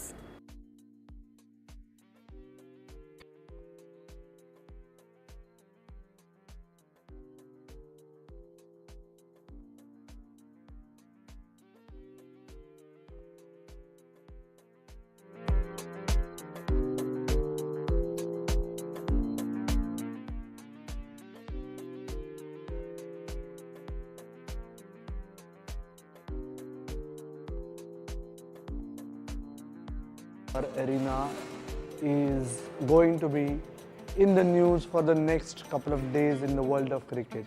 It's also known as the Benchmark Arena, but the venue for the Indian Premier League's auction, there is not too much that you know about it. I have managed to get a few nuggets. Let me share them with you.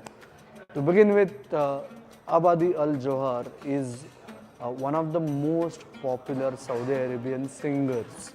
Okay, and once this venue was inaugurated in July 2024, Mr. Johar, who has been awarded a doctorate, hosted a concert that was attended by a capacity crowd.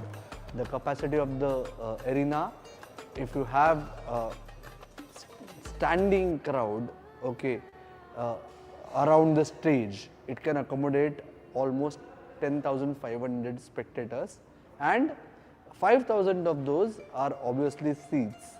When it comes to the IPL auction, not all the 5,000 seats are going to be occupied, but just like last year in Dubai, when we had a live audience for an IPL auction for the first time, this time around also, the IPL authorities in association with the Saudi Arabian Tourism Ministry and the Saudi Arabia Cricket Federation, they have ensured that around 400 spectators will enjoy IPL auction live sitting in the stands for a capacity of 5,000.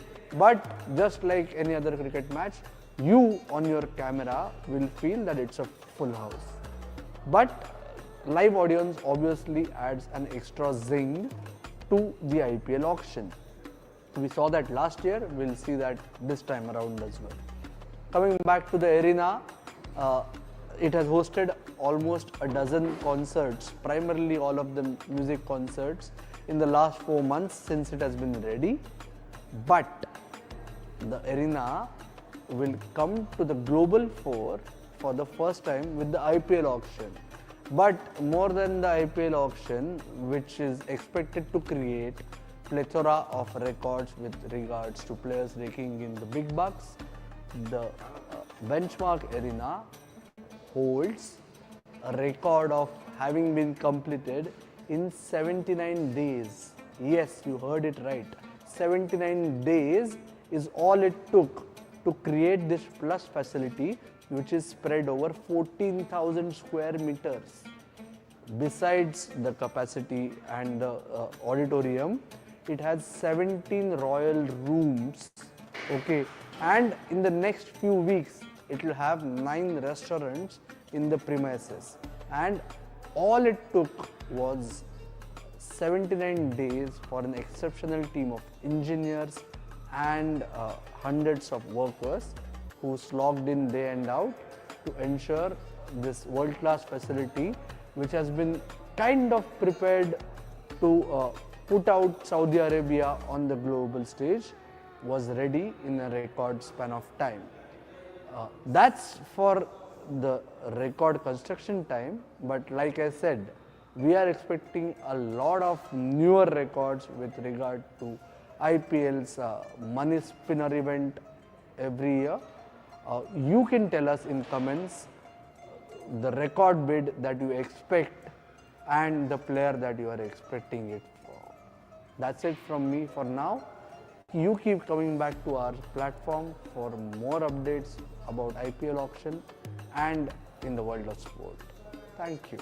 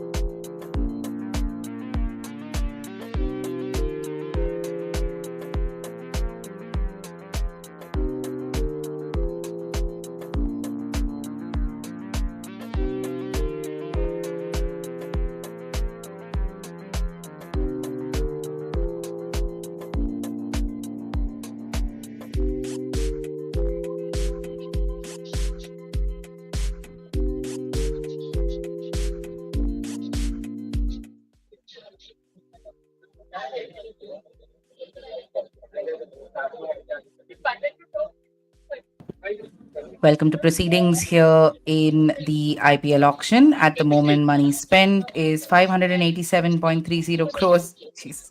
115 players sold as well. We'll continue with the accelerated option. Just a second. Let me just get our faces, our mugs for you on screen. Hi, Shan. Hi, hi. So, plenty of interesting stuff happening at the moment as we Yeah, quite a speak. bit. Yeah, quite a Yeah, bit. Yeah. yeah.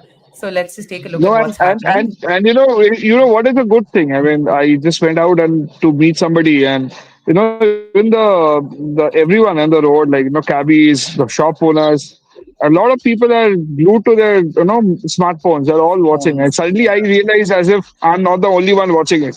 So, Yeah, yeah, yeah. Everyone's checking. I mean, yeah, there's about some yeah, 28.2 yeah, crore people watching it on yeah, on Jio Cinema yeah, at the moment. So can understand just yeah. what a craze this is, right?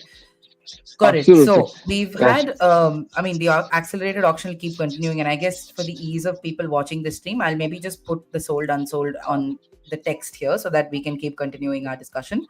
Tell me just what you made, because what we have on the screen right now is that Tim David Will Jack's little passage of auction that we saw in the accelerated portion. What did you make of that? Because we were expecting RCB to try and retain Will Jacks, and we ended up seeing him go to, I mean, ended up seeing them go for Tim David and some other players as well to just bolster up their big hitting. So, what did you make of that, Yeah, perhaps? to be honest, I'm surprised because I mean, and what also surprised me, is the fact I actually thought RCB will, use the RTM. If you are not using RTM for Will Jacks, then who are you using the RTM for? Is my question. See what will happen, what trade will happen, and all that's for later. Like as of now, we don't know. Like it's, difficult to say anything.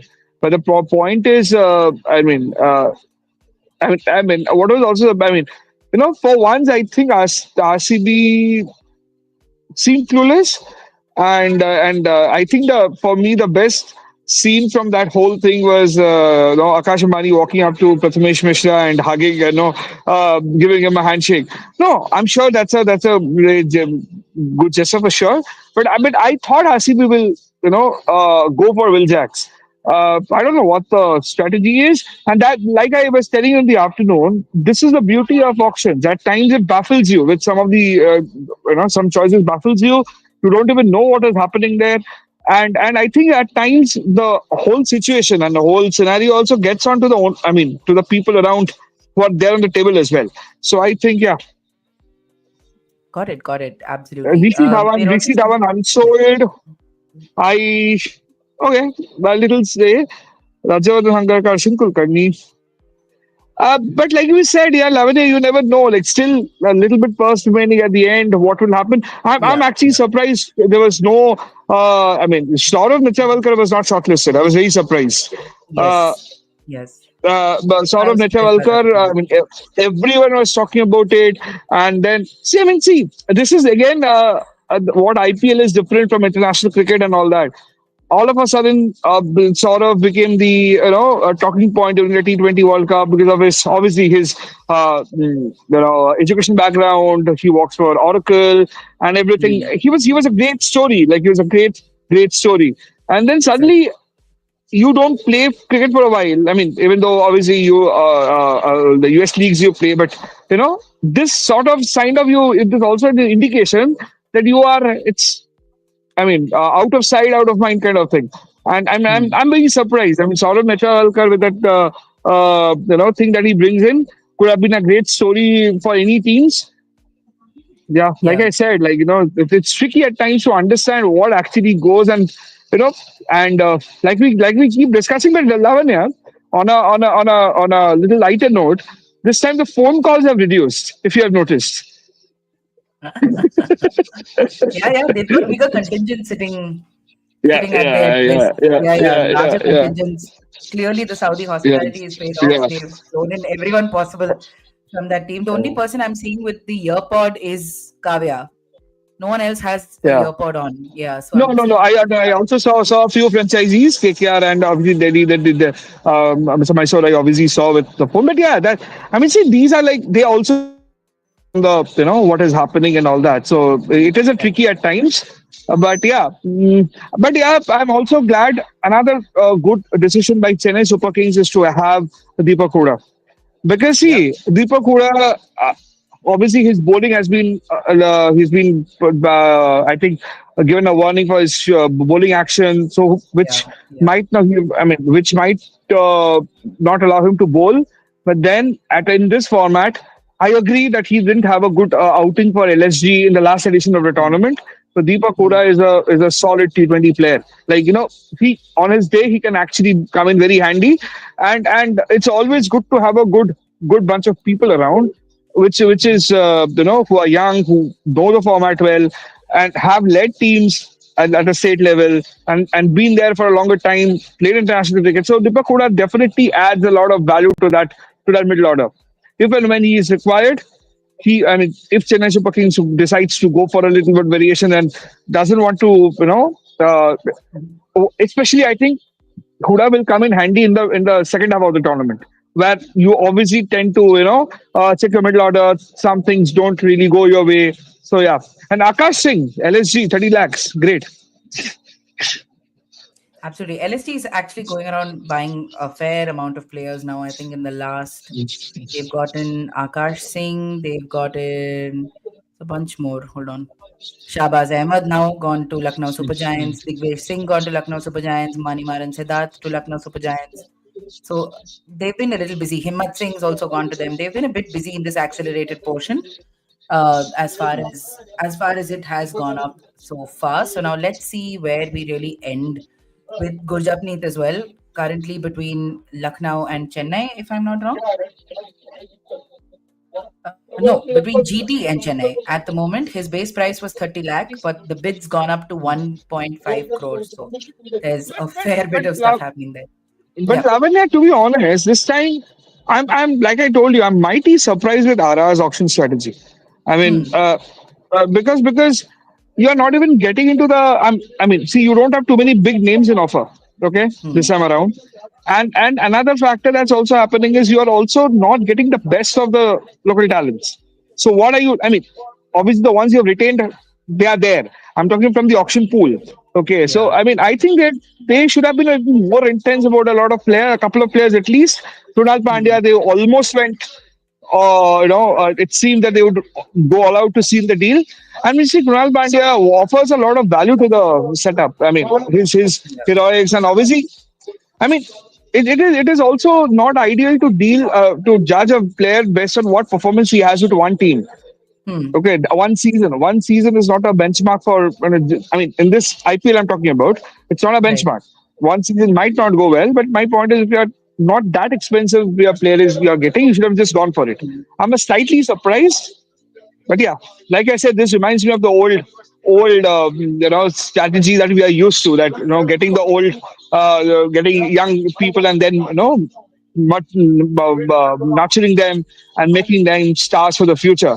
But Yeah. this Yeah. time even that looks a little. I expected a little more aggressiveness from them. But yeah. Hmm. Right. Fair enough. Fair enough. We've got Gurjapneet, who we were talking about a minute ago. He's gone to the Chennai Super Kings. Good buy for CSK as well. You had LSG come in, you had GT come in. Nehra really likes his left arm fast bowlers. So this Tamil Nadu boy, even though Sardar but based in Tamil Nadu, is now back home in the Chennai Super Kings for 2.2 No, crores. but GT's setup looks really, really solid. Yeah. GT has made some really smart buys. I would say that's the word, and smart buys, very, very sorted, and that was typical Ashish Nehra for you. And I saw his expression, and it reminded me it's typical Ashish Nehra. He knows which are the players he wants to go for. Yeah, No, exactly. no. And They seem to be very also clear. one There's has to. no. And another thing you have to understand is that the team also has got Parthiv Patel. So Parthiv Yes. Patel, the best thing about Parthiv is, he has a solid idea about the local talents. He watches a Hmm. lot of domestic cricket for his assignments. Obviously, his commentary stints allows him to, and he's also involved lastly with Gujarat cricket. So that zone Hmm. he knows very well. And when you know your domestic talents well, I mean, whatever scouts your inputs are coming from, if somebody who has a hands-on experience of that on a regular Yeah, basis, that obviously helps you. And I think Parthi's inputs are also very valuable in this whole setup. absolutely, absolutely.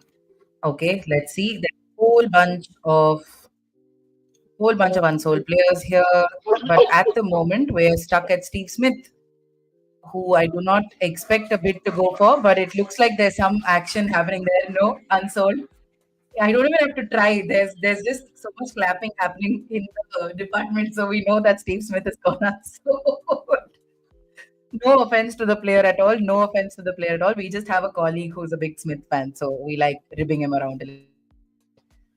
We'll try and get him on maybe later to give us his thoughts about why the guy has gone No, unsold. but Lavanya, on a serious note, I mean, you don't expect Steve Smith Absolutely not. Yeah, to find a absolutely team not. in this format because Yeah, I mean, Steve Smith has had his fair bit of share with RR, the yeah, old RR regime, and obviously with Rising Pune Supergiant, he went on to lead the team at one point in time.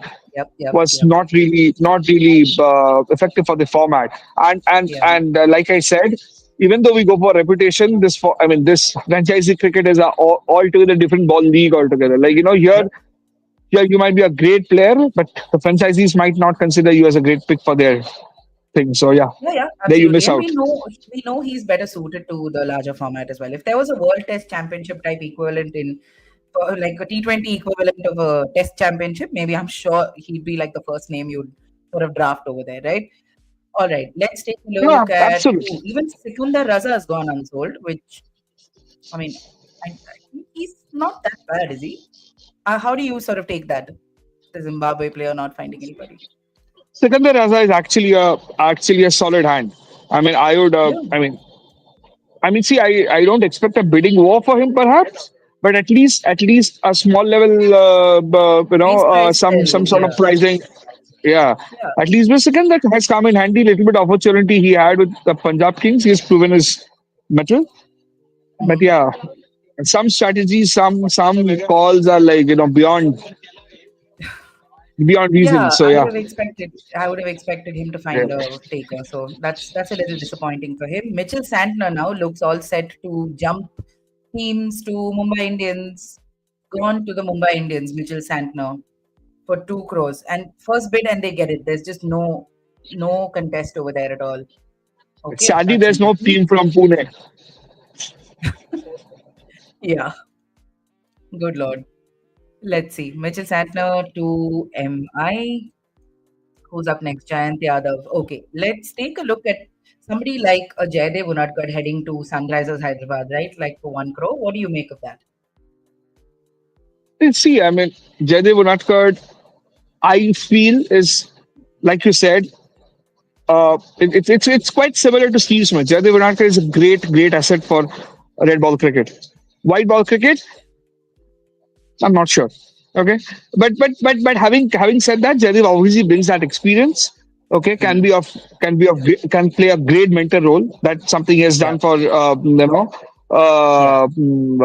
Saurashtra, and I Hmm. think he has that experience in his kitty. And Sunrisers, it's good for Sunrisers to have faith in him and just getting out the base price, which obviously not fair for a cricketer of his experience. But like I Yeah. said, I think I personally say it's strictly a personal opinion. I feel that that's the reason. Yeah, I thought even 1 crore was, I mean, to value himself at that thing when you know that your bigger sort of strength is red ball cricket was a bit much, but I'm glad he's got a taker at least. I hope Sunrisers have that. He needs to be around to mentor that kind of an attitude. Does the club look like that kind of a club to you? Well, difficult. The history suggests no. I don't know what Hmm. lies the future. Hmm. But I mean, if you're picking somebody like Jaydev Unadkar, or just any of that level, like maybe a Rahane or a Pujara, if you're anybody like Pujara, just an example. Pujara obviously is not part of this thing this time. If you're picking this sort of players, you need to use them more as a mentor role Hmm. because they come in handy. They might just play 2 or 3 games. Unadkar might come in handy for 4 games, but then the other 4 or 8, 5 games that he's not playing, he'll be able to guide the team. That's more important, and use experience. And come on, like Ranji Trophy, champion winning side. Like Jaidev has actually led Saurashtra to 2 titles, and he's played a huge role. Okay, Yes. and unfortunately, like you said, like formats are different.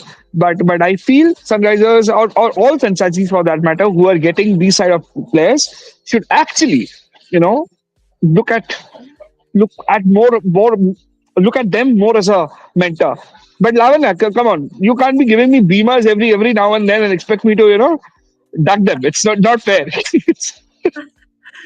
No, it's our job, Sham. It is our job. Okay, I have to I have to ask you a little bit about Fazal Al Faruqi because he's gone to Rajasthan Royals for 2 crores. What do you make of this sale? Good bowler, no doubt about it. Fazal A Al Faruqi. great bowler, great bowler. But the sorry, I mean, good bowler. Great is perhaps not the good bowler. Hmm. Effective in T20 format. Has done well in the past. Yeah. Plays franchisee cricket quite a bit. Understands the conditions, like understands what it takes to perform in a franchisee high pressure situation league. Might come in very handy. Has played in the IPL, like has the IPL experience. Hmm. Might come in handy. Like those, I mean, at least 2 or 3 overs in the beginning. Fazal Faruqi can be a go-to bowler. Right, right. We're seeing Richard Gleeson, Alzari Joseph, all going unsold. Kuldeep Sen, CSK has opened the bidding, so there's a bidding war up for Kuldeep Sen at the moment. So we'll see where that goes. 80 lakhs is where we're up to. Tell us a little bit about Kuldeep Sen, Shine, because you've seen him a fair bit, even in the domestic circuit, isn't it? See, Kuldeep Sen obviously was, I mean, for MP, then obviously with RR, he's played quite a bit. Uh, it was unfortunate that he left MP for whatever reasons, and shifted teams. But the whole idea was, see, Kuldeep Sen is an effective bowler. I mean, he's a not young, I would say. He's a has played considerable amount of domestic cricket and is a fair amount of experience. So Kuldeep Mhm. Sen at the end might be an effective bowler. So if franchisees are going into a sort of bidding war, justified it. Got it. And we're also seeing Reece Topley going to Mumbai Indians for 75 lakhs. What do you make of that? Not I don't make Yeah. of that anything. Like I don't even. Yeah, it's a like I said. I mean, see, some decisions are I don't know. I'll that says it Yeah, all. Yeah. we should probably reserve judgment for this closer to the IPL to see whether he's going to be available or not. Because even he's had like an injury history Exactly, there. exactly, exactly. Yeah, No, so see, there's and also the format is, I mean, a lot of teams, at least 2 or 3 players, just mm, for that matter, Joffre Archer, we don't even have a clarity whether they'll be available. So even if right. teams have brought, and like see, Joffre Archer, there's no substitution to Joffre Archer, incredible bowler, Mm, and we all mm, know that. So if he's available, great investment. But if he's yes, not, then do you have a backup plan for that? That's the right. most thing, because I mean, see, a teams plan your strategies accordingly. So if you're not Mm, getting a like for like replacement, your whole strategy can take a huge hit. Like it has happened for several teams in the past. Okay, so right. that's my concern. When you are investing that sort of money for a player that you are, I mean, any layman would invest a lot on Joffrey Archer, no doubt about it. Mm, But a mm, fit Joffrey Archer, a fit yeah, and a Joffrey Archer who is available.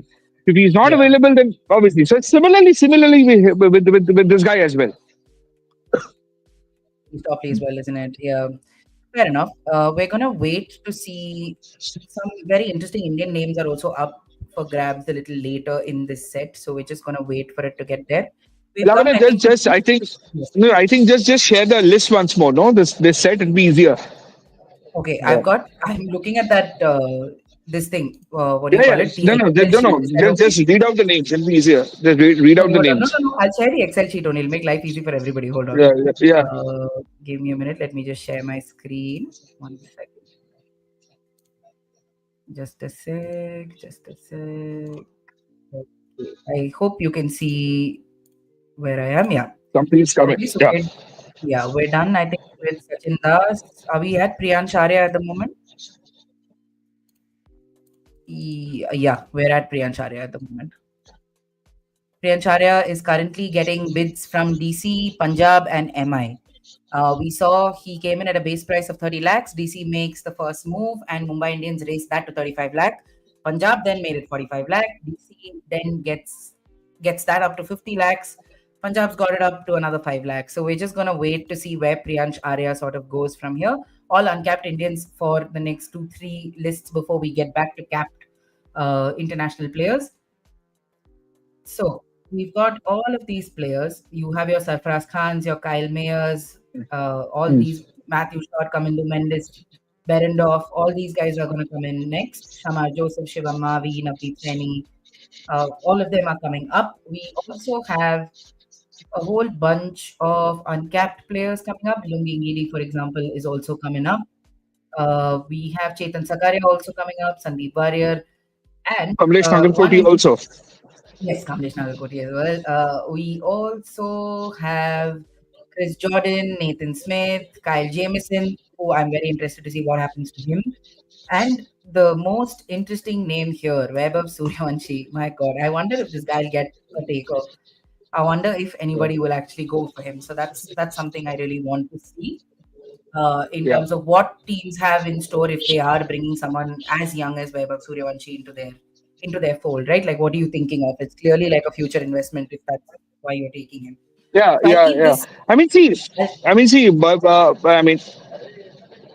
if you are investing in a young player like him, who is like 13, 14 of that age, you have to bear in mind the fact that you have to handle. Handle is very important, which unfortunately most of the franchisees don't do it. I mean, Yeah, a clear example. I'm sorry, but a clear example we have is Umran Malik.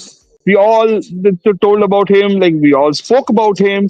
We all said that fast track him to the Indian team. Ye karo, wo karo. Fine, a player of that age with that raw pace will eventually lose out. Okay, there'll be a time when he will. I mean, while the family needs to also handle, it is also the team and the environment that he's part of. I mean, the coaches are also should have a conversation and not just dump him or whoever just because he or she. I mean, he's not having a great of times. So I think that is very important. If you're investing in a young talent, do it for sure. You do it. Keep him from the future. Use him well, and also guide him well. That's the yeah, most important part because if you get that sort of money, we have had several examples. Things can get messy. Okay, right. I mean, naturally, yeah, if you're at the age of 14 or 15, if you're earning even a 1 crore or 2 or 3 crore, it's a huge money. I mean, it's a huge money. So if you're not being able to handle that guys well, then I think that's a thing. So yeah, definitely invest in youngsters, but ensure that they don't lose the plot and you don't dump them. Maybe after just 1 season or 2 seasons. That's right. That's right. He's not unsold now. What do you think? Where do you think things have fallen off for him, at least technique wise, I suppose? Because we've been focusing on raw pace, but that's really thrown off any sort of accuracy that he could have, isn't it? What does the I mean, road see, forward for him look like? I mean, Because see, you know he's working there with whoever has Khan and all. followed, see, whoever has followed this, Umran Malik, people who have like, we have covered him for a fair bit of time. And we Yeah, have been from day one, we have been very clear that this guy is all about pace. Okay. yeah, He was erratic. I mean, and that was where the bowling coaches, the mentors, or whoever he played for, came into the play. And there are. I mean, if you roam around the cricket circuit, there'll be a lot of people will say a lot of things. Okay, like I said, yeah. let's. I mean, despite. I mean, I don't want to get into too much detail into it, but Got it. Got it. a Yeah, lot of yeah, yeah. things you'll hear into it. But my point is, this is why if you're taking credit for somebody's success, take Take blame for somebody's responsibility. failure as well. Yeah. Absolutely. I mean, don't dump the player just because he is having a bad time, and that's exactly what happened. Like in I remember last 23 season when LeBron Lara was our coach, we asked him categorically. I mean, Hyderabad coach, and Umran obviously was missing out on a lot of games, and there was a clear that management was not happy with him, whatever. I mean, Lara's response was bizarre. He just threw him under the bus. That's not how you do it. Even if the player is not doing well, you have differences with him. There's a way of dealing with it. I think that is important. And what I think where Umran lost is also because obviously he was erratic. It's no doubt about it. He somehow Yes. failed to somehow get into the next level with pace, and obviously there's competition now. While you have a 150 plus, you have two three Mayank Yadav coming in, so they'll Mm. obviously that sort of thing is always there, and somebody with a 150 or 155 plus will always come into the setup right now. So it is Mm. important to also hone your skills, which unfortunately didn't happen for him. Now, while the onus, of course, is also all on the player, it is also on the Mm. people who are around him. It's also on the Right. players or the people who are monitoring them. And Right. and I know for a fact a couple of players. I mean, Omran wanted to have sessions. There were bits and sessions here and there, but obviously things didn't go the way it should have. Okay, and that is what I mean trying to and I firmly believe this, that hand holding is very important. Mm. I mean, I Right. mean, हाथ छोड़ना बहुत जरूरी है because otherwise you tend to kind of get. I mean, see, there will be a time because, like I said, 23, 24. I mean, a fast bowler peaks a little later. Like somebody picks it early, somebody picks it a little later. So that is a very important phase. And with Umran also, there's been an injury problem. Yeah. I Yeah. mean, sab mila ke, I mean, it's sad that somebody of his talent uh, didn't live up to the expectations. Right, right, absolutely. We're also seeing because of the IPL, there's been like a mushrooming of state leagues as well. And Priyan Charya is one such talent, isn't it? He came in six sixes in an over in that Delhi T20 Premier League, Yeah, yeah, came yeah. in for 30 lakhs. And then DC obviously is looking for some local players as well. So then there was some competition over there. But then ultimately, this boy ends up going to Punjab Kings for 3.8 crores. So Yeah. that's one. He also, I think, scored 102 of 43 for Delhi against UP in the Syed Mushtaq Ali Trophy. UP, yeah, So yeah, yeah, yeah, which yeah. was a day or On two back, Saturday. right? Yeah. Just on Saturday. So incredible to see just this like a player, a homegrown player, sort of find a space somewhere here. Unfortunately, not at Delhi, but Punjab will take him. I only hope he gets playing opportunities. Delhi, I think, has landed one more player. Let me see. Delhi has landed Vipraj Nigam. He's gone here for 50 lakh, starting at a base price of 30 lakh. DC came in, MI came in, but DC has the highest bid at 50 lakhs. Rajasthan thinks they want to get involved, but then they don't. They don't get involved at all. And that's a player for Delhi Capital. Now let's look at who's next. Srijit Krishnan, is it? Is it Srijit Krishnan who's up next? Yes, Srijit Krishnan is the next player here. 28 years old, keeper batter, 30 lakhs. At the moment, looks like he's going unsold. Oh no, he's not going to Mumbai Indians for 30 lakhs at his base price. So some backup options being put in place for Mumbai as well. Let's see. Okay, next on the list is Arpit Guleria, after which we'll get to the capped international players. So, Shayan, as usual, we're seeing Indian players not fare so well in terms of how they're doing in the auction. Can you tell me what the logic is when Aris Topley finds a space but an Adil Rashid doesn't? I know different skill sets, okay? I'm not comparing the bowlers or anything, but just looking at the experience that they have, the kind of potency you could have in certain conditions. What do you make of Adil Rashid missing out, perhaps? Yeah, And yeah, he has for two seasons. I think it has got to do with the conditions and Hmm. also the availability. And I mean, see, this rankings and all can often be misleading because if you remember in 2021, not 2020 or 2021 season, RR got Tabraiz Shamsi, okay, who Hmm. back then was number one spinner, Yes, okay, yes, and I think he yes, hardly played one game. Like he came as a substitute, but I think he yeah. hardly played one game. So, Hmm. so I clearly feel that availability has been a major challenge with the Indian cricketers. Hmm. And Adil Rashid, I'm not sure whether how effective will he be in this sort of condition. So I think that's one of the major reasons. Hmm. Hmm. But Right. Fair enough. Lavanya Yes. also I have a very important call to make. So Yes. I'll join Go you ahead. Go shortly. ahead. You can join us. Yeah. Just pop Yeah. in when you have. No worries. All right, that was Shayan joining us for a while. We saw Srijit Krishnan. Srijit Krishnan comes in with some experience from the Maharaja T20 League. So great to see some of these local franchisee leagues seeing that payoff where you have scouts from the IPL keeping track of your performances and really making a bid for you, putting a value against your performances, right? So we're seeing Srijit Krishnan go up. Now, at the moment, we have Jacob Bettel, who is under the hammer. T20 career, 52 matches, 909 runs, strike rate of 142.5, and has 650s to his name.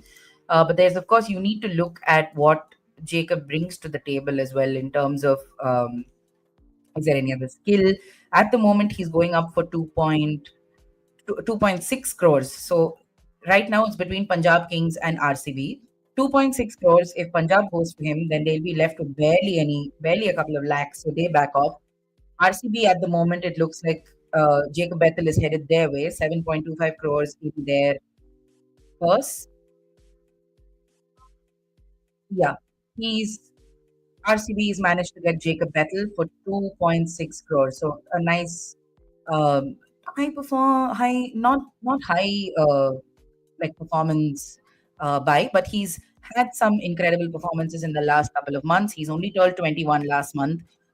He's took down Adam Zampa in the second T20 innings with 2 unbeaten half centuries against West Indies. He's now in New Zealand with England's Test squad.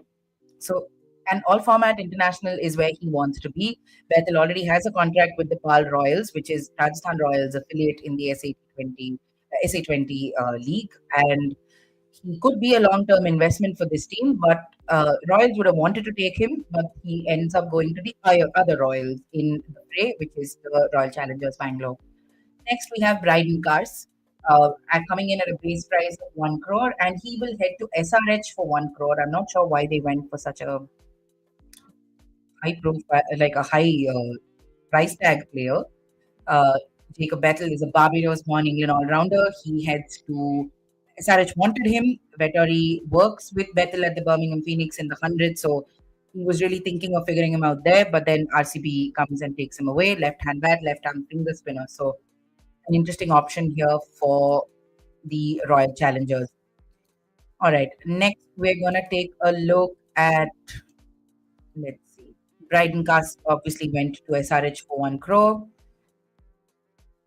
At the moment, we're with Aaron Hardy, 1.25 crores. Punjab Kings have the bid on him at the moment. And he will head to the Punjab Kings for 1.25 crores, Aaron Hardy. All right, some quick buys happening at the moment as we see. Let's see, Sarfraz Khan is the next player on the auction table. Sarfraz Khan comes in at a base price of 75 lakh.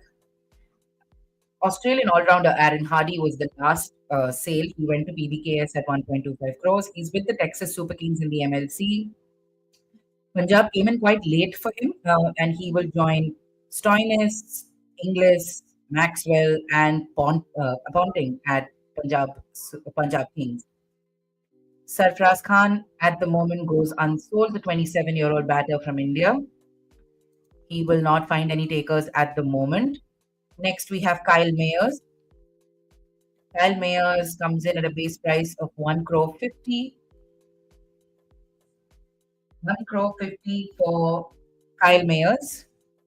But it looks like he will not find any takers either.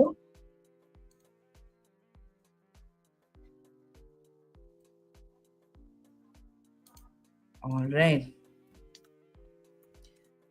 Kyle Mayers goes unsold. Kamindu Mendes is the next name coming up in the auction list. 75 lakhs is his base price. Let's see if anybody wants to go for Kamindu Mendes. Kamindu Mendes. Let's see if we find anybody. He plays for Sylhet Strikers in the Bangladesh Premier League. He has played for them before. Has been a good test batter. First batter to score 50 or more in 8 consecutive test matches for Sri Lanka. That was a world record. At the moment, Sunrisers have Kamindu Mendes at 75 lakh.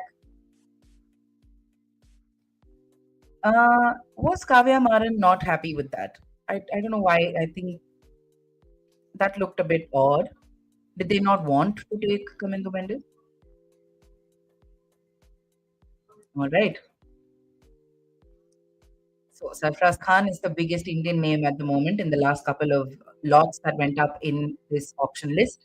He was with MI at one point, but he's went unsold last time. He's gone unsold this time as well. Now we have Matthew Short, 75 lakhs, goes unsold. Okay, Jason Behrendorff is the next name in the auction list. 1.5 crores is his base price. 1 crore 50. We're taking a look at whether anyone has the money first of all. 1 crore 50. Let's take a look. CSK has 5 crores, KKR has 5 crores, RCB has about 4.5, RR has 3.5, GT 3, DC 3 crores, LSG 2.5 crores, MI 2.5 crores, Punjab Kings just about 2.5 crores, SRH 2 crores. And no one wants to spend their money on Jason Behrendorff, 1.5 crores, he will go unsold. Next up is the Sri Lankan Dushmanta Chamira. He will come up next in the auction list. Delhi Capitals will open the bidding for Dushmanta Chamira at 75 lakhs. Let's see if they've got any competition in figuring out. No. Oh, Delhi. No one else coming in Delhi's way. 75 lakhs, and the player will go to DC. Delhi Capitals will get Dushmanta Chamira for 75 lakhs. All right. So the next name on the list is Nathan Ellis. Nathan Ellis from Australia. There are a few more cap batters left. You have Shamar Joseph, Shivam Mavi, Navdeep Saini. These are the names left in the capped category. Let's see. The fast bowlers, the fifth set in the fast bowlers. Nathan Ellis. Let's take a look at who is heading bid for Nathan Ellis. Nathan Ellis at the moment, I think the current bid is at 1.25 crores. Chennai Super Kings pushes it up to 135, sorry. 150 matches in his T20 career, 180 wickets, an economy rate of 8.1, and a best figures of 4 for 6. This seems to be between CSK and Punjab Kings. CSK has 5 crores, Punjab has 2.5. So, but Punjab has 20 players. They've really stacked up their squad. CSK also done with their minimum squad. 18 players are done. Looks like Nathan Ellis is headed to Chennai Super Kings for 1.4 crores. Punjab has an RTM option for 1.4 crores. Are they going to use it? Yes, they will. Yes, they will. Chennai now has to figure out how much they want to plump up this price for. Nathan Ellis. There's some thinking happening at the moment. Stephen Fleming is figuring out. All right, what are they going to do? They don't seem keen. They don't seem too keen.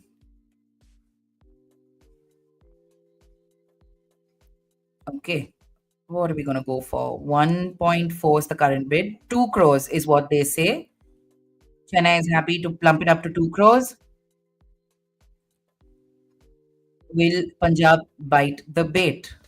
Punjab has just about 2 crore 30 in their purse. So this will sort of exhaust that quite extensively.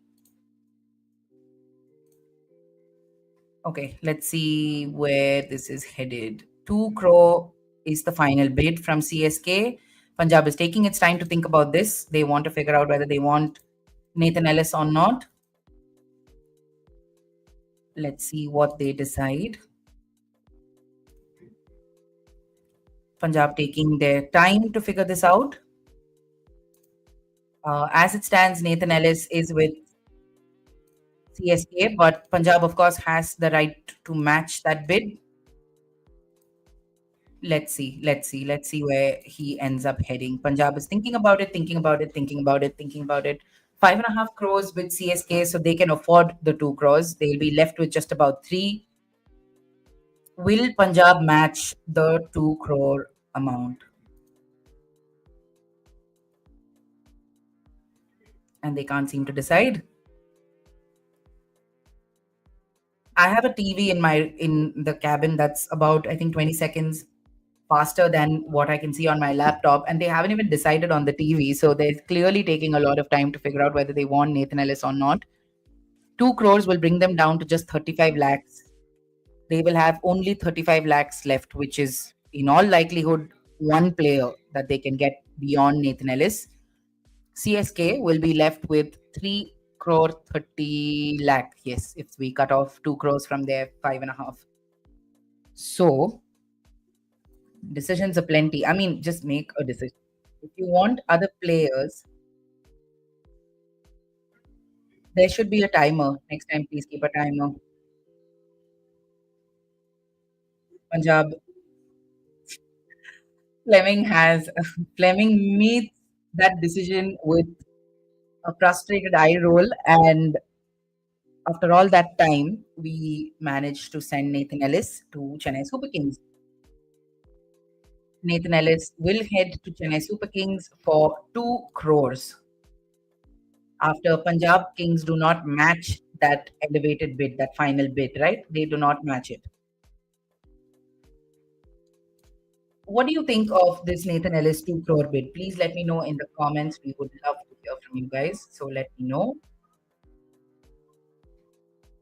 All right. Let's Shamar Joseph at the moment.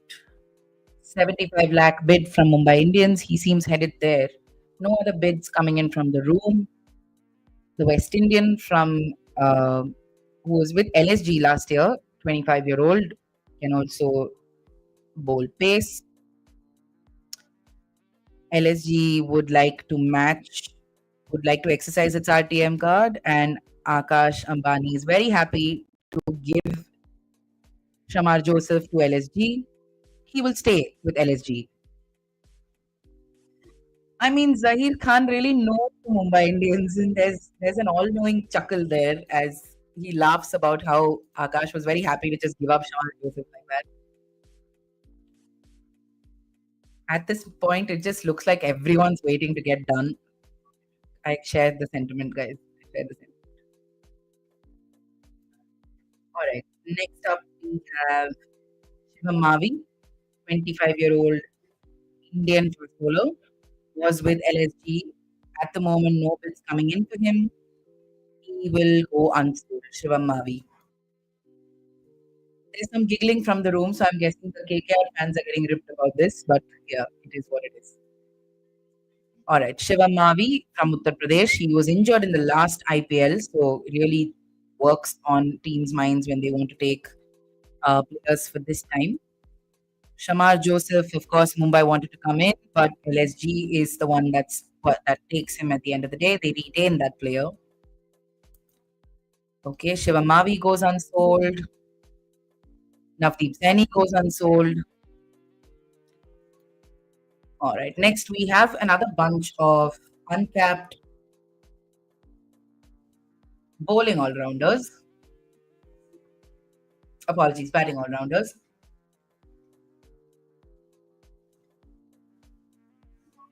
All right, let's see where we are. Salman Nizar is the first in that list, and he will go unsold.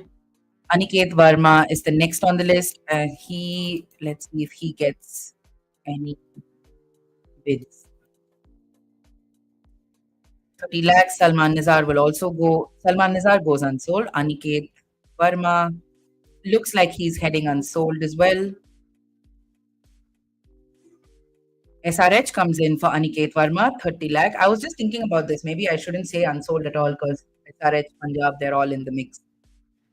Aniket Verma comes in with 30 lakhs. They still have 2 crores. So now things are evenly placed for SRH. 30 lakhs. Aniket Verma. As it stands, he goes to them, and that completes SRH's minimum squad requirement. They now have 18 players. The 22-year-old fills up that requirement for them. No bids. They come in a little late. So, next player is Raj Angad Baba.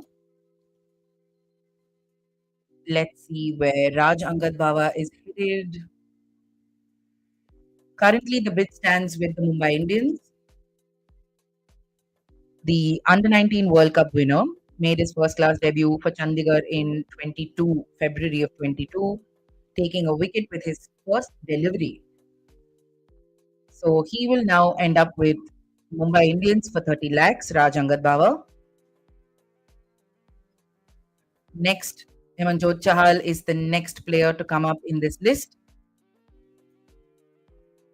of bowling all-rounders, uncapped bowling all-rounders. No bids for Himanjot Chahal.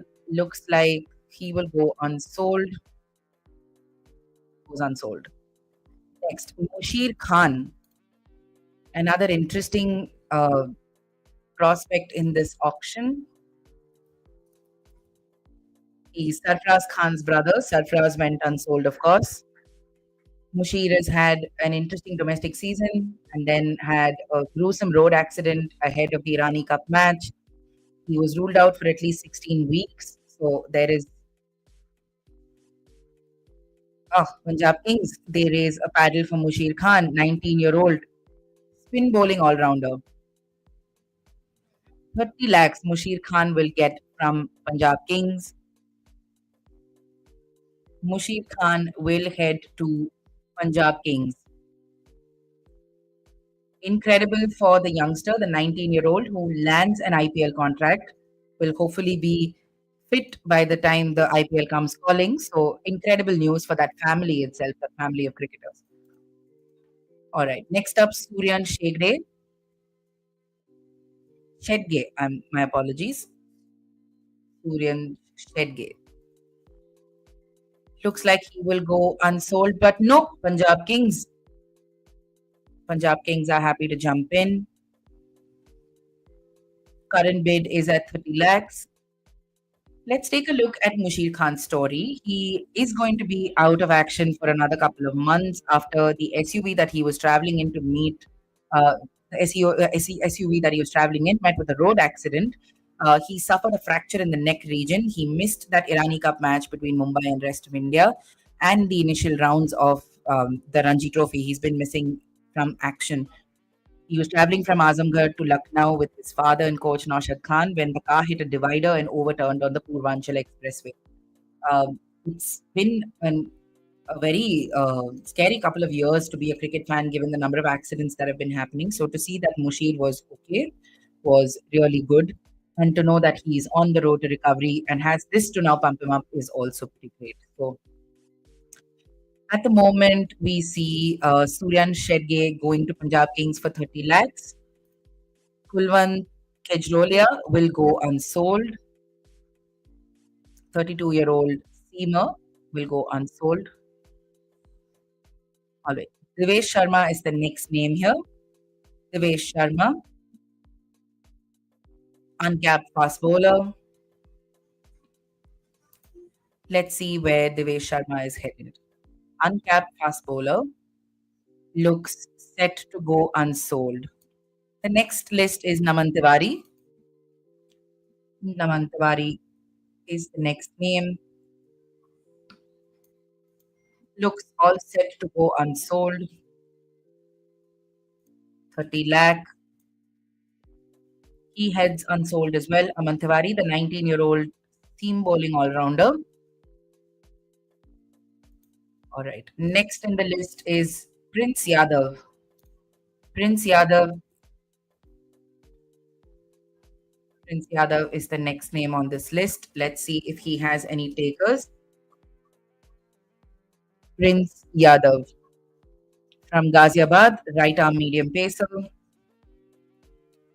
Let's see. He plays for Uttar Pradesh, 26-year-old. LSG comes in with a 30 lakh bid. lakh bid to Lucknow. They have a local player. Prince Yadav will head there. Sold to LSG, 22-year-old. All right, there's a 5-minute break now in proceedings before we get to capped players again. You will see Michael Bracewell, Jamie Overton, Othniel Bartman, Dilshan Madhushankar, Lungi Ngidi, Adam Milne, all these names coming up here. So please stay with us for a bit before we come back for this. I'm just going to go grab a coffee so that we can keep ourselves pumped for the last part of this, of the accelerated auction, and of course make space for that recap round as well. All right.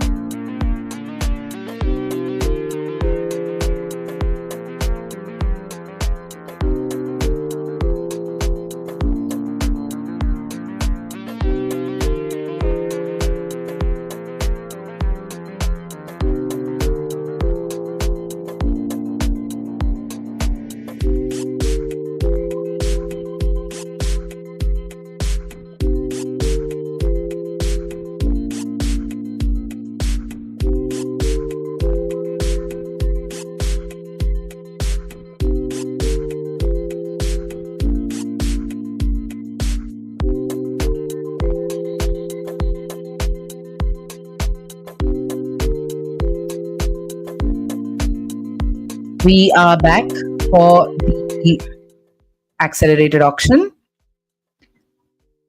Let's see where things are headed as far as some of these buys are concerned. There are some concerning slot considerations left because several teams haven't really filled up their slots, like Rajasthan Royals. Even teams like KKR have a fair bit of work left to do.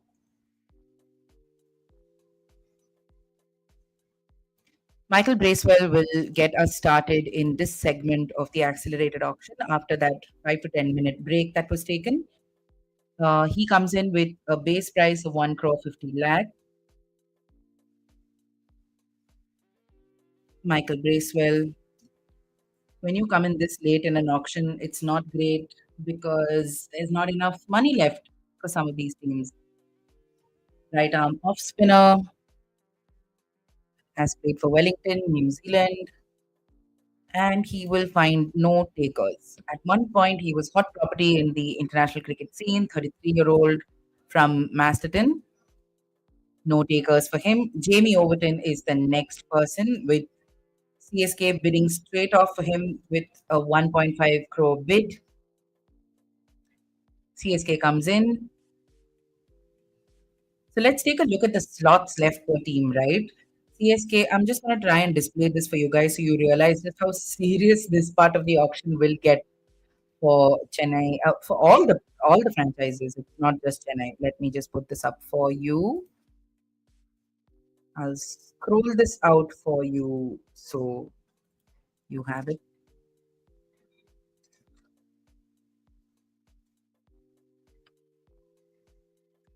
So CSK has currently purchased one player, which is Jamie Overton. So which means the slots they have to fill now is 5. But that also slashes their purse. So now they're just spending to exhaust the purse effectively. But I would have expected them to hold on to get a few more pace bowling options. I don't know if they have Shardul on their mind. I've put out the if in the ticker that you see right now, you should see the slots left for the teams to fill. And there's more slots that are going to be filled because we have a bid going on for Xavier Bartlett. So if you see the ticker right now on your screens, you'll see the slots that need to be filled by the different franchisees. And there is 8 slots for RCB, 5 slots for CSK, 7 for MI, 9 for KKR, 7 for SRH, 9 for RR. Punjab needs only 3 more players. Delhi needs 7. DC needs 4. SG needs 5. And Punjab's managed to buy 1 more, so which means they're down to just needing to fill 2 more slots. And this 2 is in a maximum of 25, right? So let's see. Now the next player here is Dilshan Madhushanka from Sri Lanka. Dilshan Madhushanka is currently being bid for in the sense here. Let's see. It looks like he's going to go unsold. The 24-year-old from Sri Lanka, who was with Mumbai Indians last season, will not find any takers here. Adam Milne is the next person up for grabs here. Let's see. He's got a base price of 2 crores. Just criminal to see such high base prices in this segment of the auction. All right. So now we see CSK. Oh, wait, hold on. Adam Milne will go unsold.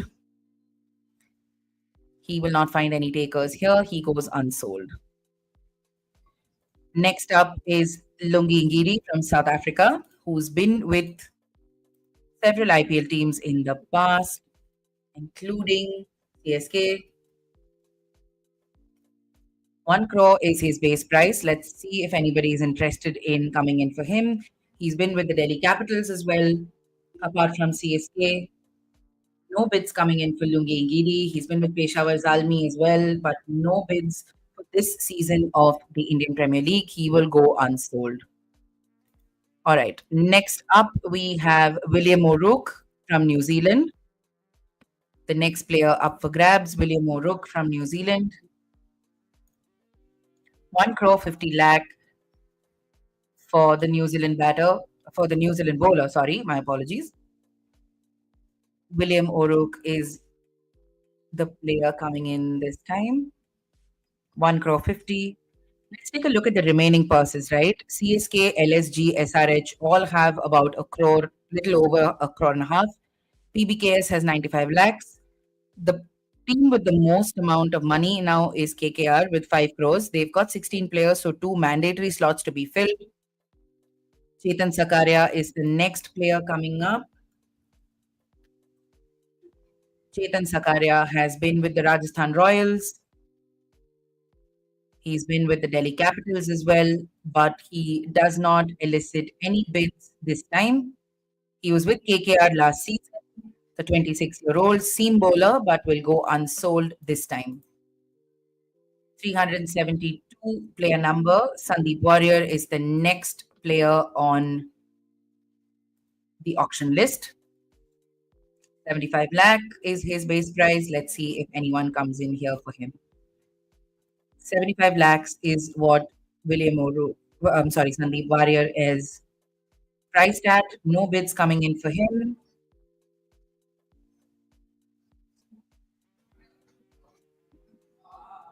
All right, let's see.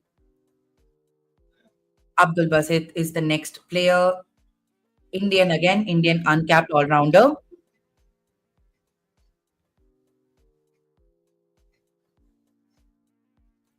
Let's see. A 30 lakh base price. There doesn't seem to be any interest for Abdul Basit, and the player will go unsold. Let's see. The next player is Yuvraj Chaudhary. Again, uncapped all-rounder. Yuvraj Chaudhary comes in at a base price of 30 lakhs. LSG will bid him. He is from Haridwar, the 23-year-old. He has played for Uttarakhand, has played for them in Dabangs. He made his list A debut in 2021 for Chandigarh. He has played for Chandigarh in the Syed Mushtaq Ali Trophy as well. At the moment, he's headed to Lucknow Super Giants for 30 lakh. So that also means Lucknow Super Giants slots come down to 4. They need to fill only 4 more slots. Next player up is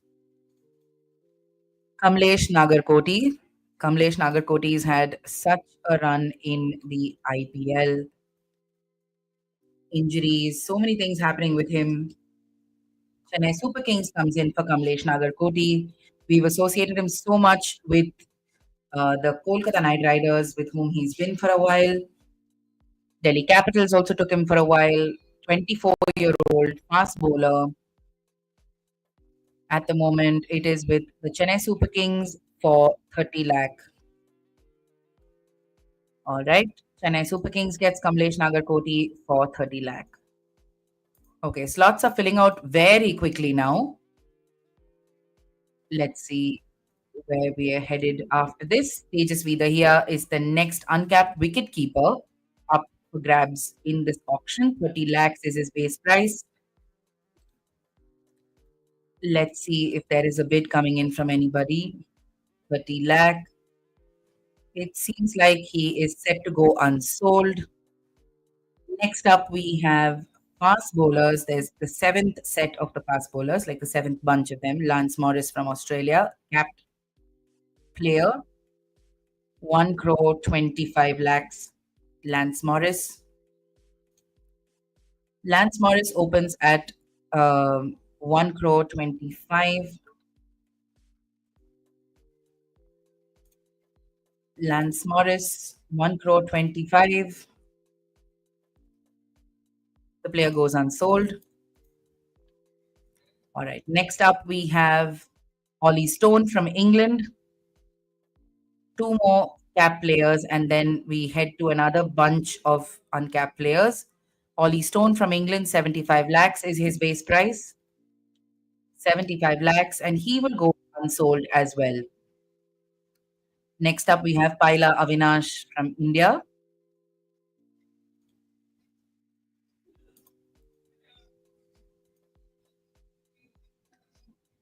Paila Avinash from India is the next name here.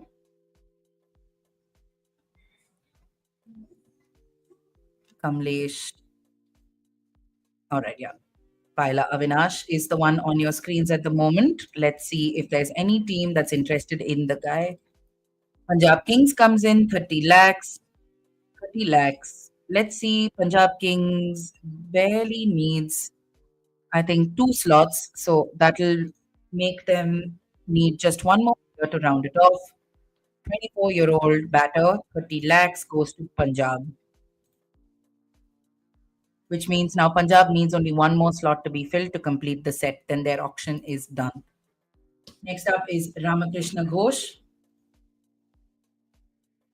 Ramakrishna Ghosh, let's see. Uncapped all-rounder. Chennai Super Kings comes in for Krishna Ghosh. No one else instead of CSK. No one seems to be interested in this player. Set to go to Chennai, Ramakrishna Ghosh, 30 lakhs.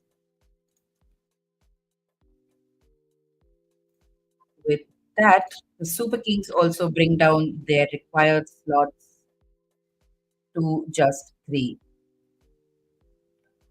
Let's see now how teams are slotted up. Teams, they of course have 22 of the 25 players required, and they have 7 of the 8 overseas buys they need. Raj Limbani is the next player at a base price of 30 lakh. Raj Limbani comes in at a base price of 30 lakh. No bids coming in for him, and it looks like he is going to remain unsold. All right. Next on the list after Raj Limbani is Shiva Singh, uncapped all-rounder Shiva Singh. The uncapped all-rounder.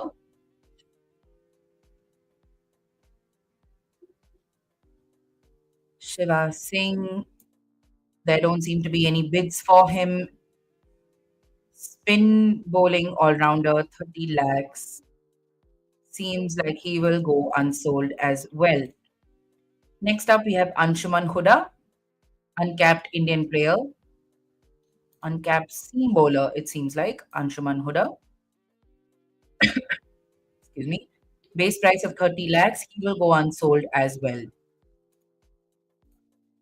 He will also go unsold, does Anshuman Huda, 23-year-old seam bowler. He will remain unsold. Next up is Venkata Satyanarayan. Okay, 435. Again, seam bowler Venkata Satyanarayana Penmetsa from India, uncapped seam bowler. Let's see where he's headed. Penmetsa, there seems to be some interest in my newsroom for him. Let's see if there's any interest.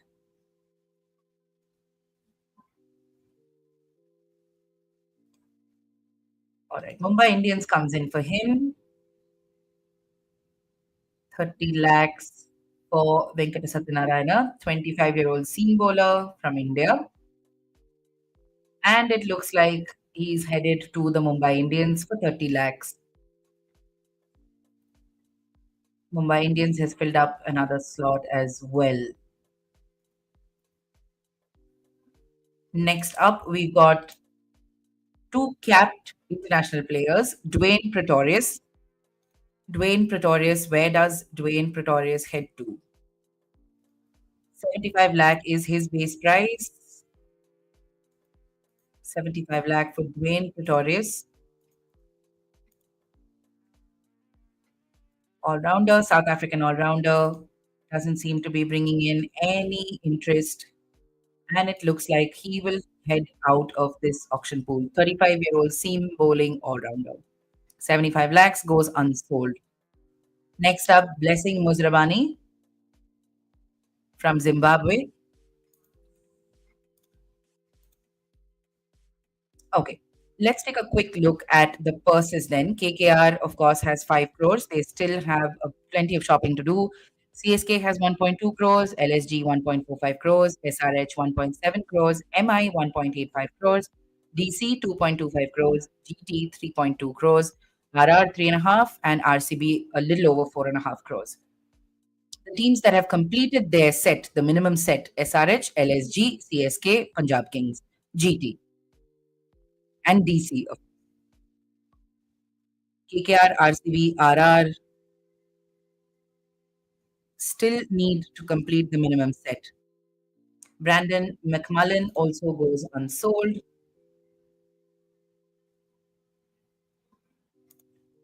Okay, a bunch of unsold players: Dwayne Pretorius, Blessing Musrabani, Brandon McMullen, all going unsold.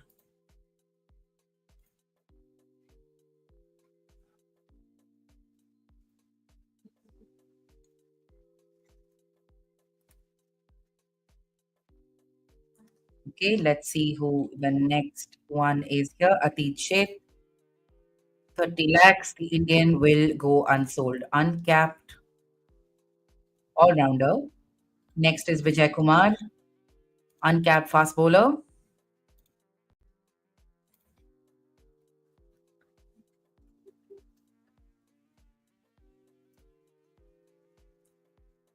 ₹30 lakh for Vijay Kumar.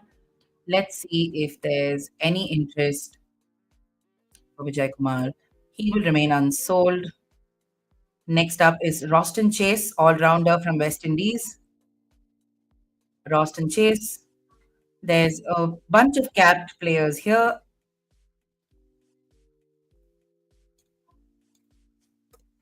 Roston Chase from West Indies, 75 lakhs. There seems to be silence from the room.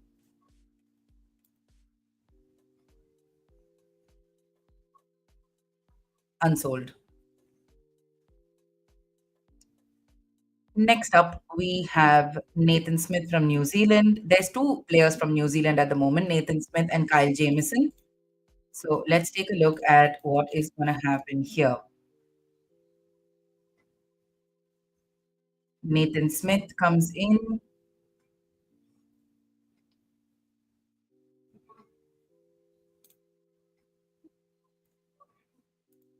Player will remain unsold, as they say. Next up, Kyle Jamieson. Kyle Jamieson has enjoyed a run with RCB. I still remember when Virat and Kyle Jamieson were supposed to be in the same team. He's been with Chennai Super Kings as well, with Canterbury.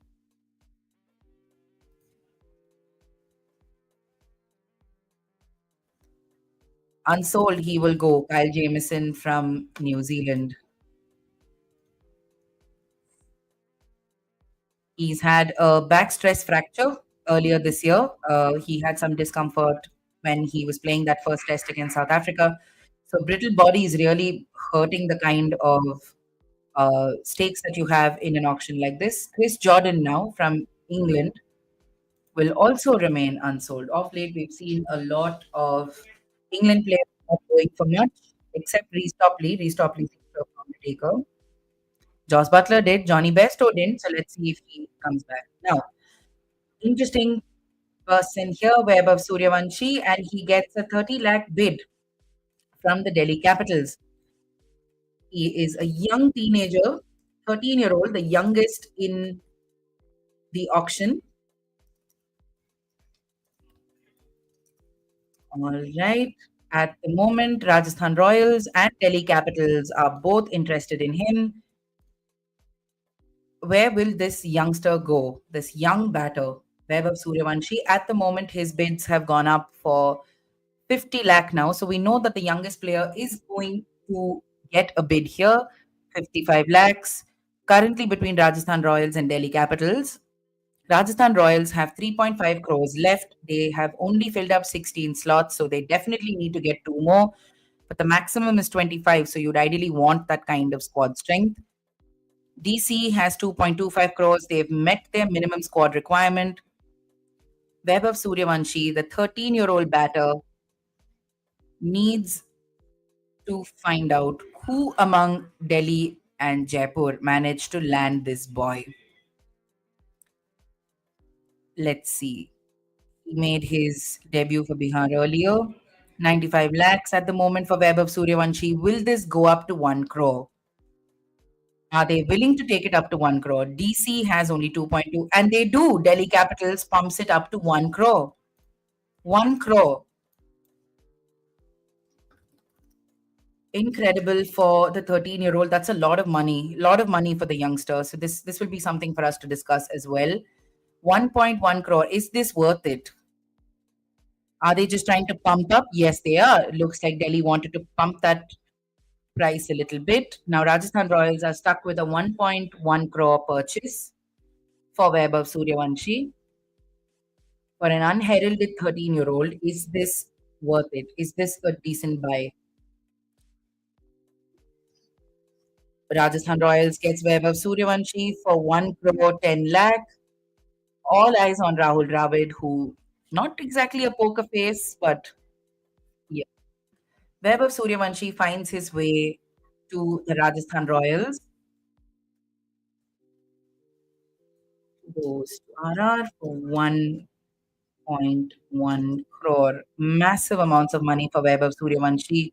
Please tell us in the comments if you think this was a purchase worth the money, because this is an unheralded player. He's still making his way up, even the domestic circuit. I understand it's an accelerated debut for him, but do tell us if that was worth it. After Vaibhav Suryavanshi, we see Ripal Patel going unsold. He came in at a base price of 30 lakh. Avinash Singh, again, Indian uncapped fast bowler, 30 lakh. No battles going up for him. He will go unsold as well. So, who do we have left at the moment? We have very few names left here. Sanjay Yadav, the next Indian uncapped player. Let's see where he's headed. Vaibhav Suryavanshi becomes the youngest player to be signed by a team in the IPL. So there are incredible records, either way, whichever way you look at it, right, for this youngster. So incredible news for him and his parents. It's a great opportunity for him, definitely. There's no denying that at all.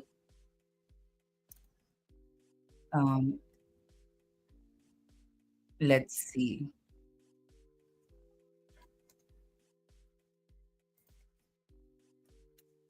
All right, let's take a look at who currently under the hammer. We see Ishan Malinga from Sri Lanka, seam bowler, who's come in at 30 lakhs at a base price of 30 lakhs. Let's see where he is going to be headed. 35 lakh, 40 lakh. There's some interest for Ishan Malinga. The current bid is with the Sunrisers, who have finished the squad that they need to take, if I'm not wrong. Let me quickly check that. Sunrisers, how many players do you have? 18 of the 25 players. They have their minimum. They've got 6 of their 8 overseas buys, so this will definitely go towards that purse as well. All right. So Sunrisers Hyderabad currently have him at 50 lakh. All right. Let's take a look at who is here. Ishan Malinga. This is for Ishan Malinga from Ratnapura in Sri Lanka. He's played for Colombo Strikers, Jaffna Kings. He's part of the Jaffna team as well, medium pacer. 23-year-old left-hand batter, right-arm fast bowler. It's between Rajasthan Royals and the Sunrisers. Sunrisers has 1.7 crores, RR has 2.4 crores. What is the strategy here? Vaibhav Suryavanshis acquisition is, of course, going to be spoken about for a while now. Given how young he is, we're going to keep discussing this. This is incredible for a youngster. Imagine earning that money at that age. 1 crore at the age of 13. I can't tell you what all I would have done if I had that money. All right. So let's take a look. All right. I'm just taking a small look at X as well, just to look at what the fans of each of these teams are saying. It's just hilarious. Some of these responses are extremely hilarious. There's some unhappiness over some of the buys for Rajasthan. Let's see. We'll discuss all of that. So please stay with us after the auction is done, especially before that recall round. We'll try and get Amol to join us as well so that we can discuss it. Let's see. At the moment, it's still going on for Ishan Malinga. The bidding between Rajasthan Royals and SRH, 70 lakhs it's come up to. It's more a matter of, can you please let me have this player? I don't have that much money left at the point. 1 crore 20. Oh my God. SRH pulls it up to 1 crore 20. How much do they have? They have 170. They have only a 50 lakh buffer. They can't go any higher than this. Vittori, is he okay to let this go?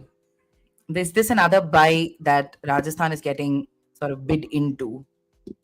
Because I'm not too sure how sure they look about going for Ishan Malinga. Let's see. Okay, 1 crore 20. Sunrisers.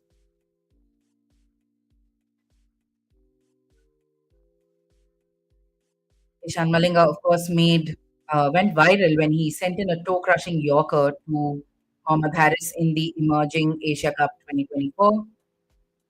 Ishan Malinga will now head to Sunrisers Hyderabad for 1 crore 20, which means they have only 50 lakhs left and they have a minimum bunch of players as well. All right, next player is Umang Kumar, Indian uncapped all-rounder. We have 2 more players left in this accelerated auction, and then it'll be time for that recall round, which will hopefully be the last part of this day. No bids coming in for Umang Kumar. Next, we have Digvijay Deshmukh, again an Indian uncapped all-rounder. Digvijay Deshmukh is an Indian uncapped all-rounder. Let's see if he gets any bids here in Jeddah. Let's see where we're headed. Ishan Malinga from Sri Lanka. SRH and RR, of course, went for him. Another Malinga in the IPL, first of all, which is great news. He's played for Jaffna Kings, like I said, in the Lankan Premier League. And he's been part of the Sri Lanka A program for a while.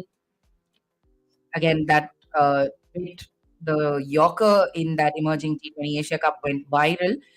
Interestingly, he's also trained at the MRF Pace Foundation here in Chennai, alongside Chamindu Vikramasinghe. So, interesting to see him come back here to Indian shores to SRH for 1.2 crores. Let's see. Yash Tabas, 30 lakhs, also goes unsold. And that finishes the accelerated auction portion of the evening. End of the accelerated auction.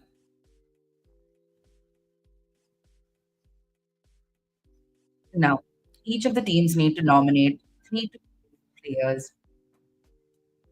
This is that recall round. This is where players will come back into the reckoning. So anyone who's gone unsold previously will be able to come back here, depending on which teams nominate them, right? So they need to be brought back here.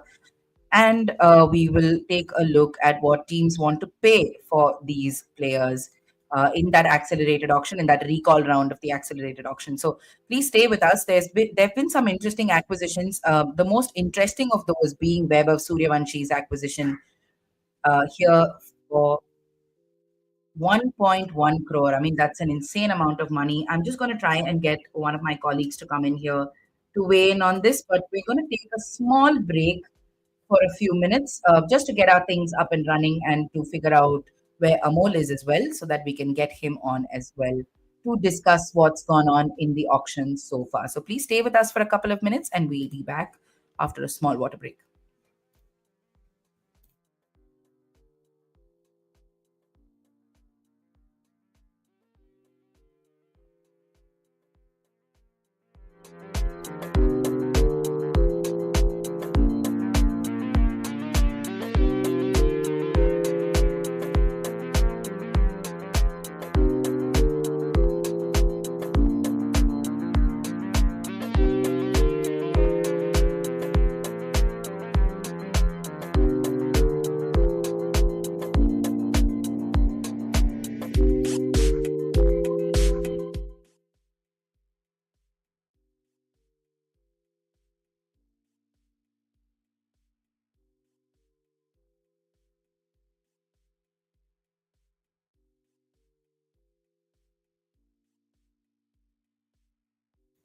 Okay, I hope you guys can hear me now. There's, of course, time now for the recall round of the IPL auction. And it's also time for us to just take a look at, I think, easily the biggest talking point in the last round, the round that just passed, right, in the IPL auction. And that is definitely Vaibhav Suryavanshi's acquisition for 1.1 crores. Incredible amount of money for this youngster. What would you have done if someone had given you 1 crore when you were 13 years old to play cricket, right? That is the story of Vaibhav Suryavanshi. So before we move any further, I think I'll just quickly play a short clip that we had on him just to give you an idea if this is the first time you're hearing of him. Here is some context.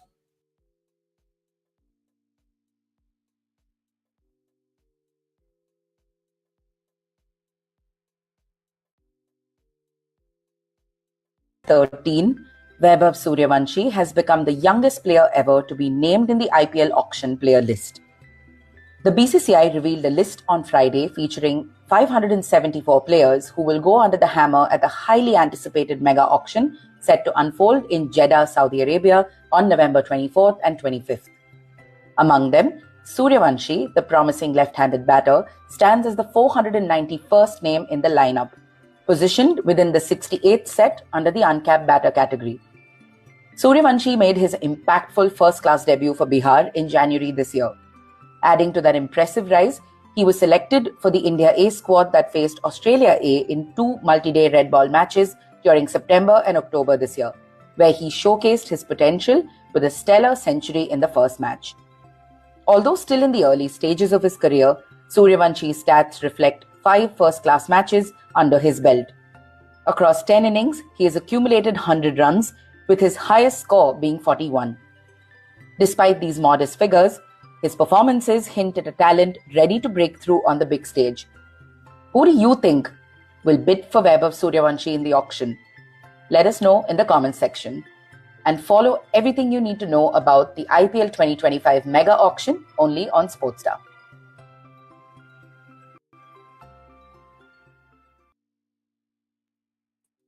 So, we know who bid for Vaibhav Suryavanshi. It's been an interesting auction today just to see the kind of players that teams have gone on for.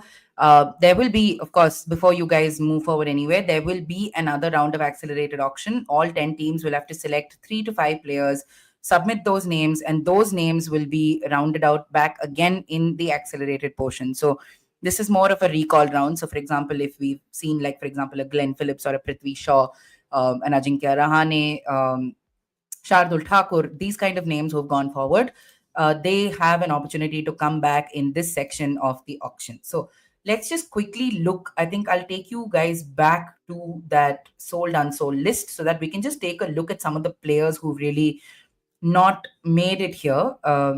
Hopefully, let me see if I can get this to you. Hold on. Okay, I need to share my screen, so I'm just going to figure that out. Hold on. Right. So let me take you through this list of players who have yet to find takers. They have an opportunity now. They have an opportunity to come back in this accelerated portion and really find somebody to take them in the auction and find a contract for the 2025 IPL edition. So we've got players like Devdutt Padikkal, David Warner, who's been a part of 15 of the 17 IPL editions to go on so far, did not find a taker in the beginning, but we'll have to see if anybody is interested in bringing him back to just throw him into the auction pool again. He's one name. Johnny Bairstow is another name. We're seeing a lot of Englishmen in this list, like Bairstow, Adil Rashid. They've not had takers. Like Cheyenne explained earlier today, it's been an availability issue, a fitness issue. There has been some lot of back and forth between the Indian board and the England board, just in terms of availability of these players, prioritizing international cricket over IPL cricket. And there's been a lot of conversation on that front, right? So we've seen some issues over there. We've also seen domestic names like Karthik Tyagi, Piyush Chawla. I mean, he's well past his prime, even though he was part of the IPL in the recent seasons to pass. I don't think he's going to be making a round back here. Shreyas Gopal was another name that went unsold in this auction. We don't know if he'll make his way back. Kane Williamson, I don't think he's coming back. There's been plenty of injury concerns for him, not just in the IPL. I mean, there were just 2 seasons that were entirely marred by injury for him. Either it's his elbow, that constantly it's a recurring issue for him. So Kane Williamson, I don't see him making his way back. Glenn Phillips, although his compatriot, I would expect to see him in this recall round of the accelerated auction. You also have names like Ajinkya Rahane, Prithvi Shaw, Shardul Thakur. Shardul Thakur, we expect him to make his way back into this accelerated list. Whether Prithvi Shaw as well, but whether they find takers or not is something that we'll have to see. There were also names like KS Bharat, Alex Carey, Donovan Ferreira, all who have featured at some point who do not find a way here. Mujibur Rahman also didn't find a taker. Akil Hussain, Adil Rashid, Keshav Maharaj also did not find a taker. Is he somebody who might make his way back? Is something that we'll have to see. Plenty of Indian uncapped players going. Devil Brevis is another name who I think might come back if a team is in requirement of a batter. Names like Umran Malik falling off the radar have been a little disappointing to see. We'll have to see how the rest go through. Sarfaraz Khan is another name. Kyle Mayers, Jason Berendorf, Shivam Mavi, Navdeep Saini. They have all not found takers. Steve Smith quite predictably did not find a taker. Lungi Ngidi. These are all players who have not found takers in this auction. Chris Jordan, Kyle Jamieson, all with injuries, plenty of injuries coming in, especially for people like Kyle Jamieson. That has really affected their attractiveness in an auction like this. So that is going to be a consideration for teams to now think about when they come back for this accelerated round.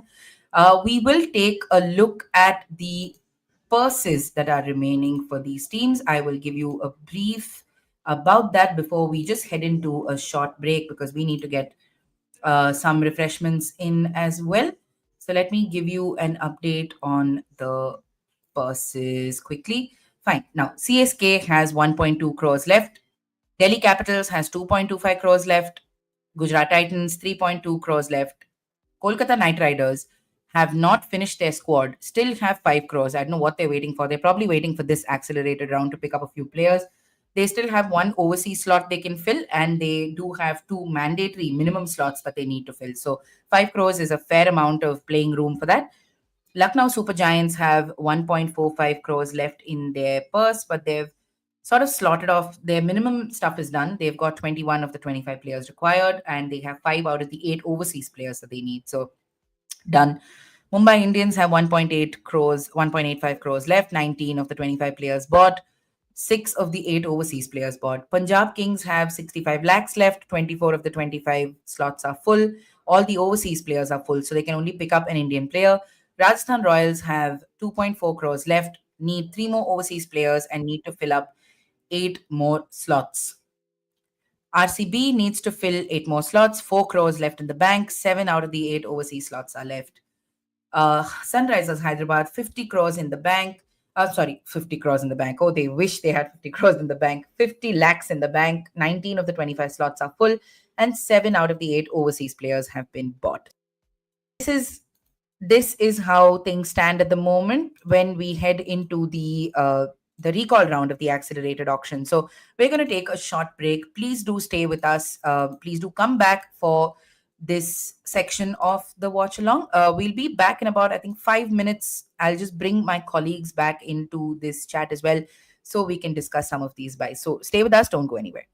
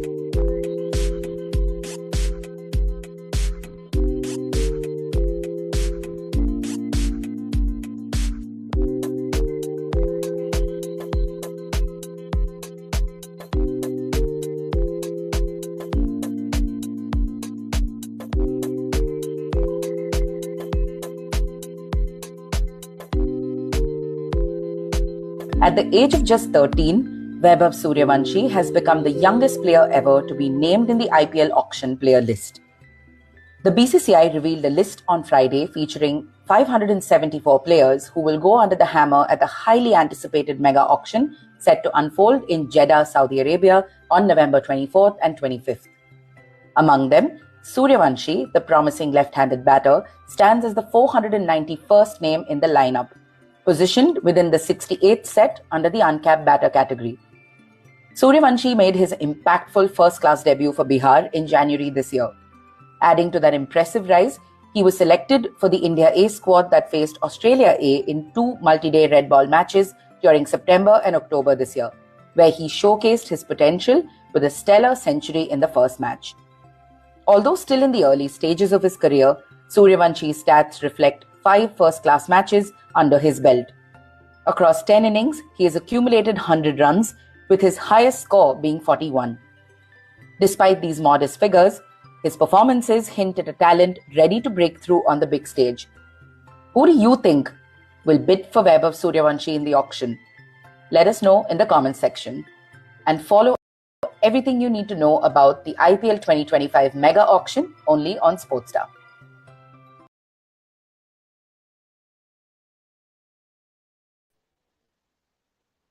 All right, welcome back. We played that small little web of Suryavanshi reel for you because suddenly there were people commenting on it. So we thought we guys should check out basically how young this 13-year-old really is and how accelerated his rise in cricket has been over the last couple of months, right?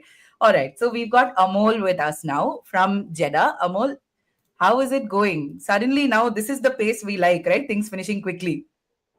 Yeah. It should finish once it resumes. It shouldn't take longer than 25 to 30 minutes to get done with for you guys. Then Yes. on, my work will begin. But I heard you saying, mentioning how old is Vaibhav Suryavanshi. Isn't it the glorious uncertainties of cricket that Rajasthan Royals, with the head coach who took a firm stand when it came to age of Indian junior cricketers, has Yeah. been at the helm of Rajasthan Royals cricket affair when the youngest signing of IPL auction has happened. Exactly.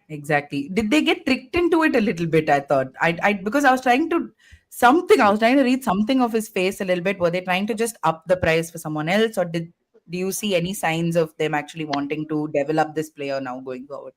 No, see, all said and done, okay, age apart.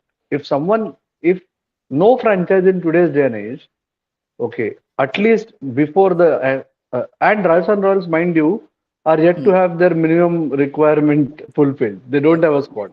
They are one of the Yeah. 3 teams who are yet to tick the squad box so far. Mhm. Okay. Uh, so in that sense, forget about age. Let's keep the age apart. IPL, it's not going to matter how old he actually is Hmm. or is officially or informally. Doesn't really matter. If they Right. feel, unless and until they feel he has talent, they are not going to go after him. Okay.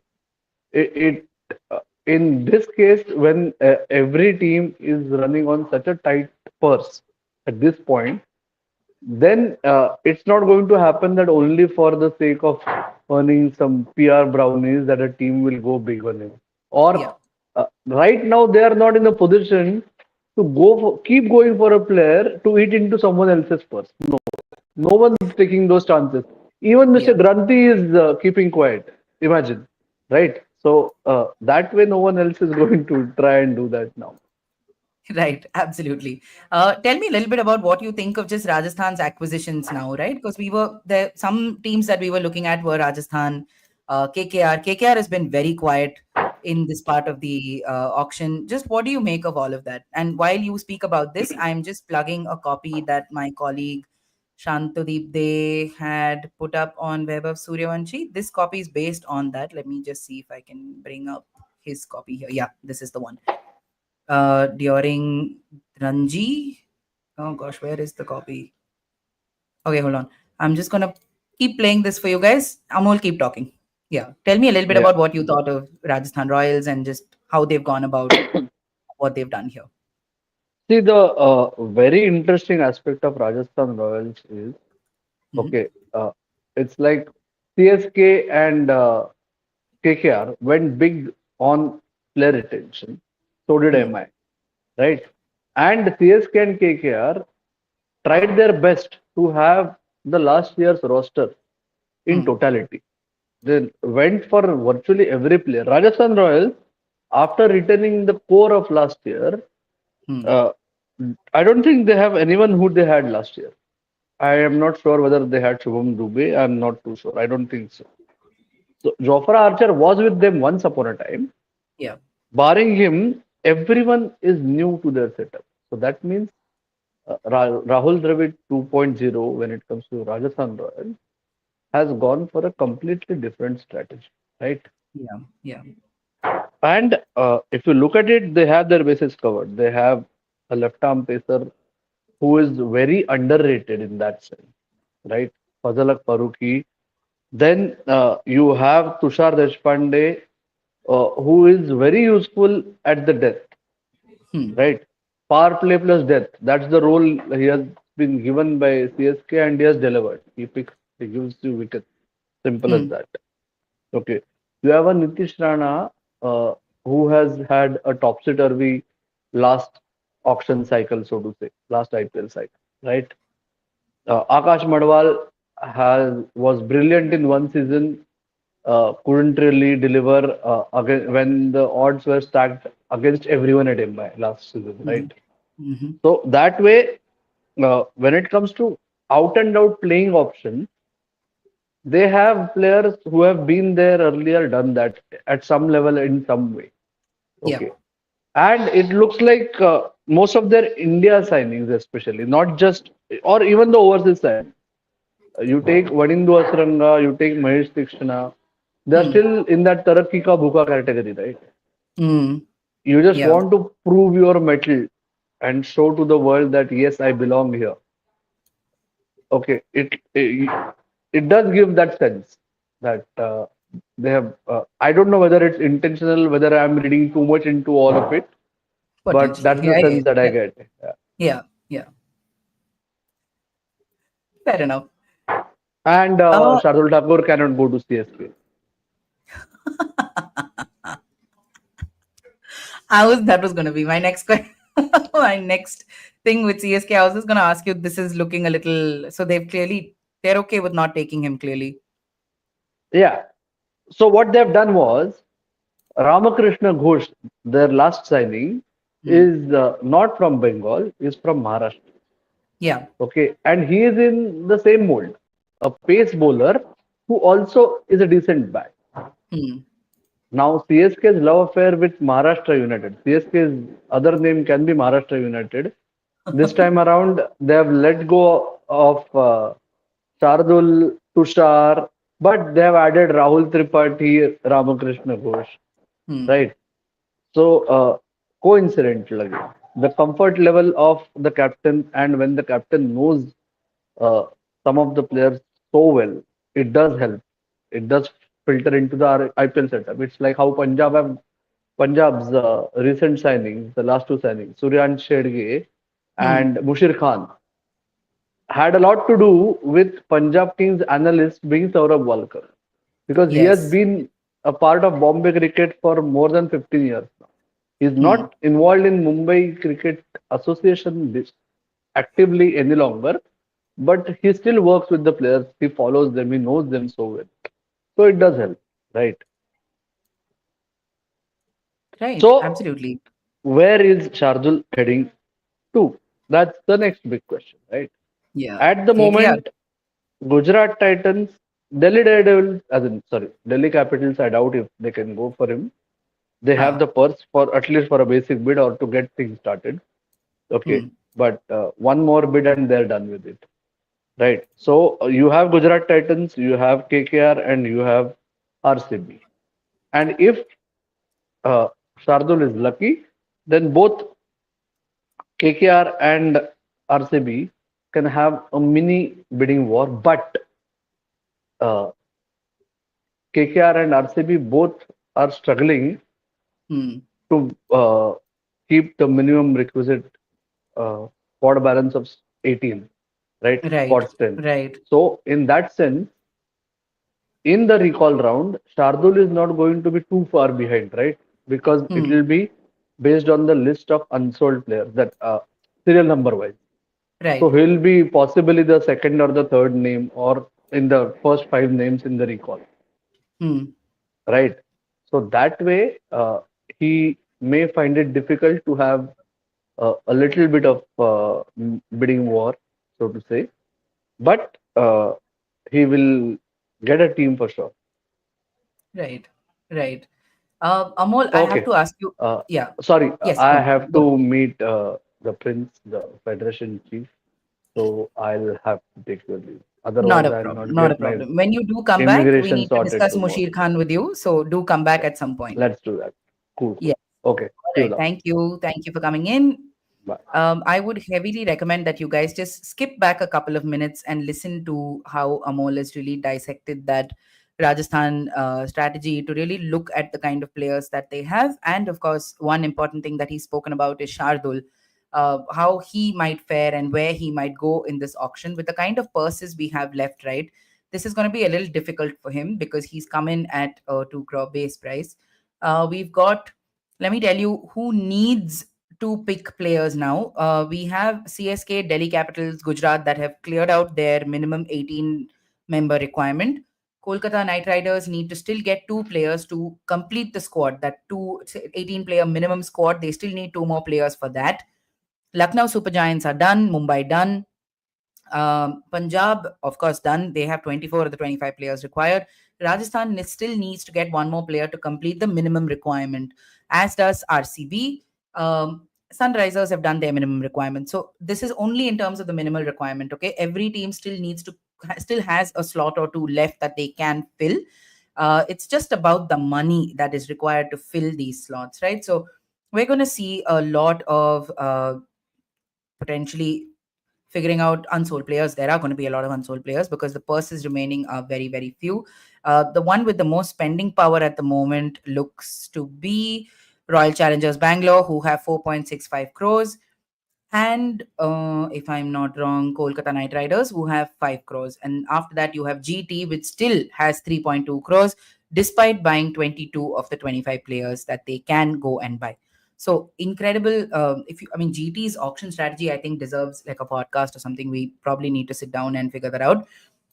But yes, it's been an interesting auction just to see how these teams have slotted through.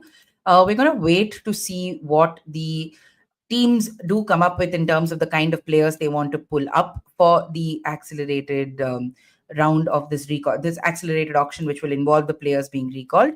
So do give us about 5 minutes to come back onto this stream. In that duration, we'd like you to check out this small video that we have on Shreyas Iyer and Rishabh Pant, who finished this auction as the highest earners. Ahead of the auction, when Rishabh Pant was not retained by the Delhi Capitals.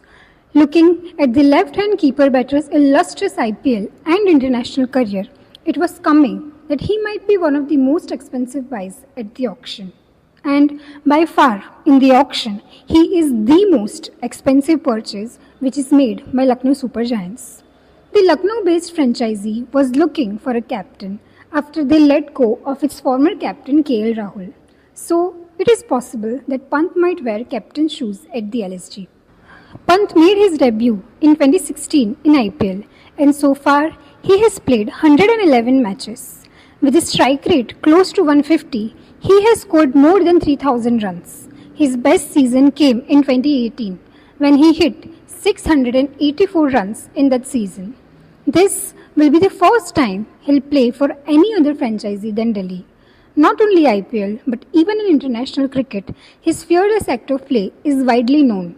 One can rely on Pant to hit sixes at any point in the match and be as efficient behind the stumps. His match-winning innings at the Gaba is one of the most impressive innings he has played for India. In the T20 World Cup 2024, he was promoted to number 3. With Delhi, he played the finals in 2020, which was lost to Mumbai Indians. With such prolific stats, he is definitely worth the money he has got in the auction. Just like Pant, it came as a shocker when KKR released its former captain Shreyas Iyer from the squad, given the fact that he led KKR to title after 10 years in IPL 2024. Apart from leading KKR to victory, Iyer is also known for taking Delhi to finals of IPL 2020, which it eventually lost to Mumbai Indians, as mentioned before. That was the best season for him as he scored 519 runs. Overall, he has amassed 3,127 runs with a strike rate of 127. In IPL 2017, he hit a memorable match-winning 96 against Gujarat Lions that still remains one of his best played knocks in IPL. In the last year's ODI World Cup, his contributions in the middle order were an important part of India making it to the final.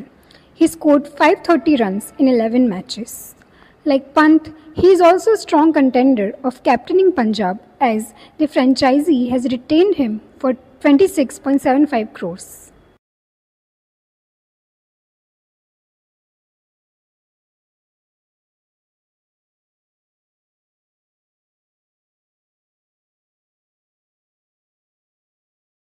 We keep having this problem. A second. Yeah. Okay. Hi guys, I have with me Mayank, who's been spending his entire day not covering the auction. He's been on the World Chess Championship blog. If you haven't checked out his coverage of all things chess in the last couple of months, please go and do it. I might just drop a link somewhere in the comment section so you can check that out. A very important chess championship match between Gukesh and Dinglerin is on. So if you want to keep track of that while the madness of the auction happens, you can check out our blog. Anyway, coming back to the auction. Yeah. Let me start with this because you weren't following this closely. You completely missed Tim David going to RCB. Yes, I did. And that. Let's start there because we didn't expect that to happen. We were thinking that RCB is saving its RTM card to bring back Will Jacks, and that didn't happen. They ended up buying a whole other bunch of players, and then they got Tim David. And then there was a small moment between Akash Ambani. Can't show it to you guys here. Geo will copyright strike us, so I can't project it here. Please go and check it out on their social media, where Akash Ambani just comes and shakes RCB player Prathamesh Mishra's hand because he didn't use the RTM for Will Jack. So a little funny moment there. But tell me what you make of that. Just Tim David not going to MI, going to RCB. Yeah, so it was quite surprising because it was kind of obvious that Mumbai would go for someone like Tim David earlier because they let Karen Pollard retire, and then Karen Pollard came into the management as a batting coach and other stuff, and they paid like they wanted to get dividends on Tim David because he has been there for last 3 seasons, and for like if you look at Mumbai Indians team, it's quite top heavy team, and Mumbai needed one finisher who can play the role of Karen Pollard, who had done that for years. So not getting Tim David, yes, it's a big deal. Again, Mumbai management needs to work out how they want to play Will Jacks. We have seen Will Jacks doing quite well when he was there at top 3, top 4 slot, and top 4 slot is packed for Mumbai Indians. Yeah. If you want to play someone like Ryan Rickelton alongside Rohit Sharma at the opening slot, you'll have Tilak Verma and Surya Kumar Yadav either at 3 and 4, considering their choices in South Africa. Tilak Verma, asking for number 3 spot and all those things. Then you have Hardik Pandya at number 5. So your keeper is set if you want to play another keeper. Because Robin Mins is, it's really exciting talent. He is, he was picked by GT for a quite hefty amount, 3 plus 3.2 crore if I'm not wrong. If my memory serves well, but an unfortunate bike accident happened and he couldn't play. Yeah. But if you go and look at his shots, he posts a lot of videos, montages on Twitter and Instagram. He looks an exciting talent to watch out for.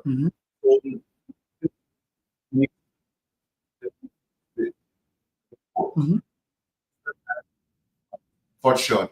Right. As far as Mumbai Indians finisher is concerned, they'll have to see whether Will Jacks can, give that can be, put into the role of Tim David, because again, Tim David had talent. Tim David performed for Mumbai Indians, but he was not consistent. He had his, moments on and off. He used to play quite, quite a lot of dot balls, and it's understandable that the role itself brings a lot of pressure. You can't just go and hit six sixes every time. So yeah, it's good for RCB to get get the services of Tim David, but yeah, Mumbai Indians will rue that they didn't get a good, finisher. So Right. yeah, we'll have to see. There is still time. Is there money? That is the question. Is there money? Is there money? Let's see. I don't think so. They have around 2 crore or something like First of all, why is this in million? My math is just here it is. Okay, yeah, 3.2. Mumbai has got how much? 1.85. Yeah, that's not great at all. The only team worse than this, I think, is like SRH, but they've anyway got everything they require. Yeah, so Namandir, yes, Namandir, they can use it as an impact option, but Namandir also, I can see him doing well at number 4, number 5. Position itself, number 6, number 7 is not easy to do. I mean, yes, what they can do is if Hardik is willing to come down, again, it's a big shift because Hardik used to do that. He used to be in that role for Mumbai Indians, and then he went to GT, and then he used to play at number 4 and number 3 sometimes also. And then coming here, he likes the responsibility, yes, but I guess he's the only one who has that kind of talent and ability to score runs at number 6. Number 6 is a very tricky spot. So if they can use Will Jacks at number 5 or number 4 and can push down the order, that can sort of work for Mumbai Indians, because this is what it is. It's a mega auction and not every team has the right balances. Not Mumbai Indians has the right balance, what they would have wanted. So yeah, that it will be interesting to see how they, proceed from here on, because their bowling lineup looks sorted. I mean, in a way, because you have what was the problem last year was they didn't have any bowler who can bowl in the opening. I mean, who can start. So Bumrah had to bowl 2 overs, and then they had to rest him, and then he used to bowl the 19th and 17th and 19th, or 18th and 20th over.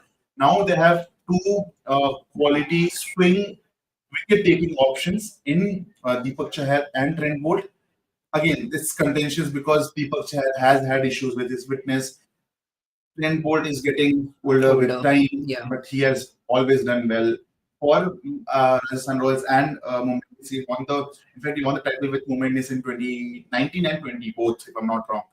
So yeah, apart from that, Bumrah will be there, and then Karan Sharma as an option. And there was this very funny meme, okay, because you're saying this, I have to tell you. Hardik Pandya asking for first over, and then all 3 of them are just looking, which is very possible. You never know.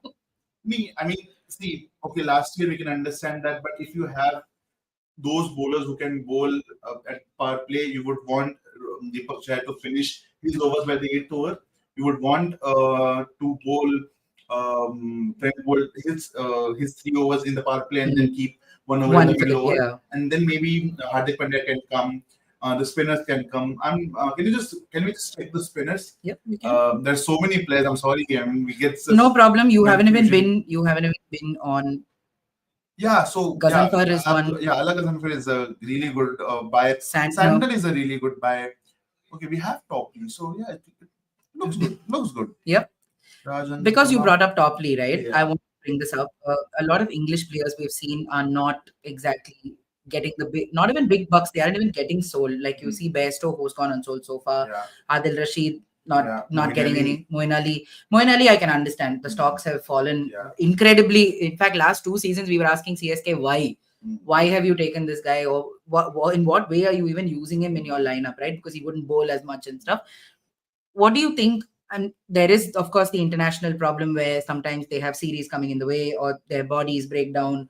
You have Archer, for example, who's come back in, which is one thing I don't understand. Like, I know the pedigree of Archer is a lot, but again, he's been injury prone. So how do you balance these 2 sort of understandings when you see someone like Adil Rashid not going for anything at all, might not even make it back into the recall round, and you have someone like Archer whose fitness is always going to be a question mark, because pacer and that kind of action and all. How do you balance both of those things out? I mean, it has a lot to do with your past performance in the IPL. Hmm. For example, if you speak about, okay, I'll give you an example. If you speak about Deepak Chahar, for example, whenever he comes into auction, he gets hefty amount. Hmm. You know, last time 14 crore for CSK, Yeah, and yeah. then almost 10 crore, 9 point something for Mumbai Indians. And then when you see few players from Indian side, you know for sure that, you know, the management or the team, they like those sort of players because of the style they provide. For example, Josh Butler, again, his stocks were going down. Still, he got 15.5 crore for 15.75, in fact, for GT. Phil Salt, again, he came as a replacement, if I'm not wrong, last season, and then his stocks went up because of his performance. Yeah. But few players with certain skill set, the other teams, they can see, okay, we can get Marco Jansen, or we can get some sort of all-rounders from West Indies for a far less amount for almost equal skill level. Yeah. So maybe that is the reason why. And again, it's very player-based thing also. Moeen Ali or Adil Rashid. One or two bad seasons really tick you off the list. And plus, age factor also comes into play. Yeah. So all these teams are looking for next 3 years. Yeah. Which is why if you see the IPL greats, if not greats, those who have been regulars for last 3 seasons, 4 seasons, a lot of players went unsold this time. Age factor comes into play a lot. So again, Steve Smith didn't go. Kane Williamson was unsold. Understandably so. Steve Smith. So yeah, I mean, that was a very funny element for us in our newsroom. We need to maybe call the Steve Smith fan. So, as far as England players are concerned, it's very divided. I mean, it's two ends of the spectrum. If for one side you have the likes of Jofra Archer and Josh Butler, and then you have Phil Salt. No, if not, sorry, Phil Salt. Johnny Barristow. I mean, Punjab took a punt, and then after that, no one was interested. Yeah, it was a big hit and a miss with Barristow. Yeah. Same was for Liam Livingston. Yeah. Liam Livingston, again, Punjab is the only team which has always been interested, but this time, if I'm wrong, he's with RCB? RCB, yeah. RCB. So, again, it's very difficult to dissect what exactly he goes through. Right. Again, but yeah, England players do attract a lot of buyers every time they come. Mm-hmm. Yeah. And I want to ask you about 2 more things before I let you go, Mayank, because I don't know what is the chess thing looking like. Are you done for the day? Yeah. Okay, fair enough. Then we can make him sit here. Just do it for me so I can go and maybe grab some food. Okay. 2 things that I want to ask you about. One is, of course, Bhuvneshwar Kumar getting that kind of money firstly, and then heading back to RCB where things began for him in the IPL. Yeah, 2009. And then just even he's aging. Yeah. He's also had consistency issues. There have been injury issues as well for him. He's dropped off the India radar, but he continues to command 10 crores. What do people see? I know what people see. I really like Bhuvi as a pacer, but what do you think people see in him that commands that price tag? See, for Bhuvneshwar Kumar, it was almost certain that teams will go after him, and the very fact that he's there on the list for the second day of the auction. Okay, there were talks, and I mean, we were thinking that, okay, he won't go for as much as 10 crore. But again, we were having the same sort of conversation yesterday where we spoke about the dynamics of IPL and the demand and supply thing. So for someone with a skill set and the experience of Bhuvneshwar Kumar, who has done tremendously well for multiple teams, but for majority of time, he has done that for Sunrisers Hyderabad. So there were multiple teams which wanted the services of Bhuvneshwar Kumar. Mumbai Indians was certain that, okay, they want a bowler who can, give you at least 3 overs for sure in the power play. That's why they went behind Bhuvneshwar Kumar. At the same time, Royal Challengers Bangalore also did, because they let go of Mohammad Siraj. So they needed those sort of bowlers. And at the same time, you see, again, two teams were quite interested on Bhuvneshwar Kumar and Deepak Chahar. And you see almost both teams paid fairly high, 9 crore, 9 to 10 crores, yeah. So it's all about what teams want, because you don't have that much of quality. Indian pacers, all the Indian pacers, With that kind of experience as with well, that, right? Yeah. again, for example, Mukesh Kumar, we call him Mukesh Magra for a reason. Because the control he has, and he has done quite well. He was probably the few players to make the international debut across all formats in one tour. He did that against West Indies last year, and he did reasonably well. Selected for the India A tour, and he shown there. I mean, if I'm not wrong, a few of the reports said that when he bowled to Virat Kohli, he tend to make things difficult for Virat Kohli there as well. So, which at the moment seeming like not too hard. Then if you see which teams were going after him, DC and Punjab. So Punjab, since Ricky Ponting is there, and he must have known that, okay, and he was there with DC before. So he knows his skill set, and he can deliver it. When again, he's not one of the most flashy bowler. He won't give you. He has not.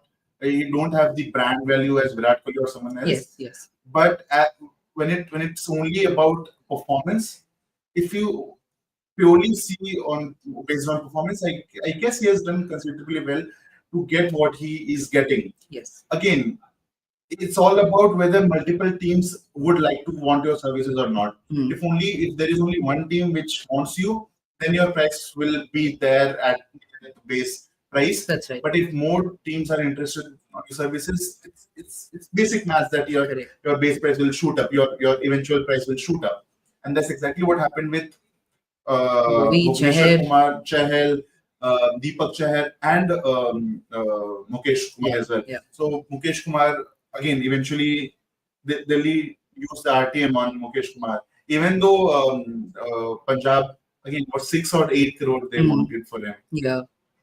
They said 8 crore. Yeah. So 8 crore it's a lot. A lot of money. Yes, absolutely. And considering we are on the second day, the fag end of the auction, where teams they want to make sure that they have certain level of balance, because they have to play a long season, 14 games, and they have to build a team, make sure that they have 18 players that they have to fill the spot, and they can't just randomly choose players.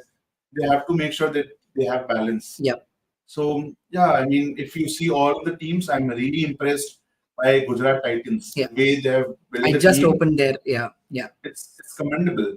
I mean, yesterday I was impressed by CSK because they were getting all the players which were there before. So it's evident for teams like CSK, Mumbai, RR, KKR. They want their players.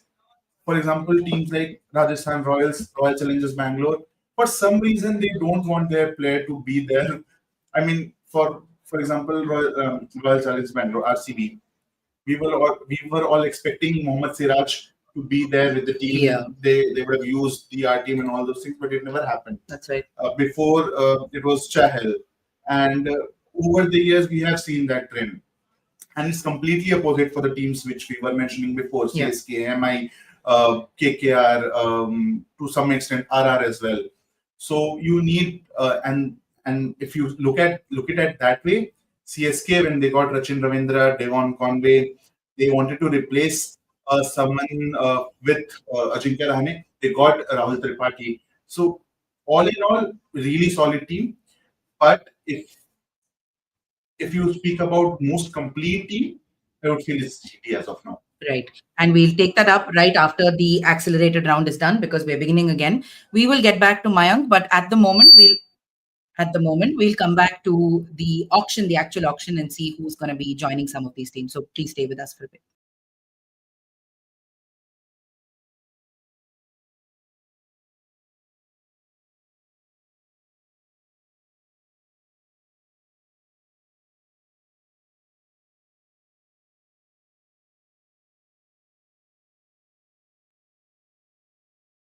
Hi guys, we are gonna finish the last set of players who have been recalled in the auction at the moment, and we begin with Devdutt Padikkal, who's been brought up, and RCB will pick up Devdutt Padikkal for 2 crores. There is an RTM option. Let's see if that is exercised. In IPL 2024, LSG had Devdutt Padikkal, but they have exhausted their RTM cards, so he now heads to RCB. A local boy comes in. David Warner has been brought back into the accelerated round. 2 crores is where he will come to. Let's see if he finds any takers. David Warner at 2 crores. He's been brought back, but there are no bids. There are no bids for David Warner as it stands, and he will remain unsold. Is that the end for David Warner in the IPL? Anmol Singh has been brought up into the accelerated auction. I'm going to quickly open up our screen as well for you guys so that you can see the live update. Hold on. I'm just going to make that open for you guys. Yeah. So Anmol Singh will remain unsold as well. The big news here being, I mean, not the big news, but David Warner also remains unsold in this player auction. We were expecting this, but yes, this is where things stand for David Warner. All right. Loveneet Sisodia has been brought back, 24-year-old from India, keeper batter, 30 lakhs. Kolkata comes in for him in his T20 career. He's played 15 matches with 124 runs at a strike rate of 127. Doesn't have 50s or 100s to his name. He will head to KKR for 30 lakhs. 30 lakhs to Kolkata Knight Riders is Loveneet Sisodia. Okay, so 2 purchases in the accelerated round, and one of those is Devdutt Padikkal heading to RCB. Loveneet Sisodia to KKR. Piyush Chawla has been brought back. This is a little bit of a surprise. Piyush Chawla has been brought back into the accelerated round. And 50 lakhs is his base price. He has an economy of 8, 192 wickets in his career, but he will go unsold, much like David Warner. Shreyas Gopal is the next player to come in. Shreyas Gopal's base price is 30 lakhs, and CSK comes in for Shreyas Gopal.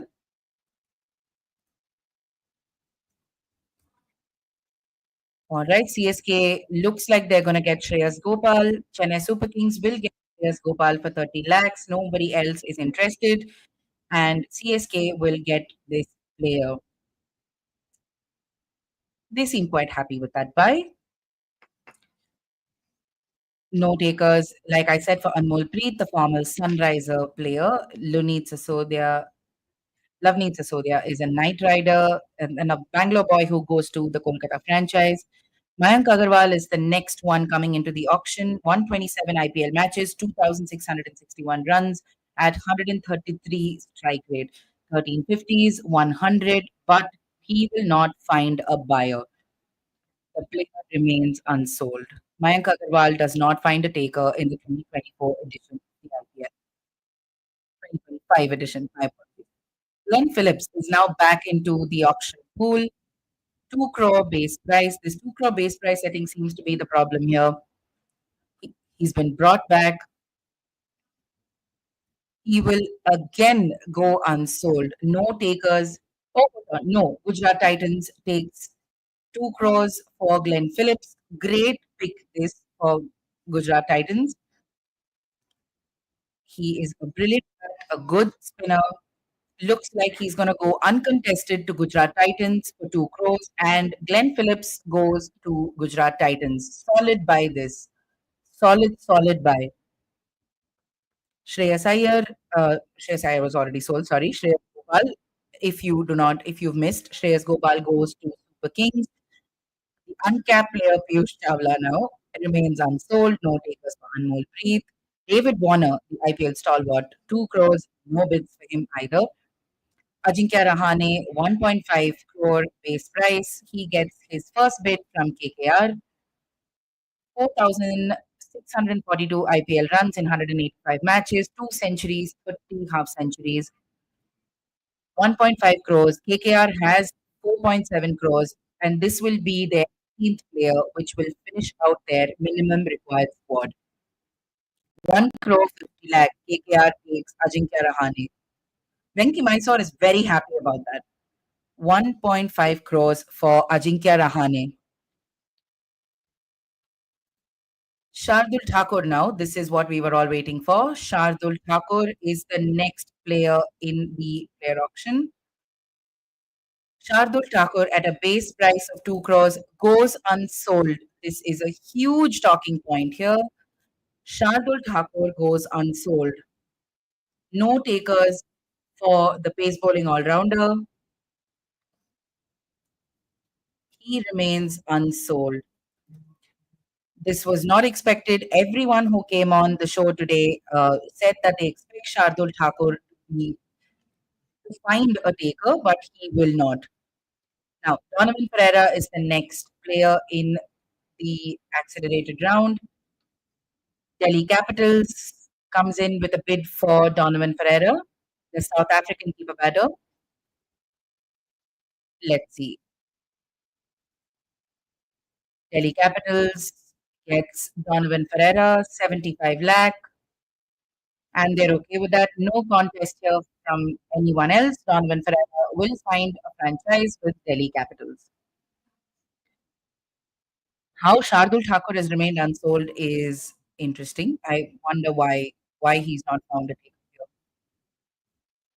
All right, let's see who our next player is.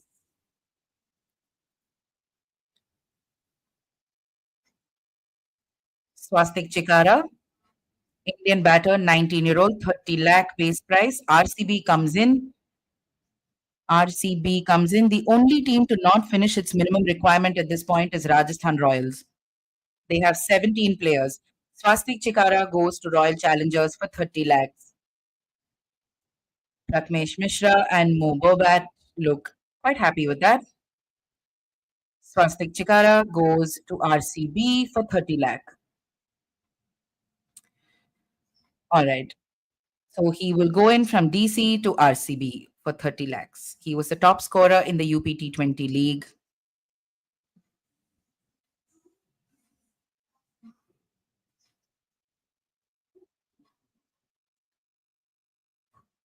Oh, hold on.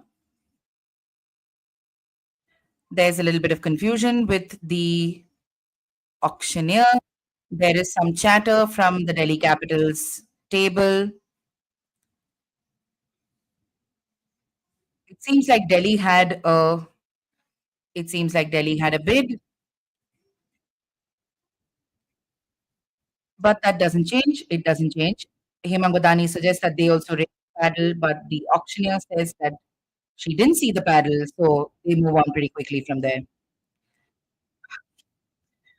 There's been so many issues with this. Okay, we'll discuss that later, perhaps. Okay, so Pukrajman is back here. Uncapped player, 30 lakh. He will go unsold yet again. He goes unsold. Pukrajman will go unsold.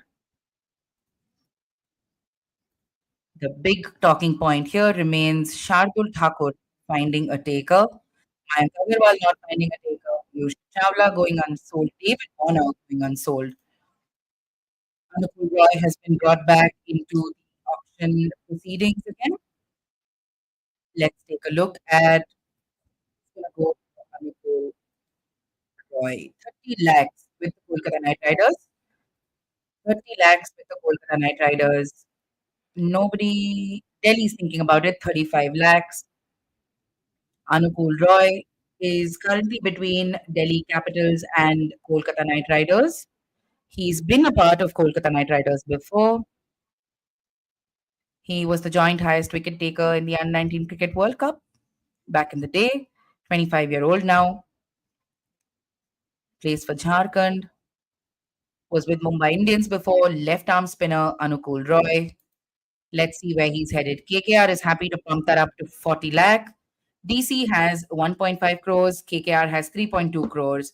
Both have finished their minimum requirement. Kolkata Knight Riders have the winning bid at 40 lakh for Anukul Roy. Let's see. Left arm finger spinner, 30 lakh. KKR wants him back. Let's see where he's headed. 40 lakhs to KKR. Anukul Roy will head to KKR. Incredible this. Anukul Roy will head back to KKR.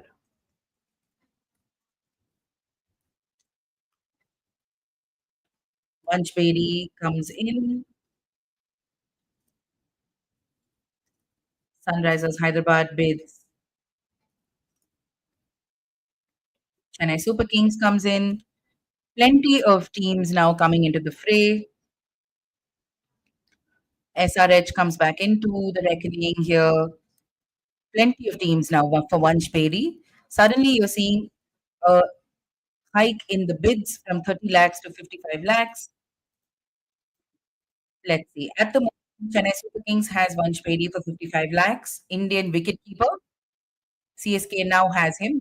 If anybody else is going to pip that, at the moment, we look like that would be it.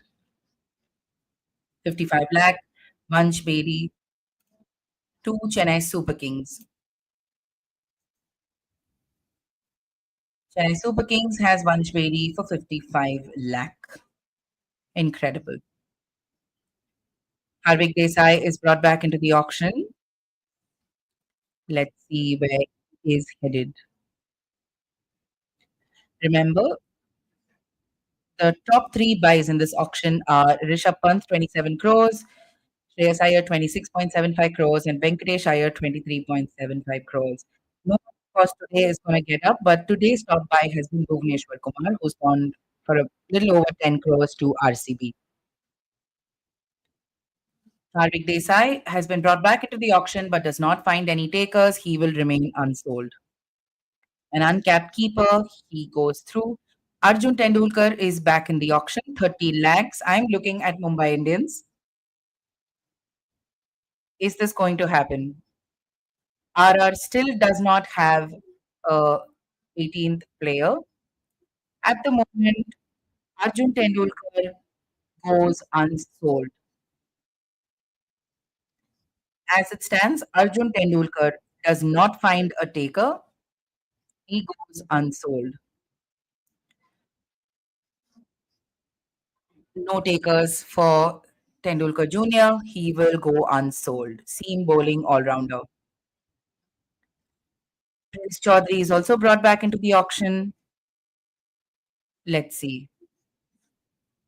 Prince Chaudhary comes back. Spin bowler. 30 lakh base price. Let's see if there's any team coming in at 30 lakhs. He's been brought back into the accelerated round for a reason, but he does not find a taker, or at least it looks like he hasn't found a taker so far. Let's see. No takers at all. The player will pass remains unsold.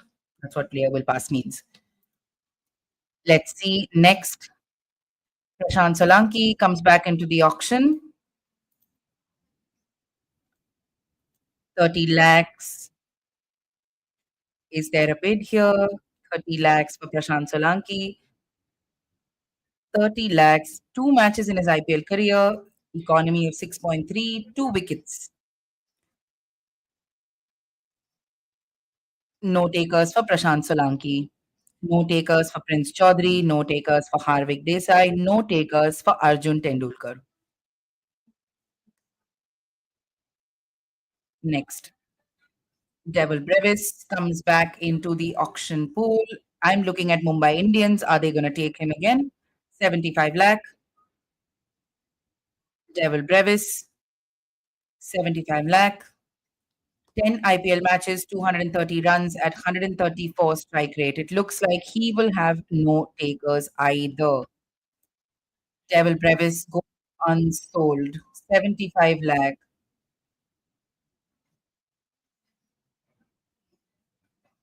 All right. The South African stocks fall in the IPL. Moeen Ali is back in the auction pool, the Englishman. Spin bowler, 2 crores is his base price. This is what hits a lot of these players. If they had KKR has okay, Moeen Ali will not go unsold. 2 crores. KKR. KKR is happy to take Moeen Ali. Moeen Ali, Devil Brevis, no takers. 2 crores with the Kolkata Knight Riders. This will mean that they'll be left only with 80 lakhs if they do purchase Moeen Ali. He goes to KKR for 2 crores. Sold. Base price to KKR. Moeen Ali won't be complaining. He'll just be happy. Okay, goodbye for Moeen Ali. He will move away from CSK's yellow. Umran Malik is back in the auction pool. Umran Malik, former Sunrisers, 75 lakh. Umran Malik. We're going to look to see if there are any takers for Umran Malik. Umran Malik. KKR bids for Umran Malik, 75 lakhs. And that should round them out because they were left just about 80 lakhs. 75 lakhs would mean this is the last purchase they can make. Umran Malik will round out KKR squad, will be their 19th player. 75 lakhs. Umran Malik heads to Kolkata Knight Riders for 75 lakhs. His base price, he has a franchise for the 2025 IPL. I didn't see that coming. I didn't see KKR taking Umran Malik. No contention at all. Sachin Baby comes back into the auction. Indian batter, I think he's 35 years old, right? 35 years old.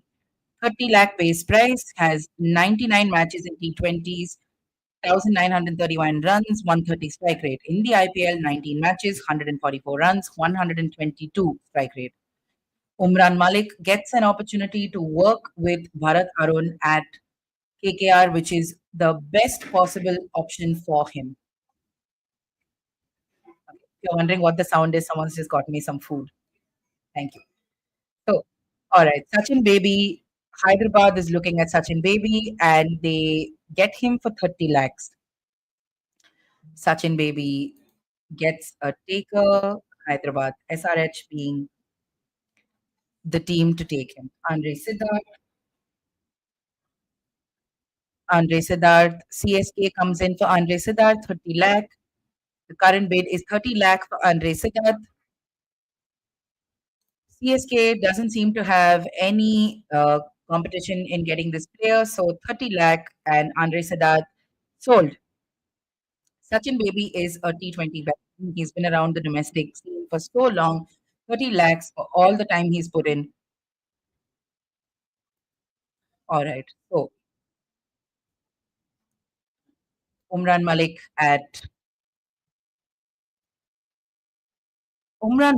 with Bharat Arun is something I'm very interested to see. Maybe for all the troubles that he's got,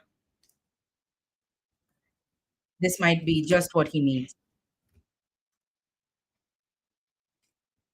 All right. Rajvardhan Hangargekar is the next player to come in to the auction. Lucknow Super Giants comes in for Rajvardhan Hangargekar. Let's see who else goes in. Lucknow has the bid up front, 30 lakhs. Andre Siddharth is the nephew of Sridharan Sharath, the former Tamil Nadu stalwart, current national selector. He's a prodigy. R. Ashwin's talking him up on his YouTube channel. He impressed in the preseason Buchi Babu tournament. He was fast-tracked into Tamil Nadu's Ranji side and he played ahead of somebody like Vijay Shankar. He represents Chepauk Super Gillies in the Tamil Nadu Premier League. Has every variety of spin, including wrist spin. He manages to hit against every variety, rather. And he was also called up to the India Under-19 squad for the upcoming Asia Cup in the UAE. Next, see Tanush Kotian, I think, who is the next player. Andre Siddharth, of course, heads to CSK. Rajvardhan Hangargekar heads to LSG. 30 lakh. Tanush Kotian, the spin bowling all-rounder, 26-year-old. Let's see. He is set to go unsold. CSK and KKR, I think, are done in this auction, 5 lakh, 5 lakh each. SRH still has 20 lakhs. I don't think there's any 20 lakh players, so they're done. SRH, CSK, KKR, their auction seems to be done. And they have a good set of players as well. It's not like they're hovering around that minimum bid. All right. Arshin Kulkarni is the next player in this auction, accelerated auction. Seam bowling all rounder, 19-year-old, 192 runs in 90-20 matches, 5 wickets. Has played 2 IPL matches for 9 runs, no wickets. Lucknow at the moment has taken Arshin Kulkarni. Nobody else is coming in for Arshin Kulkarni, and he goes to LSG for 30 lakh. A bunch of smaller fringe players that LSG sort of picked up in this auction. It's incredible to see Chennai Super Kings is doing really well to bring in some local flavor into their team. We've seen Vijay Shankar, Ravichandran Ashwin, Andre Siddharth, some really good picks here. The next on the list is LR Chetan, 30 lakh. LR Chetan comes in, 30 lakh base price. No takers for him. And looks like he will go unsold. LR Chetan will remain unsold. All right. LR Chetan unsold. Tanush Kotian, off spin bowling all rounder, unsold. Former Rajasthan Royals player he is. Murugan Ashwin comes into the auction pool now. 30 lakh is the opening bid for him. We're looking at multiple tables here. Let me just look at who actually has money to manage this purchase. Of course, not CSK. Several of these teams are done. CSK actually has 25 of its 25 players, so they don't need to do anything. They've actually finished their auction. Murugan Ashwin goes unsold. Matthew Britske from South Africa is the next player in this auction. 75 lakh is his starting price. Lucknow Super Giants come in for him. It's with LSG at the moment. So Chennai out of contention, 25 out of 25. Delhi Capitals has 1.5 crores. Gujarat 1.2 crores. LSG is going for him, 1.4 crores. LSG seems to be going for Matthew Britske. And is that it? That will be their sixth foreigner, 75 lakhs, Matthew Britske. And he goes to LSG. All right, LSG is making some last minute purchases here. All right, right arm medium pacer, Matthew Britske heads into LSG. Brandon King from the West Indies is the next player in this accelerated auction. 75 lakh is his base price. Where is he headed? 75 lakh for Brandon King. Brandon King, 75 lakh.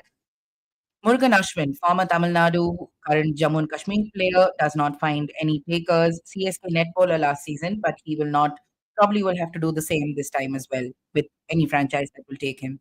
Brandon King brought back into the accelerated auction, but goes unsold. All right, Gus Atkinson makes his way back into the auction. England player. The LSG table has cleared out. It's only Justin Langer sitting at the auction table at the moment. LSG should be happy with some of their buys. They've got 24 out of the 24 buys that they need. All right. They've really filled up their squad as well. Gus Atkinson brought back for 2 crores will not be taken by anybody. Sikandar Raza is brought back, Zimbabwe player. Sikandar Raza. Delhi Capitals looks like they're done with their auction as well. Dada's packing up his laptop. Delhi Capitals have 19 of their 25 players. They still have 1.5 crores left. Don't go just yet, Saurav. Sikandar Raza. No one Coming in for Sikandar Raza. Oh, that's a disappointment. Sikandar Raza is a smart cricketer. He will remain unsold, it looks like. No Sikandar Raza, no David Warner, no Shardul Thakur. The teams in contention right now: Delhi Capitals, GT, MI, Punjab, RR, and RCB. They're the only ones who can afford players at this point. Tom Latham comes in, New Zealand player, skipper in the recent series against India, whitewashed India and walked back to New Zealand. 1.5 crores. Looks highly unlikely that anyone's going to go in for Tom Latham. Unsold. Unsold.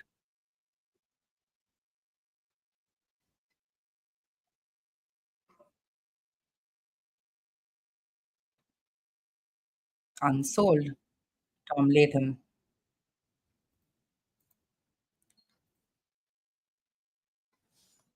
And that will be that. New Zealand keeper batter.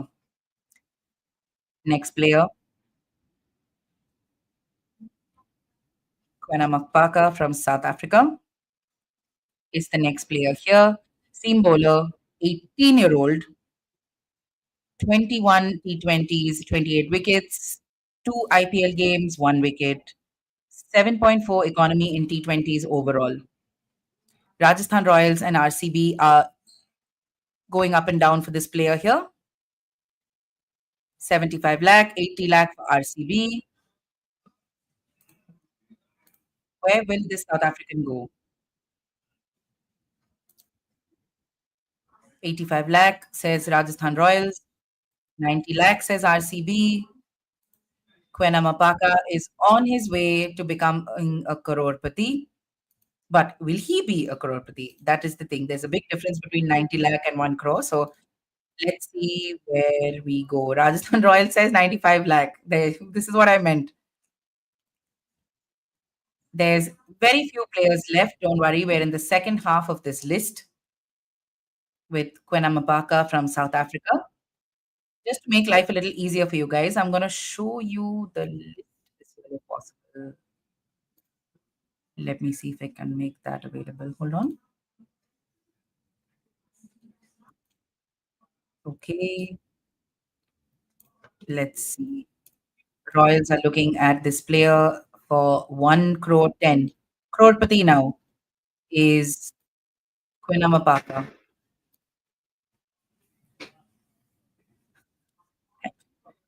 RCB gets Kwena Mapaka at the moment. At the moment, we still don't have a final bid. 1 crore 30 says Rajasthan Royals. Both teams have 2 crore, 2 and 2 crore 40, 2 crore 35. So, okay, a lot of money on this 18-year-old South African. Kwena Mapaka. Let's see who is going to get this player. He hails from Johannesburg, left arm, medium pacer. He played for South Africa in the Under 19 World Cup. In the semi-finals, he took 3 wickets for 32 runs in 10 overs against India.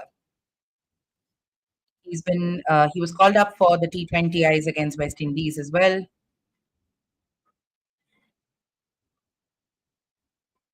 He had a very forgettable debut in IPL 2024 with the Mumbai Indians. He was thrown into the deep end quite quickly. I remember AB de Villiers having some things to say about him. He had a very disappointing debut, 4 for 66 against Sunrisers. So clearly that doesn't matter because Rajasthan Royals takes him in for 1.5 crores. So there's Kwena Mapaka, medium pacer, joining Jofra Archer in Rajasthan Royals. Louis Deploy is the next player here. Louis Deploy comes in for 50 lakh. Is he going to find any takers? Is the question. We do not know. We'll have to wait and watch.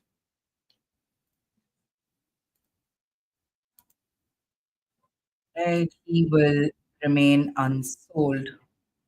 No takers for Louis Deploy. Okay, next in the list is Praveen Dubey. Indian uncapped player, 30 lakh. Punjab comes in for Praveen Dubey. 30 lakhs is his base price.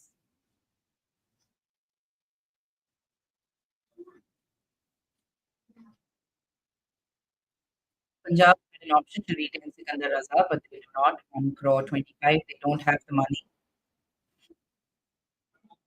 Praveen Dubey will go to Punjab for 30 lakh. So Punjab, I think, is effectively done in this auction. I think they can afford one more player, one more person at 30. Quena Mafaka, of course, was with the Pal Royals in the SA20, so makes sense that he comes in. He was a replacement player for MI last season. Good to see him back in the Royals outfit. Let's see. Ajay Mandal is the next player here. Ajay Mandal is the next player. Uncapped all-rounder. 30 lakh base price. Doesn't look... Oh, wait. Delhi Capitals comes in with the first bid. Let's see. Looks like it's headed to Delhi Capitals. There won't be much contention here. Ajay Mandal is a Delhi Capitals player this year. All right. So that means we are down to our maybe last 10 players. Shivalik Sharma is the next one, uncapped all-rounder. Indian uncapped player, 30 lakh. Any takers for Shivalik Sharma? No, doesn't look like. He is unsold at his base price of 30 lakh. Will go unsold. All right, Shivalik Sharma, no takers. Next up on the list is Matthew Short from Australia. Matthew Short from Australia is the next player. All-rounder, capped all-rounder for 75 lakh. 75 lakh. Who can really afford Matthew Short at the moment? Let's take a look. Delhi Capitals, GT, MI, RR and RCB can afford him. Every team now, remember, has their minimum 18 players in the squad. Matthew Short. Teams are thinking, but there are no bids yet. He looks like he will go unsold and he does. No bidders at his base price of 75 lakh.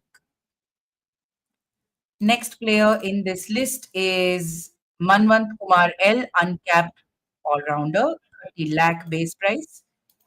30 lakh base price for Manwant Kumar. 30 lakh. 30 lakh for Manwant Kumar. 30 lakh uncapped all-rounder. Let's see. Delhi Capitals bids for him, 30 lakh. Delhi Capitals are happy to bid for the youngster, 30 lakh for Manwant Kumar. They have 1.5 crores left. GT is thinking about it. GT is thinking about it. Will they raise their paddle? No. Manwant Kumar will head to Delhi Capitals for 30 lakhs, which means 1.2 is what Delhi is left with now. And this will be Delhi's, if I'm not wrong, 21st player. Oh no, 20th player. Kulwant Kejrolia is back in the auction pool, 30 lakh. Kulwant Kejrolia, uncapped fast bowler, 30 lakh. 30 lakh. There is silence in the room. It doesn't look like anyone's going to be taking him right now. Rajasthan's discussing it. DC can manage it. DC has 90 lakh left.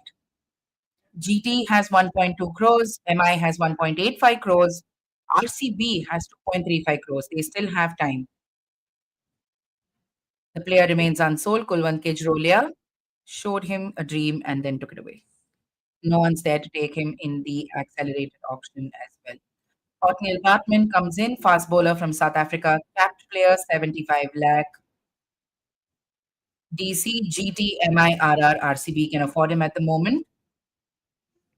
But it doesn't look like there is a bid. No bid from anywhere in the room. Othniel Batman, he will go unsold. The next player is Sandeep Warrior, fast bowler from India, capped fast bowler, 75 lakh. Do we see him getting a bid here? Sandeep Warrior? No, he will go unsold as well. Sandeep Warrior will also go unsold. Tejasvi Dahiya, the uncapped wicket-keeper, is the next player in the reckoning. Kulwant Kejrolia was a net bowler with CSK last season and has no takers. Sandeep Warrior is the Tamil Nadu Premier League champion and a seamer in the Tamil Nadu setup, also goes unsold.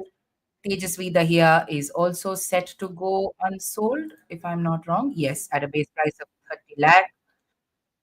Kareem Janat, Afghanistan capped player, all rounder, is the next player for 75 lakh. Let's see if any team takes him here. Kareem Janat. There's so much to discuss from this, so please stay with us after the auction is done. We'll probably get thoughts from Shine, from Amol as well, so please stay with us. At the moment, no takers for. Oh, wait, are there takers? Kareem Janat, base price of 75 lakh. The Afghanistan all-rounder. Let's see if anyone takes him on. He hails from Kabul, made his first class debut in 2016. He was part of the Afghanistan's 2016 Under-19 World Cup squad. He made his test debut against Bangladesh in 2023, and he was in Afghanistan's squad for the T20 World Cup this year. At the moment, Gujarat Titans coming in for Kareem Janat. Kareem Janat currently with the Gujarat Titans. They like their Afghan players, don't they? It seems like he's headed straight to the Gujarat Titans, who have 1.2 crores left. He will be their 24th player. 75 lakh for Kareem Janat. 75 lakh. Kareem Janat for 75 lakh. Raj Limbani is the next player in this auction list.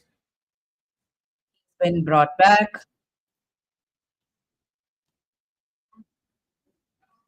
Let's see if there are any takers for Raj Limbani.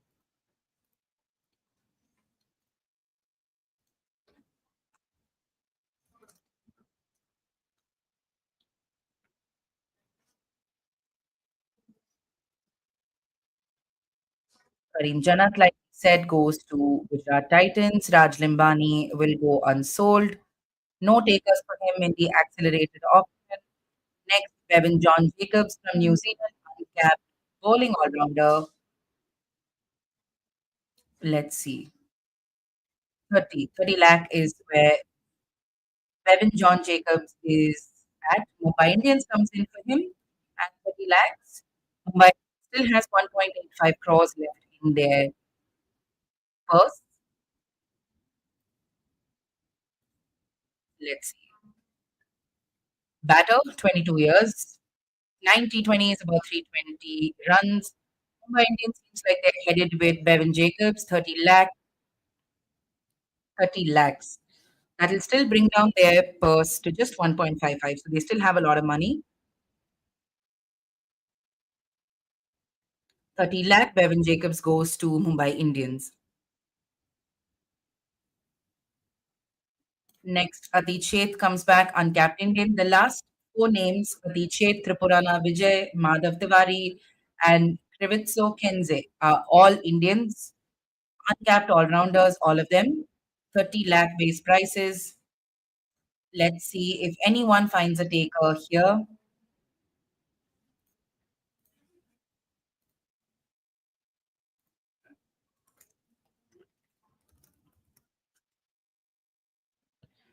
He goes unsold, Atit Sheth. Next, we have Tripurana Vijay, T. Vijay, uncapped all-rounder.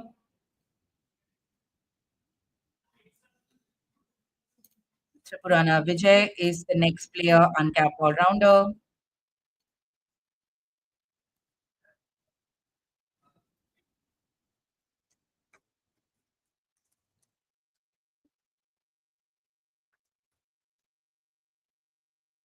Delhi Capitals have Tripurana Vijay for Delhi for 30 lakhs. Base price, that's enough. No other team is bidding for this player and they're happy to take him.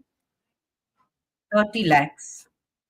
So that means Delhi's purse comes down to 60.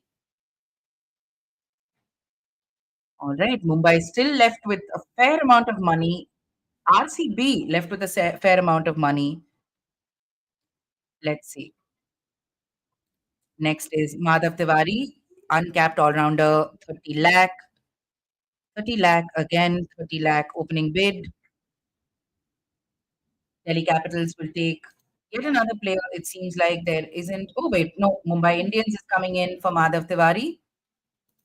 Mumbai Indians coming in quickly for Madhav Tiwari. It's between these two teams now, Delhi Capitals and Mumbai Indians. Is this going to the Capitals at the moment? There's silence from the Mumbai Indians, Delhi Capitals. It looks like this is the last player they're going to be able to get. That's it. Delhi's picks are done. That'll be the 23rd player, if I'm not wrong, and they're done. They don't have any more money left. Last player now is Trivitso Kenze. Let's see where he heads. Uncapped all-rounder yet again.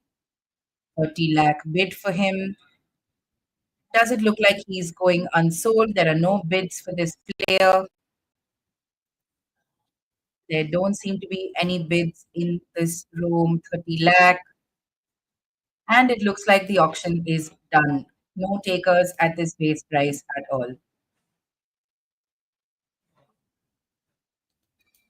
All through. And that's that for this auction. So some shock unsold players. We've seen Sikandar Raza unsold. Yes. So this is what we meant. One or two players need to be selected. Shardul Thakur, who went unsold. Sikandar Raza, who went unsold. These players might get another look in. Please don't go anywhere. We'll come back in just a couple of minutes. Let me just get some refreshments and we'll figure out who these players are going to be and we'll discuss them. There's no point analyzing it because some of the unsold players now might end up getting sold. So we'll meet you in just a bit.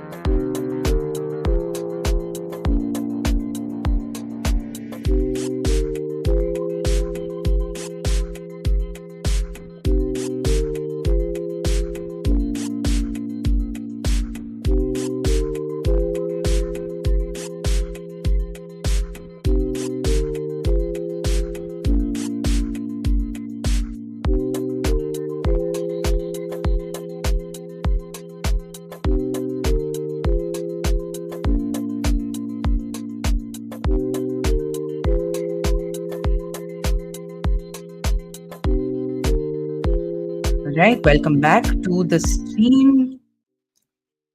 We have about, I think, 30 minutes of action left in the IPL auction. And this might probably be the 30 most important minutes of action today, because we've got a bunch of players who did not have takers in the first half of the day, actually, a majority of the day, who are now going to come back in the last round of auction. And surprisingly, we have names like Shardul Thakur, Sikandar Raza, David Warner, for example, if he might find a way back here. We have these kind of players who might be coming back in this list. So we're just waiting for the list to be finalized by the franchisees. Each one has to pick at least one or two players that they want to bring back into the auction. What I'm interested in is if 2 crores, right? Now, who actually has the purse to really make sure that they can meet some of these purchases? At the moment, some of these guys with 2 crores, like for example, Warner or Shardul, who come in with a 2 crore base price, only Royal Challengers Bangalore can afford them. No one else has the money to be able to buy a player like this. So we really have to see if RCB goes in for a player like Shardul. Just to discuss this, I'm going to add my colleague Shayan Acharya, who's currently with us here. Shayan, I hope I can add you on. Hi, Shayan, are you here? Okay, we're just going to wait for Shayan to hop on before discussing this.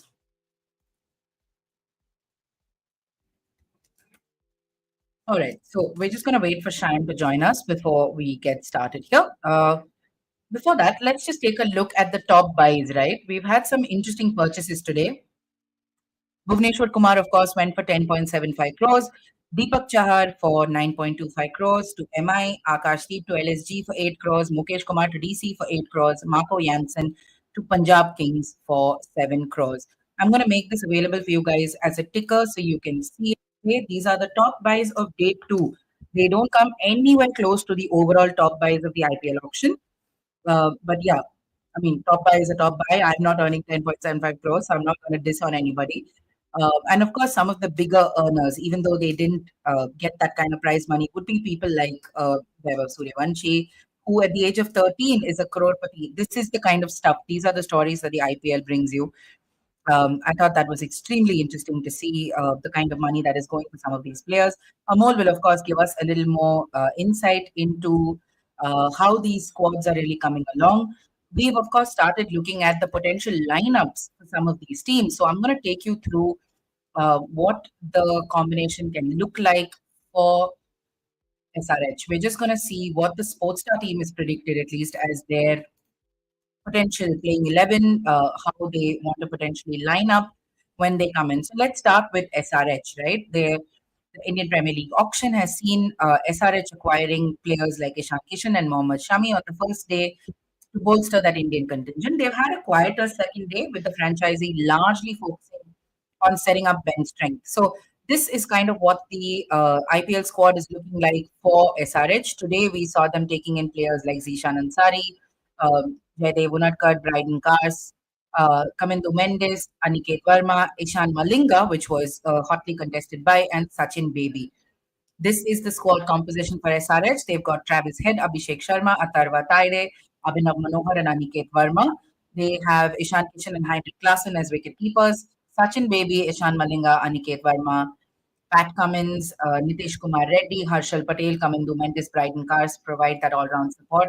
They have Jaydev Unadkar, Simarjeet Singh in their fast bowling lineup. Of course, Pat Cummins, all of them line up here. And they have Rahul Chahar, Zishan Ansari, and Adam Zampa in the spinners, in that spinner bracket. So plenty of interesting purchases here for SRH. How the balance is sort of working out, we'll have to see. But this is the predicted playing 11 for IPL 2025 that the Sportstar team has come up with. Travis Head, Abhishek Sharma, Ishan Kishan, Nitish Kumar Reddy, Heinrich Klaassen, Abhinav Manohar, Sachin Baby, Pat Cummins, Mohammad Shami, Harshal Patel, and Chahar. So this is what Team Sportstar thinks the predicted 11 for SRH is going to be. Do you agree? If you don't, or if you do, please let us know in the comments. There's no other way for us to know what you think works and doesn't work in this playing 11. So I'm just going to drop that here for you in the banner. So please tell us if you think this works. Okay, I'm adding it here for you. So this is what SRH's balance is looking like. Now let's take a look at CSK. CSK, of course, it was a very interesting auction for Chennai Super Kings, I thought, because yesterday we saw them being extremely frugal with their buys, but today there was, of course, a lot of picking in players, basically figuring out their squad strength. And just as we wait for the list, I think Cheyenne is here. I'm going to add Cheyenne on. Hi, Cheyenne. Can you hear me? Hi. Yeah. All right. Okay. It's been an interesting accelerated auction, I thought. We thought Shardul would be like an instant buy. But no, they've still waited. And at the moment, only RCB can afford him. Yeah, and this again shows what I've been telling you from the beginning, that IPL it's at times that some strategies have no reasons. So Oh, are we back? Yes, we're back. We're back. Okay, Shine, stay with me. We can actually figure out what is going to happen here, because anyway, there are very few players, very few slots that need to be filled. So let's see what happens. Let's see. About 600 crores have been spent in the IPL so far. Let's see where we begin. I'm trying to see if we can source the list somehow. We're waiting for Amol. Okay. Kunal Rathore is the first player to go here for a base price of 30 lakh. Let's see who's going to take him. Just to make life easier for you guys, I'm going to share my screen as well so you get a sense of our IPL widget. Let me make that available for you as well. Yeah. So I hope you can see this. Yeah. So the Rajasthan Royals have taken in Kunal Rathore. Let's see. He is from Kota, if I'm not wrong, right? Yeah. The first cricketer from Kota? IPL, I think, yes. Yeah. Rajasthan has been supporting him for a while, so it makes sense that he's sort of gone in there. State cricketer as well. Let's see. Next now, Arjun Tendulkar, of course. Arjun Tendulkar comes back into the second round. Mumbai Indians, 30 lakhs. 30 lakhs for Arjun Tendulkar. Mumbai is the only one bidding. Just for fun, I wish some other team just bid for Arjun Tendulkar and just took him away. It would be fun to see what that would look like for MI. And as predicted, Arjun Tendulkar goes to Mumbai Indians for 30 lakhs. What do you make of how Arjun is shaping up as a cricketer, Cheyenne? No, I mean, see, I've always believed that it's unfair to compare a cricketer with his father. I mean, it's unfair on the kid, because I'm referring to a kid because he's still younger to me and it's still a youngster. So I mean, that way, he's a young cricketer. Whether let's be honest, Sachin Tendulkar is Sachin Tendulkar. Yep. He's a gifted, God-gifted cricketer, and not everybody will be like him, and it's impossible to even think. So you have to figure Arjun Tendulkar as a cricketer that he is. Okay, he's a decent cricketer. Okay, I mean, whether he has achieved so much at this age that his father had, no. But have the comparisons gone down? No, the comparisons have only gone up, and he's always under criticism.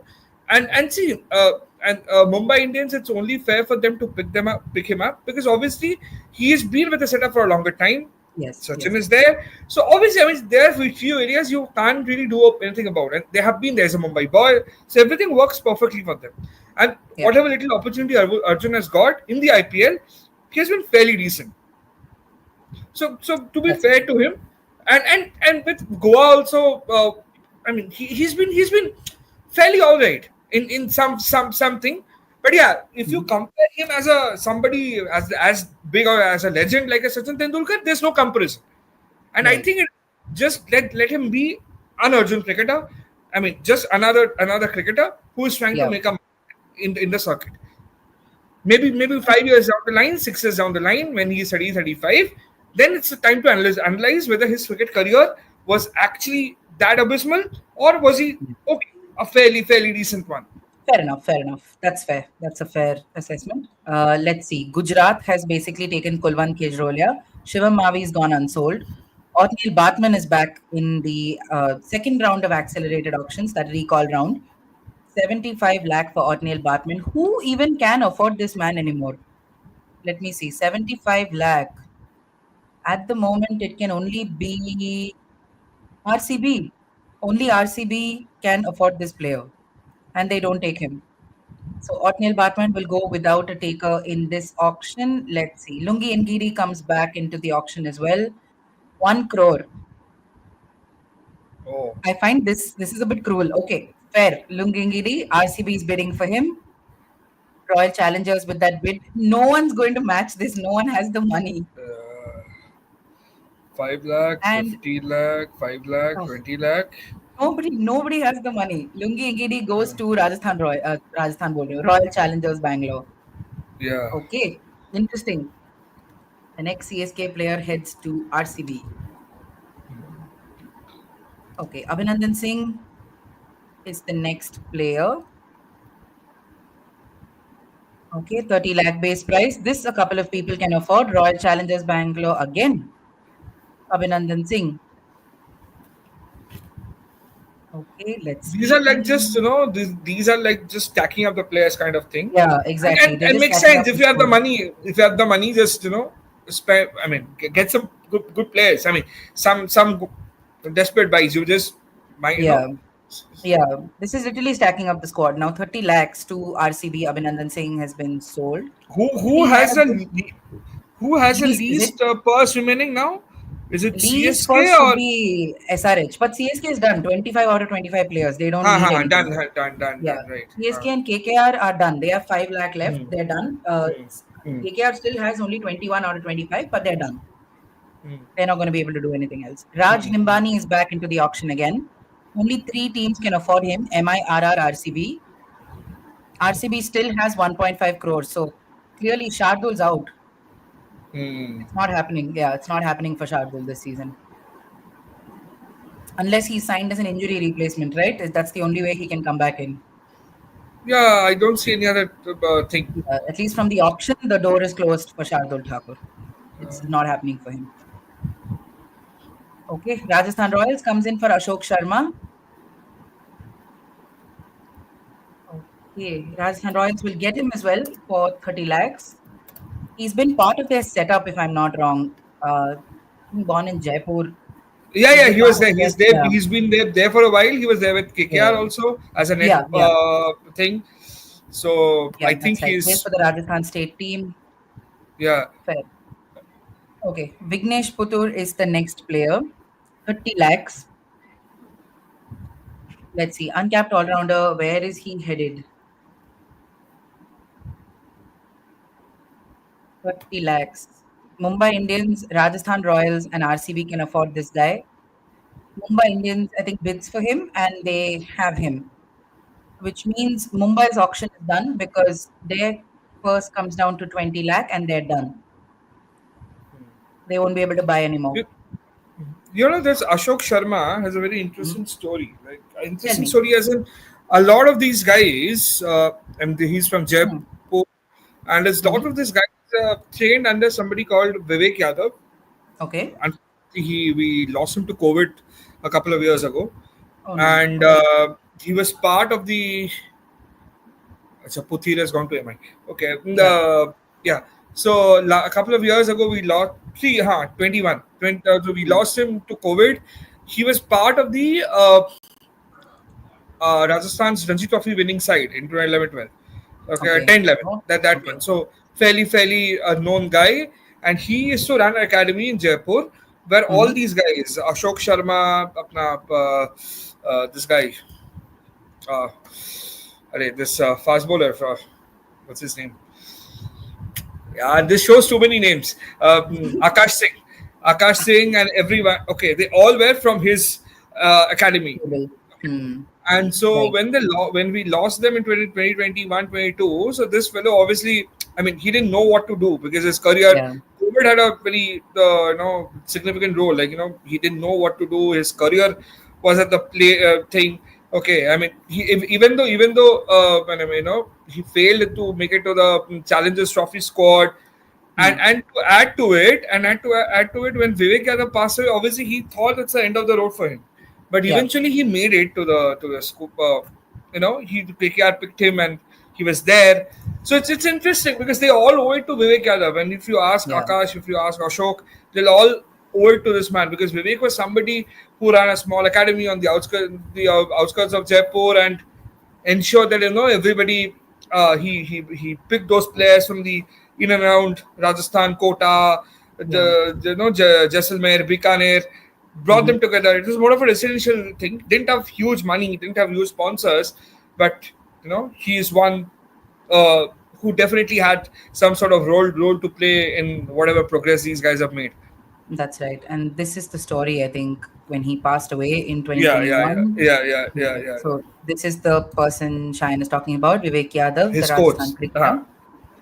Who was Yeah, also the so- coach of Ashok and also Akash, both of them. Akash Singh, yeah, that's the mention here. Got it. Yep. Yeah. He's gone on to play for Rajasthan Royals as well. Yeah, you guys can check out the story if you'd like. I'll maybe drop it in the comments section. I'll do that at some point, or I'll drop it in the show notes on YouTube. So you can check it out. And also the fact, what I just forgot to mention in 21, after I think a few months after Vivek's demise, the Red Bull camp happened, where that RR camp, Red Bull camp that Right. happens. Yeah. He was brought there as a net bowler, and that's where he actually caught the eye. Okay, and that's what people found out that there's somebody called this guy. Okay, and then they picked him up. Then RR called them for the nets. I think he's briefly worked with Pankaj around that time with RR that setup. Okay, Right. I mean whoever was there at the RR's thing, definitely with Zubin and all these people. So they actually brought him together, and then obviously I think KKR brought him in the auction whenever the last was, and then now we are here today. My God, there's so much we don't know about these players, right? It's Yeah. easy to say auction and then it's done, but my God, and there's so many also see and I think for RR finally, I mean, see, initially RR when a lot of young cricketers from Rajasthan were there, like Ashok Manaria and all these people were there. So and Dishant Yagnik, and Dishant is now also the assistant coach of RR, and I think Dishant is also somebody who's worked closely with this Ashok. So I think that is also something that may have caught the team management's eye and whatever it is. Yeah. Right, absolutely. Shayan, I actually wanted to bring you in on one aspect that you've spoken about. You've done like a magazine story on this as well, which I will hopefully link if I find the link. I'm looking for that. Okay, anyway. So I wanted to ask you about this whole concept of a mega auction, right? Now that we're done with it. Of course, before the mega auction, there have been people who speak about whether this should even be the practice going forward, because look at football leagues around the world and how they have there is a continuity in the kind of squads they build and stuff like that, right? Here you have it only for 3 years. 3 years is still permanent.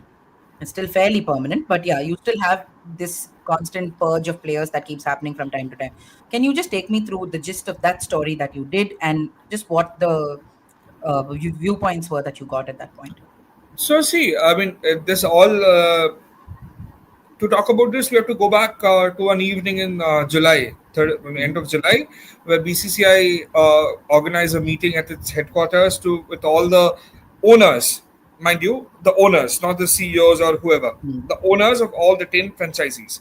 So most of them were there in person, including Shah Rukh Khan, and some of them joined online. So what the whole idea basically, and I can at least 3 to 4 franchisees, including SRH, I think KKR, and a few others, CSK for that matter, they felt and they suggested. Obviously, they can only give suggestions. It's up to the BCCI to implement the ideas. They suggested, and which to some extent holds true, because see, you are building a squad around, say, 20 people, and then after 3 years, you know that you will have to let go of that because you can only retain 3 or 4 or 5 or whatever that particular year's rule is. So keeping that in mind, so a franchisee works very hard on building a brand, building everything around a sort of players. I mean, see, Mahendra Singh Dhoni is one thing, so that is one. Or but am I Rohit Sharma? No, just Rohit Sharma is one thing, or I mean these are those things. I mean these cricketers don't need a particular thing. Whenever they retire, they maintain the legacy with them. That's fine. Correct, But others, when you are building a new team, it also takes a lot of effort. It also takes a lot of, again, more than performance on the field. A team only accelerates over the on the 3-year period. Not that everyone you will get a success. So they felt they should be done on the 5-year minimum, 5 years, so that we can at least hold 50% of our players or 60% of our players, and 40% is okay. Like the basic thing. That's at least the 6 players that they got at least allowed them to do that. Earlier, 3 or 4 made no sense, to be honest. 3 retention policy actually made no sense, because 3 matlab we are only getting what, like 20, I mean 18 or total 25 May. If you are getting only 3, then what? It's not even 1-2%. It's like that. So not even, I think that is something they wanted to improve, and I think the general perception, even though not many would come on record at this point in time, because we had just got done with one. I don't think they are absolutely okay with the fact that it's 3 years. They still want to, in an ideal world, they would still want to have it in a 5-year format. Okay, at least 5 years, and or at least 8 to 10 retentions, or whatever, like how you want to do 8 to 10 core players. And for a fact, I can tell you, because I've spoken to quite a few franchisees, their idea is that I think that is one of the reasons behind why the schedule was also announced well in advance this time around. I think they want the BCCI to be very clear about what the next cycle is going to be. Okay, what is the strategy for the next cycle? Because this cycle is done, so you can't really do anything about it. So by next year, they want a clarity on the next cycle, next 3-year or 4-year cycle. So accordingly, they want to build around. So today we are done in Jeddah. We are done with the auction. Right. Planning starts for 2025 season, but planning actually starts for 26 onwards. What at the moment 25 edition of the IPL gets over, the teams ideally want a clarity. Okay, but what are you doing with the next cycle? So once you have a clarity on the next cycle, they can we can change and whatever around. Okay, so that is something it's a way forward, but whether BCCI will be willing to pay heed to the request, one will have to wait and watch. That's right. Fair enough. All right. So that's one aspect of this. The other is, I mean, each year we talk about every time the IPL comes about, right? And sometimes when coaches discuss this, or we see this in other sports as well, where we discuss what money can do to a player in terms of, especially the smaller ones, the ones who come in from, say, tier 2 cities, villages, or ones who, like, for example, this Vaibhav Suryavanshi. That's where I'm coming to now. 13-year-old earning 1 crore. Can you put that in perspective, basically, in terms of what kind of opportunities he might actually get? What can Rajasthan Royals do for him when he comes in? Once Suryavanshi was picked up by Rajasthan Royals, I put out a tweet that I'm not surprised. I'm not at all surprised, because this is what I expect from Rajasthan Royals under Rahul Dravid and Zubin Bharucha, that group. Because why am I saying, and this I've been repeating since afternoon, that this is that old model. This is not the Sangakkara model. This is not the McDonald model, that little bit 1 year that was, can't call it a model. This is not a Paddy Upton model. This is a typical Rahul Dravid. Earlier it was Rahul Dravid, Monty Desai and Zubin Bharucha model. Now it's only Zubin Bharucha and Rahul Dravid, and of course the people around them. It's a Rahul Dravid model. Basically, catch them young, groom them, make them ready for the thing. It has worked with Yashasvi Jaiswal. It has worked with Aryan Parag. They feel, I mean, it has worked with Sanju Samson, for that matter. It has worked with Sanju Samson. It has worked with several other, quite a few players. Okay, so even though not for Royals, I mean not from Royals, for DC it was also a little bit of Rishabh Pant. So it has worked to some extent. The model has worked, is all I'm trying to say. Wherever this combination has gone, the model has worked. I think this is the whole idea behind getting Vaibhav Suryavanshi. They have seen talent in him. He is one for the future. That's for sure. Okay. despite whatever things happen in Bihar cricket, he has been able to make a name for himself. He has come so far. That means he's doing something right. That's Okay. right. Yeah. He's doing something right. So the fact that the 13-year-old has been picked up into the team and given the handholding of Rahul Dravid and everyone around, this shows it is a long-term investment. And if I know anything little bit about Rajasthan Royals' approach and the way franchisee operates, they are not going to leave him till about until unless it's absolutely a disaster. Then that's a different thing. Otherwise, if it's some 50% of what they expect, they will at least continue for another 4 to 5 years. You can be rest assured of it. Unless, like I said, unless it's, what they are expecting and what they're getting is a completely different thing. Okay. Ideally, they have not let go of a player at least after before 2 or 3 seasons. Okay, in an ideal situation, I'm talking about. Not all have been lucky, but majority, whoever a little bit spark they've seen, they've continued. And with Rahul Dravid around, I expect that to happen, because Rahul Dravid, much before he became India under 19 or India A coach, this has been the model that he had adopted in Rajasthan Royals, which eventually helped him to also, as a coaching experience in terms of getting into under 19 setup. So by the time he knew how to groom these players, and that is exactly what he's trying to do with. But in a trophy-related environment, will that work? I have my doubts. I still have my doubts because ultimately in a franchisee, trophy matters, and the expectation from of the fans would be much more higher after what the last 3 seasons have been fairly decent for RR, like making to the playoffs and reaching final ones with such a star-studded lineup. If you compare the two, this looks much. A low-profile team in terms of, I'm talking about. Just I'm purely going by the star-studded. The big names. It doesn't have too many big names. 4, 5, fine. It reminds me of the old RR setup. Okay. That's right. And talking particularly about a youngster, like I told you earlier, hand-holding is the key. And with Rahul Dravid and Zubin Bharucha and Dishant Yagnik and of course Vikram Rathore around, that shouldn't be a problem. Ideally, that shouldn't be a problem because this is what it is. But even then, for other franchises also who are getting youngsters, if you don't, you have to guide the player well. I'm not saying obviously the family's responsibility and the player's responsibility is 80%. But 20% wherever you're playing for, that security, that little bit of nourishment of the mind, that is something that a player looks for. Okay. Yeah. While let's be honest, Lavanya. Today, if Vaibhav Suryavanshi meets Rahul Dravid, initially he'll be hesitant. Rahul Dravid, whatever, or a Sanju Samson, a superstar, Yashasvi Jaiswal. So whether since we're talking about this, fair enough. In general, so a player needs to also the setup needs to be welcoming to that person. Okay, if you are welcoming, if that happens, then well and good. And I think handholding bahut zaruri hai. Right, fair enough. All right. The other thing I want to discuss with you, this is more a squad thing. Okay, it's not primarily like looking at single players and stuff. I wanted to discuss Bhuvneshwar Kumar because he's been like a journeyman going everywhere, has been with SRH for some time. He's really earned his stripes in terms of his leadership and everything. I know we discussed this a little earlier, but he ends the day as the topmost buy going to RCB. Would not have thought that would have happened on any given day. We would have thought, I didn't think he'd get 10.75 crores. I thought maybe 5-6 crore to mil jayega, but 10.75 is not something I thought for him.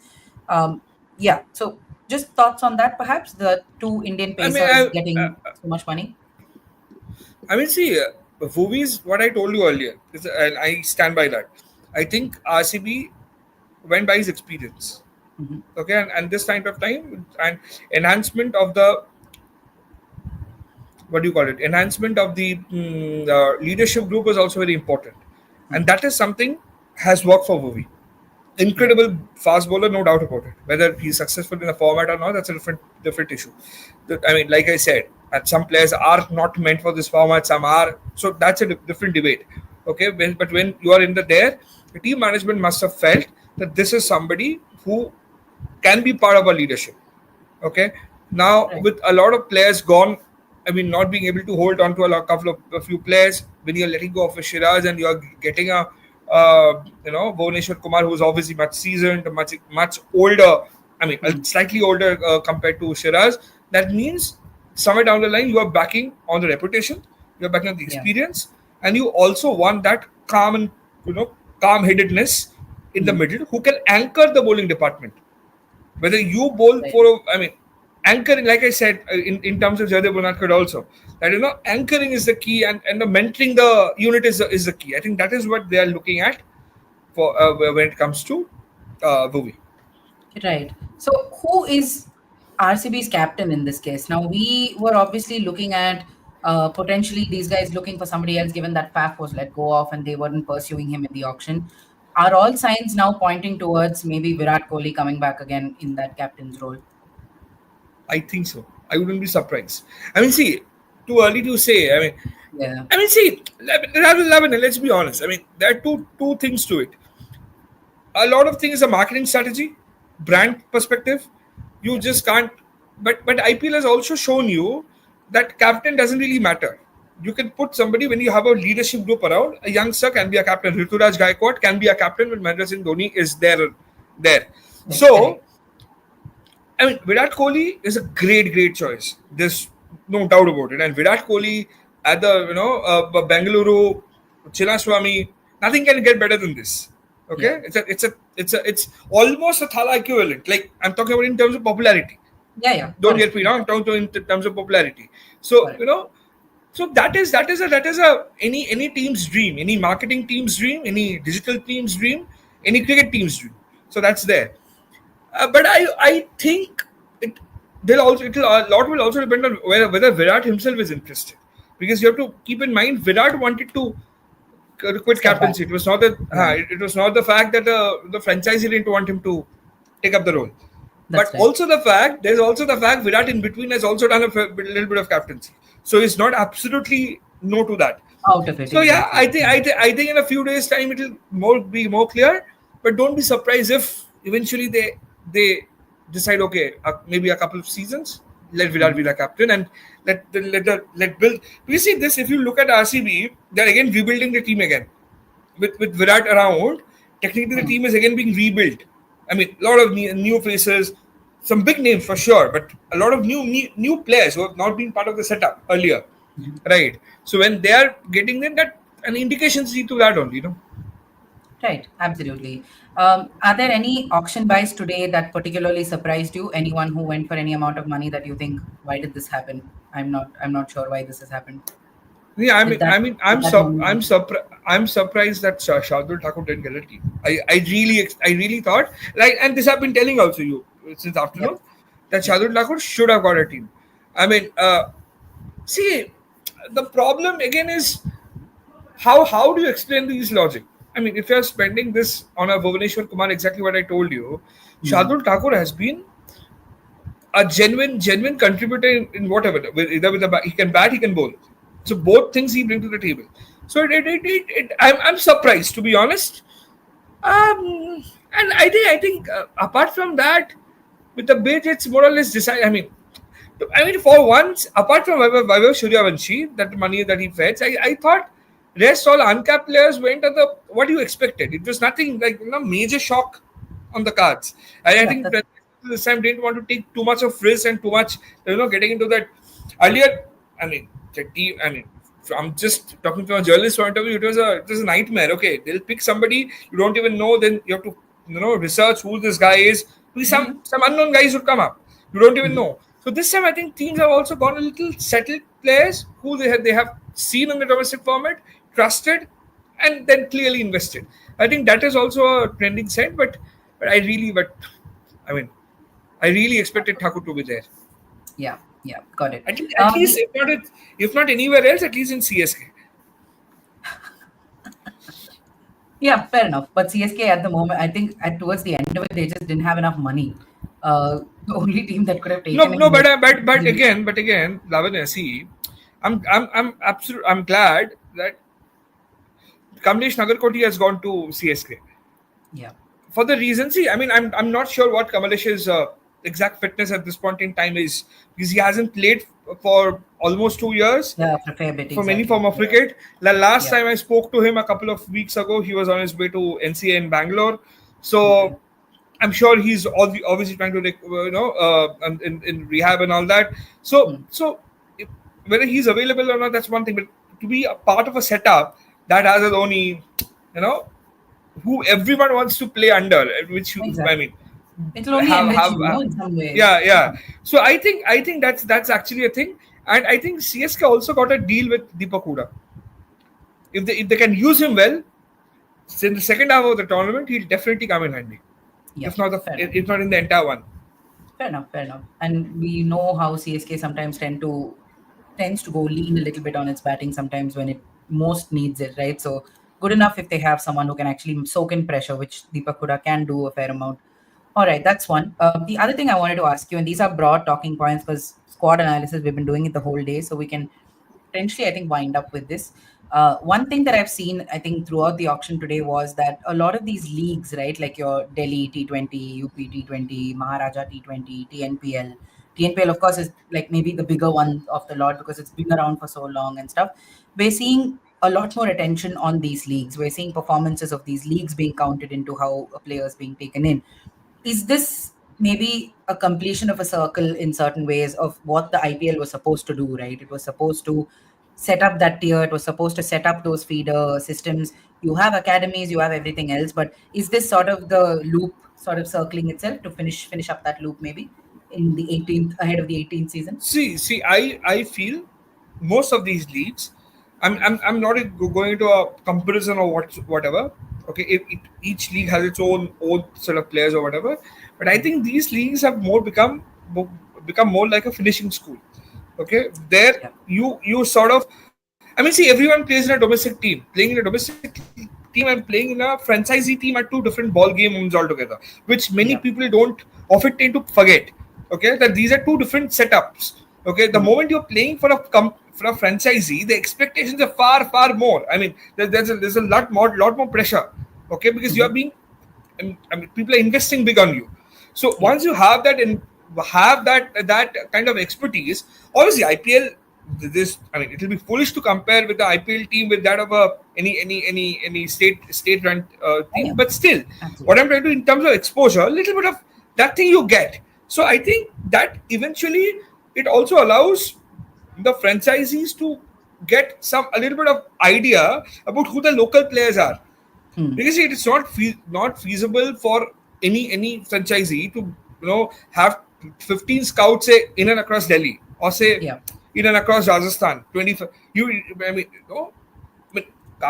In which nooks and corners there's a Ravi Vishnu hidden? No, it's a fact. Ravi Vishnu came from a village where nobody thought he'll be an India cricketer. He went into so it took one domestic tournament or something to find out who these cricketers are. Back in Ravi's time, there was no local league. Now there's a local league, so most of the states who are having it, they can gain from it. So and that's how a lot of players have come in. That's how this Delhi boy who hit 6 sixes have come in. So this shows that franchisee has also made life slightly easier for the scouts. Okay, they've started taking these things seriously, and see, I mean, now I can reveal. I mean, when we were doing the Ranji Trophy match, I saw, because I was in Jaipur around that time. I think it was Rajasthan versus Gujarat. We saw John Wright watching the match for the entire thing. So obviously that means you are selecting. You have some set of players who you want to see. Okay, so I mean these were always there. A John Wright or some other players are who are traditional scouts watching Ranji Trophy or a Vijay Hazare has always been the trend. That's how Jasprit Bumrah came in. So or Akshar Patel came in. So that those are there. Those were always there. But these leagues have only fastened the process a little bit and made slightly easier for the teams to get a better idea of who these players are from the region. Right, absolutely. Couple of things. I think we finish with 182 players finally getting sold in this auction. 639, insane amount of money. This 639 crores being spent in this auction in entirety. Rishabh Pant, of course, was the biggest buy in this auction, with 27 crores being the price tag attached to him from LSG. The biggest overseas buy was Joss Butler going to Gujarat Titans for 15.75. This didn't strike me at all. Like, we didn't realize that Joss Butler is actually the highest paid overseas player in this auction when we were looking at all the other money floating around. The youngest player, of course, to be sold, we discussed this now. We've discussed it when he went as well. Vaibhav Suryavanshi for 1.1 crores. Good enough. Crorepati at the age of 13. And Jaydev Unadkat was bought for the 13th time in an auction, which is the most for a player in the IPL auction. So test cricketer, That's not test cricketer, 13%. whatever, but never Yeah. goes out of style. Yeah, Yeah, he's always absolutely. around. He's I always mean, see, around. And this also shows that experience matters at the end of the day. There's absolutely. no substitute to experience. Okay, you will have fly by the night people. You will have people, coming and will do this, will do that kind of sort of people. But ultimately, Yeah, experience will pay off. Maybe absolutely. Cannot deny that at all. chips might be down at times, but mostly people tend to go for experience. Yep, absolutely. So that has been an interesting and extremely exhausting 2 days of auctions. But Lavanya, another Yeah, very, very yes, surprising, if you have noticed, the yeah, West Indies players, okay? I mean, once upon a time, the star, biggest, yeah. The what to biggest say? signings were from there.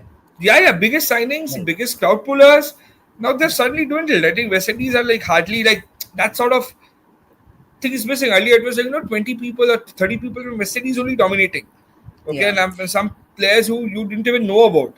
Okay, now yeah. they are like now. I think again it also shows that, like we were discussing, that it also shows at what level are you performing. So what kind of things are you coming? It's like, I mean, it's sad, but it is what it is. Yeah, it is what it is. I understand. Yeah, the international scene doesn't help the way they're doing internationally. It really doesn't help. I think what also makes a difference is West Indies, yes, initially because T20 was associated with this power hitting stuff, and you would see your Pollards and your Russells and your Narains being the ones that managed that, because they were at, oh, Chris Gayle. How can we leave him out of this? You had all of these players coming in and sort of owning that brand of cricket, that explosive brand of cricket for a while, and the rest of the world is just caught up in a lot of senses. Your Indians have caught up with power hitting, your Englishmen, your Australians, they've all caught up with that kind of power hitting brand, isn't it? It's not a West Indian thing anymore. So if they really want to stick around and make a difference and find more, contracts in the IPL, they need to figure out a way to really compete and, yeah, just get competitive again for their own good. So these are also so many international considerations also come into an auction like this. Even the Sri Lankans, right? At one point, we used to see your Jayawardhanes and your Sangakaras, leave all of them. Lasit Malinga, he was such a brand for a while. No, but Have but another I'm Mendes glad now, there's no? one more Malinga. Yeah, yeah. Yeah, one more Malinga. So yeah, it's fun. It's no. I mean, see, I mean, we grew up in a time, when Sri Lankan cricket team ruled the world. Okay, Yes. Sana Jayasuriya was one of the heroes. I mean, Sana Jayasuriya, Sachin Tendulkar. Of course, we had our all our thing were for Sachin Tendulkar. But Sana Yeah. Jayasuriya, come on, like changed the way we saw cricket. Seriously. ODI cricket in particular. Okay, Sana Jayasuriya, and then our captain in the Arab Arjuna Ranatunga. Arjun Anatunga. Yeah. This shows I'm getting old. So yeah, the Arjun Anatunga and Aravinda De Silva, that dream team. Asanka Gurusane, you name it, Kalu Vetarana. I mean, it's just stars, Doshan Mahanama, Marvanata Patu. It's like that team. And when the All-star team it first year, was. Like an all-star yeah, team. it was almost a dream. Muthaiya Muralidharan. I mean, he was one of the youngest in I that was just team. going to say that. Youngest Yeah, one Muthaiya youngest, then Pushpa Kumara, and yeah. Upul Chandana. What a team! And then from there, we also had a lull period. Now again, obviously with Hasuranga, things are slowly changing. And I only hope now with Jayasuriya back at the helm and Sri Lankan cricket again, it's sort of showing that little bit of hope. And Yeah. and I think it is also important for the game in general that teams, the good old traditional teams, actually find their mojo back. Because Right. otherwise it's not fun. It's no fun because two or three, India or Australia or England will always do well. Okay, Yeah, yeah, I mean, you expect them to do yeah, well. yeah. I mean, with two or three more teams coming who are traditional rivals, you obviously expect them to do well. I think Sri Lanka obviously is that case, and I mean now, and surprisingly, even not too many Afghans also went. Yeah, yeah, Yeah, so I think yeah. that's what I'm saying. The people are eventually going back to the tried and tested names, and not. I mean, I think last teams 4 to 5 years ago, the trend started that investing in whatever you see. That, like I said, Yeah, that's what. Yeah. unknown talent, mystery. Hmm. That mystery is gone. There's no mystery, boss. In cricket, there's nothing Yeah, called mystery. The moment your a batsman finds your grip, you're gone. It's yeah, as yeah. simple as that. Okay, how That's you right. maintain, how you develop your skills is what keeps the mystery alive. So That's right. so I think the tried and tested names are what the teams are looking at. Right, fair enough. And I think with that, it's 11 o'clock. So we're going to call time of death on this stream. We've been going on for 8 hours, 8.5 hours. Oh my No, God. I mean, you've been there since the beginning. हम तो कोई Yeah. बहुत ठीक है. Yeah, 8.5 hours. I'm just at the moment, I think I want to spend the next week not listening to my voice because that's all Yeah. I've been hearing for the last 2 days. But never mind. There's still No, but plenty of but things no, but to. Lavanya not too far ahead is the WPL auction. So I more work. know. I was just gonna say that. I was just gonna say that the WPL auction is gonna come at some point. We're gonna have to do this all over again. So, but at least for what it's worth, it's 5 teams. Oh, sorry. Much Yeah, 5 teams. Oh, geez, 5 teams. much And yeah, much smaller. Yeah. much And smaller, obviously, exactly. And uh, honestly, this much like elongated, I don't think that's gonna happen there. I really don't think that's gonna. At least it hasn't. I don't want to jinx it. Touching all wood possible for it to not happen because end of the year we just sports journalists we deserve a vacation as long or one as possible. But yeah, Shine, thank you for joining me today. Today, in no fact, we problem. had so many relatively unknown faces that were in the mix, and to discuss them was really fun. Yeah. That's Uh, why I thought I'll join you today because Join in, a yeah, little all bit. day. Yeah. Exactly. So that was really valuable. And the thing is, because now we know who the players are in each of these teams, right? This only begins the conversation. The conversation only starts here. So we'll probably get you, this might not be the perfect platform, but we might just get you a couple of podcasts where we look at each of these teams, try and understand some of these so-called unknown entities, what some of the new coaches now, like Rahul Dravid's coming back for a second stint. You have Dan Vittori in some places. You have people are changing, Ponting in another place. So we're going to try and see what they can bring to each of these teams. And really, if their fortunes can change at all, if it could be a championship season for RCB, clearly that will be the first episode. We'll have to figure out if all their purchasing and frugality has really paid off. So we'll do that over the course of the next maybe week or 10 days. Thank you for being part of our coverage. Shayan Amol is not here, but I'll like say thanks to him as well. The entire Sportstar team's done like a buttload of work, which you guys can check out on the website. It's just the main website link. You can just go there and everything's there for you to consume. Top buys, who went unsold, which team has what, how they line up potentially in Yeah, and 2025. and, Everything. and and and and over the next few days there'll be more stories coming away, more profiles and all that. Because Exactly. obviously you have to I mean it's late in the night, so obviously you can't have everything at one Everything go. out there. There'll be Exactly. there'll be there'll be Exactly. some surprise in store over the coming week, that I can assure you. Exactly. Like Amol said, maybe Shayan's Rajasthan Royals interview is the first one to come. That'll be That probably that the first one. We'll figure it out. We'll Who figure it out knows? over the course of the week. Yeah, yeah. Who knows? I mean, so many, all of these coaches deserve to be spoken to just to see if they really got what they wanted from the auction. Anyway, but those are conversations we have over the course. The next couple of months are going to be dedicated to this. Till the run up to the IPL, this is going to be discussed. So let's just hope everyone stays injury free. Let's hope we have the teams that we saw today playing in the IPL. And we hope you guys had a good 2 day auction with But us. I but hope we Lavanya, covered our bases. one very interesting observation that I obviously two IRs have made it to the top Yeah. three list of the Indians, Yep. and it's incredible, It's and both incredible. both obviously both. I mean, Shreyash, of course, like we had discussed. Venkatesh, I thought. I will be very honest. I didn't expect that money to go That that higher high. price. Yeah, yeah. Nobody Okay, did. Nobody did. yeah, but yeah, Yeah. it is what it is. He'll be happy. It was an emotional buy. I hope we can hear from Venki Mysore about it. I hope when the dust settles on the auction, right, 2-3 days after that, maybe he can also have some perspective on just how high that price tag really is. And we'll also figure out maybe if they're looking for higher responsibility for Venkatesh Iyer in that outfit. You never know.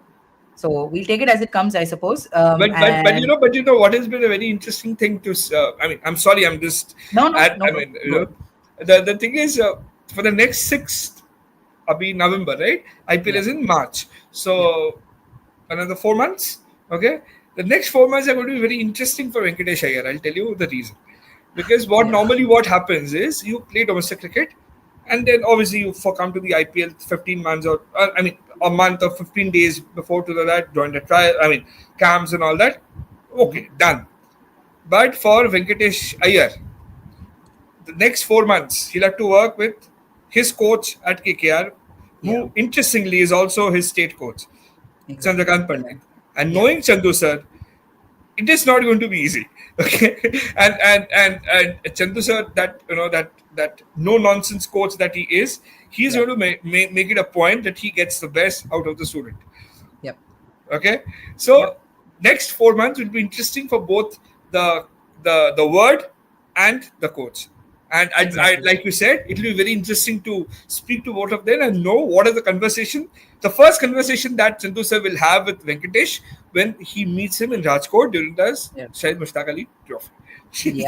Yep. So we can expect our reporters to bring us all of that. So please keep a close tab on the Sportstar website. We'll keep coming and doing maybe 1 hour lives couple of times here and there so that we can keep you guys up to date about what's happening in the world of cricket, football, and all other sports that we cover. But for now, I think that's it. We're going to call it a night and probably not wake up for the next maybe 72 hours and then figure out what happens in the end of the year for the WPL auction when that does come up.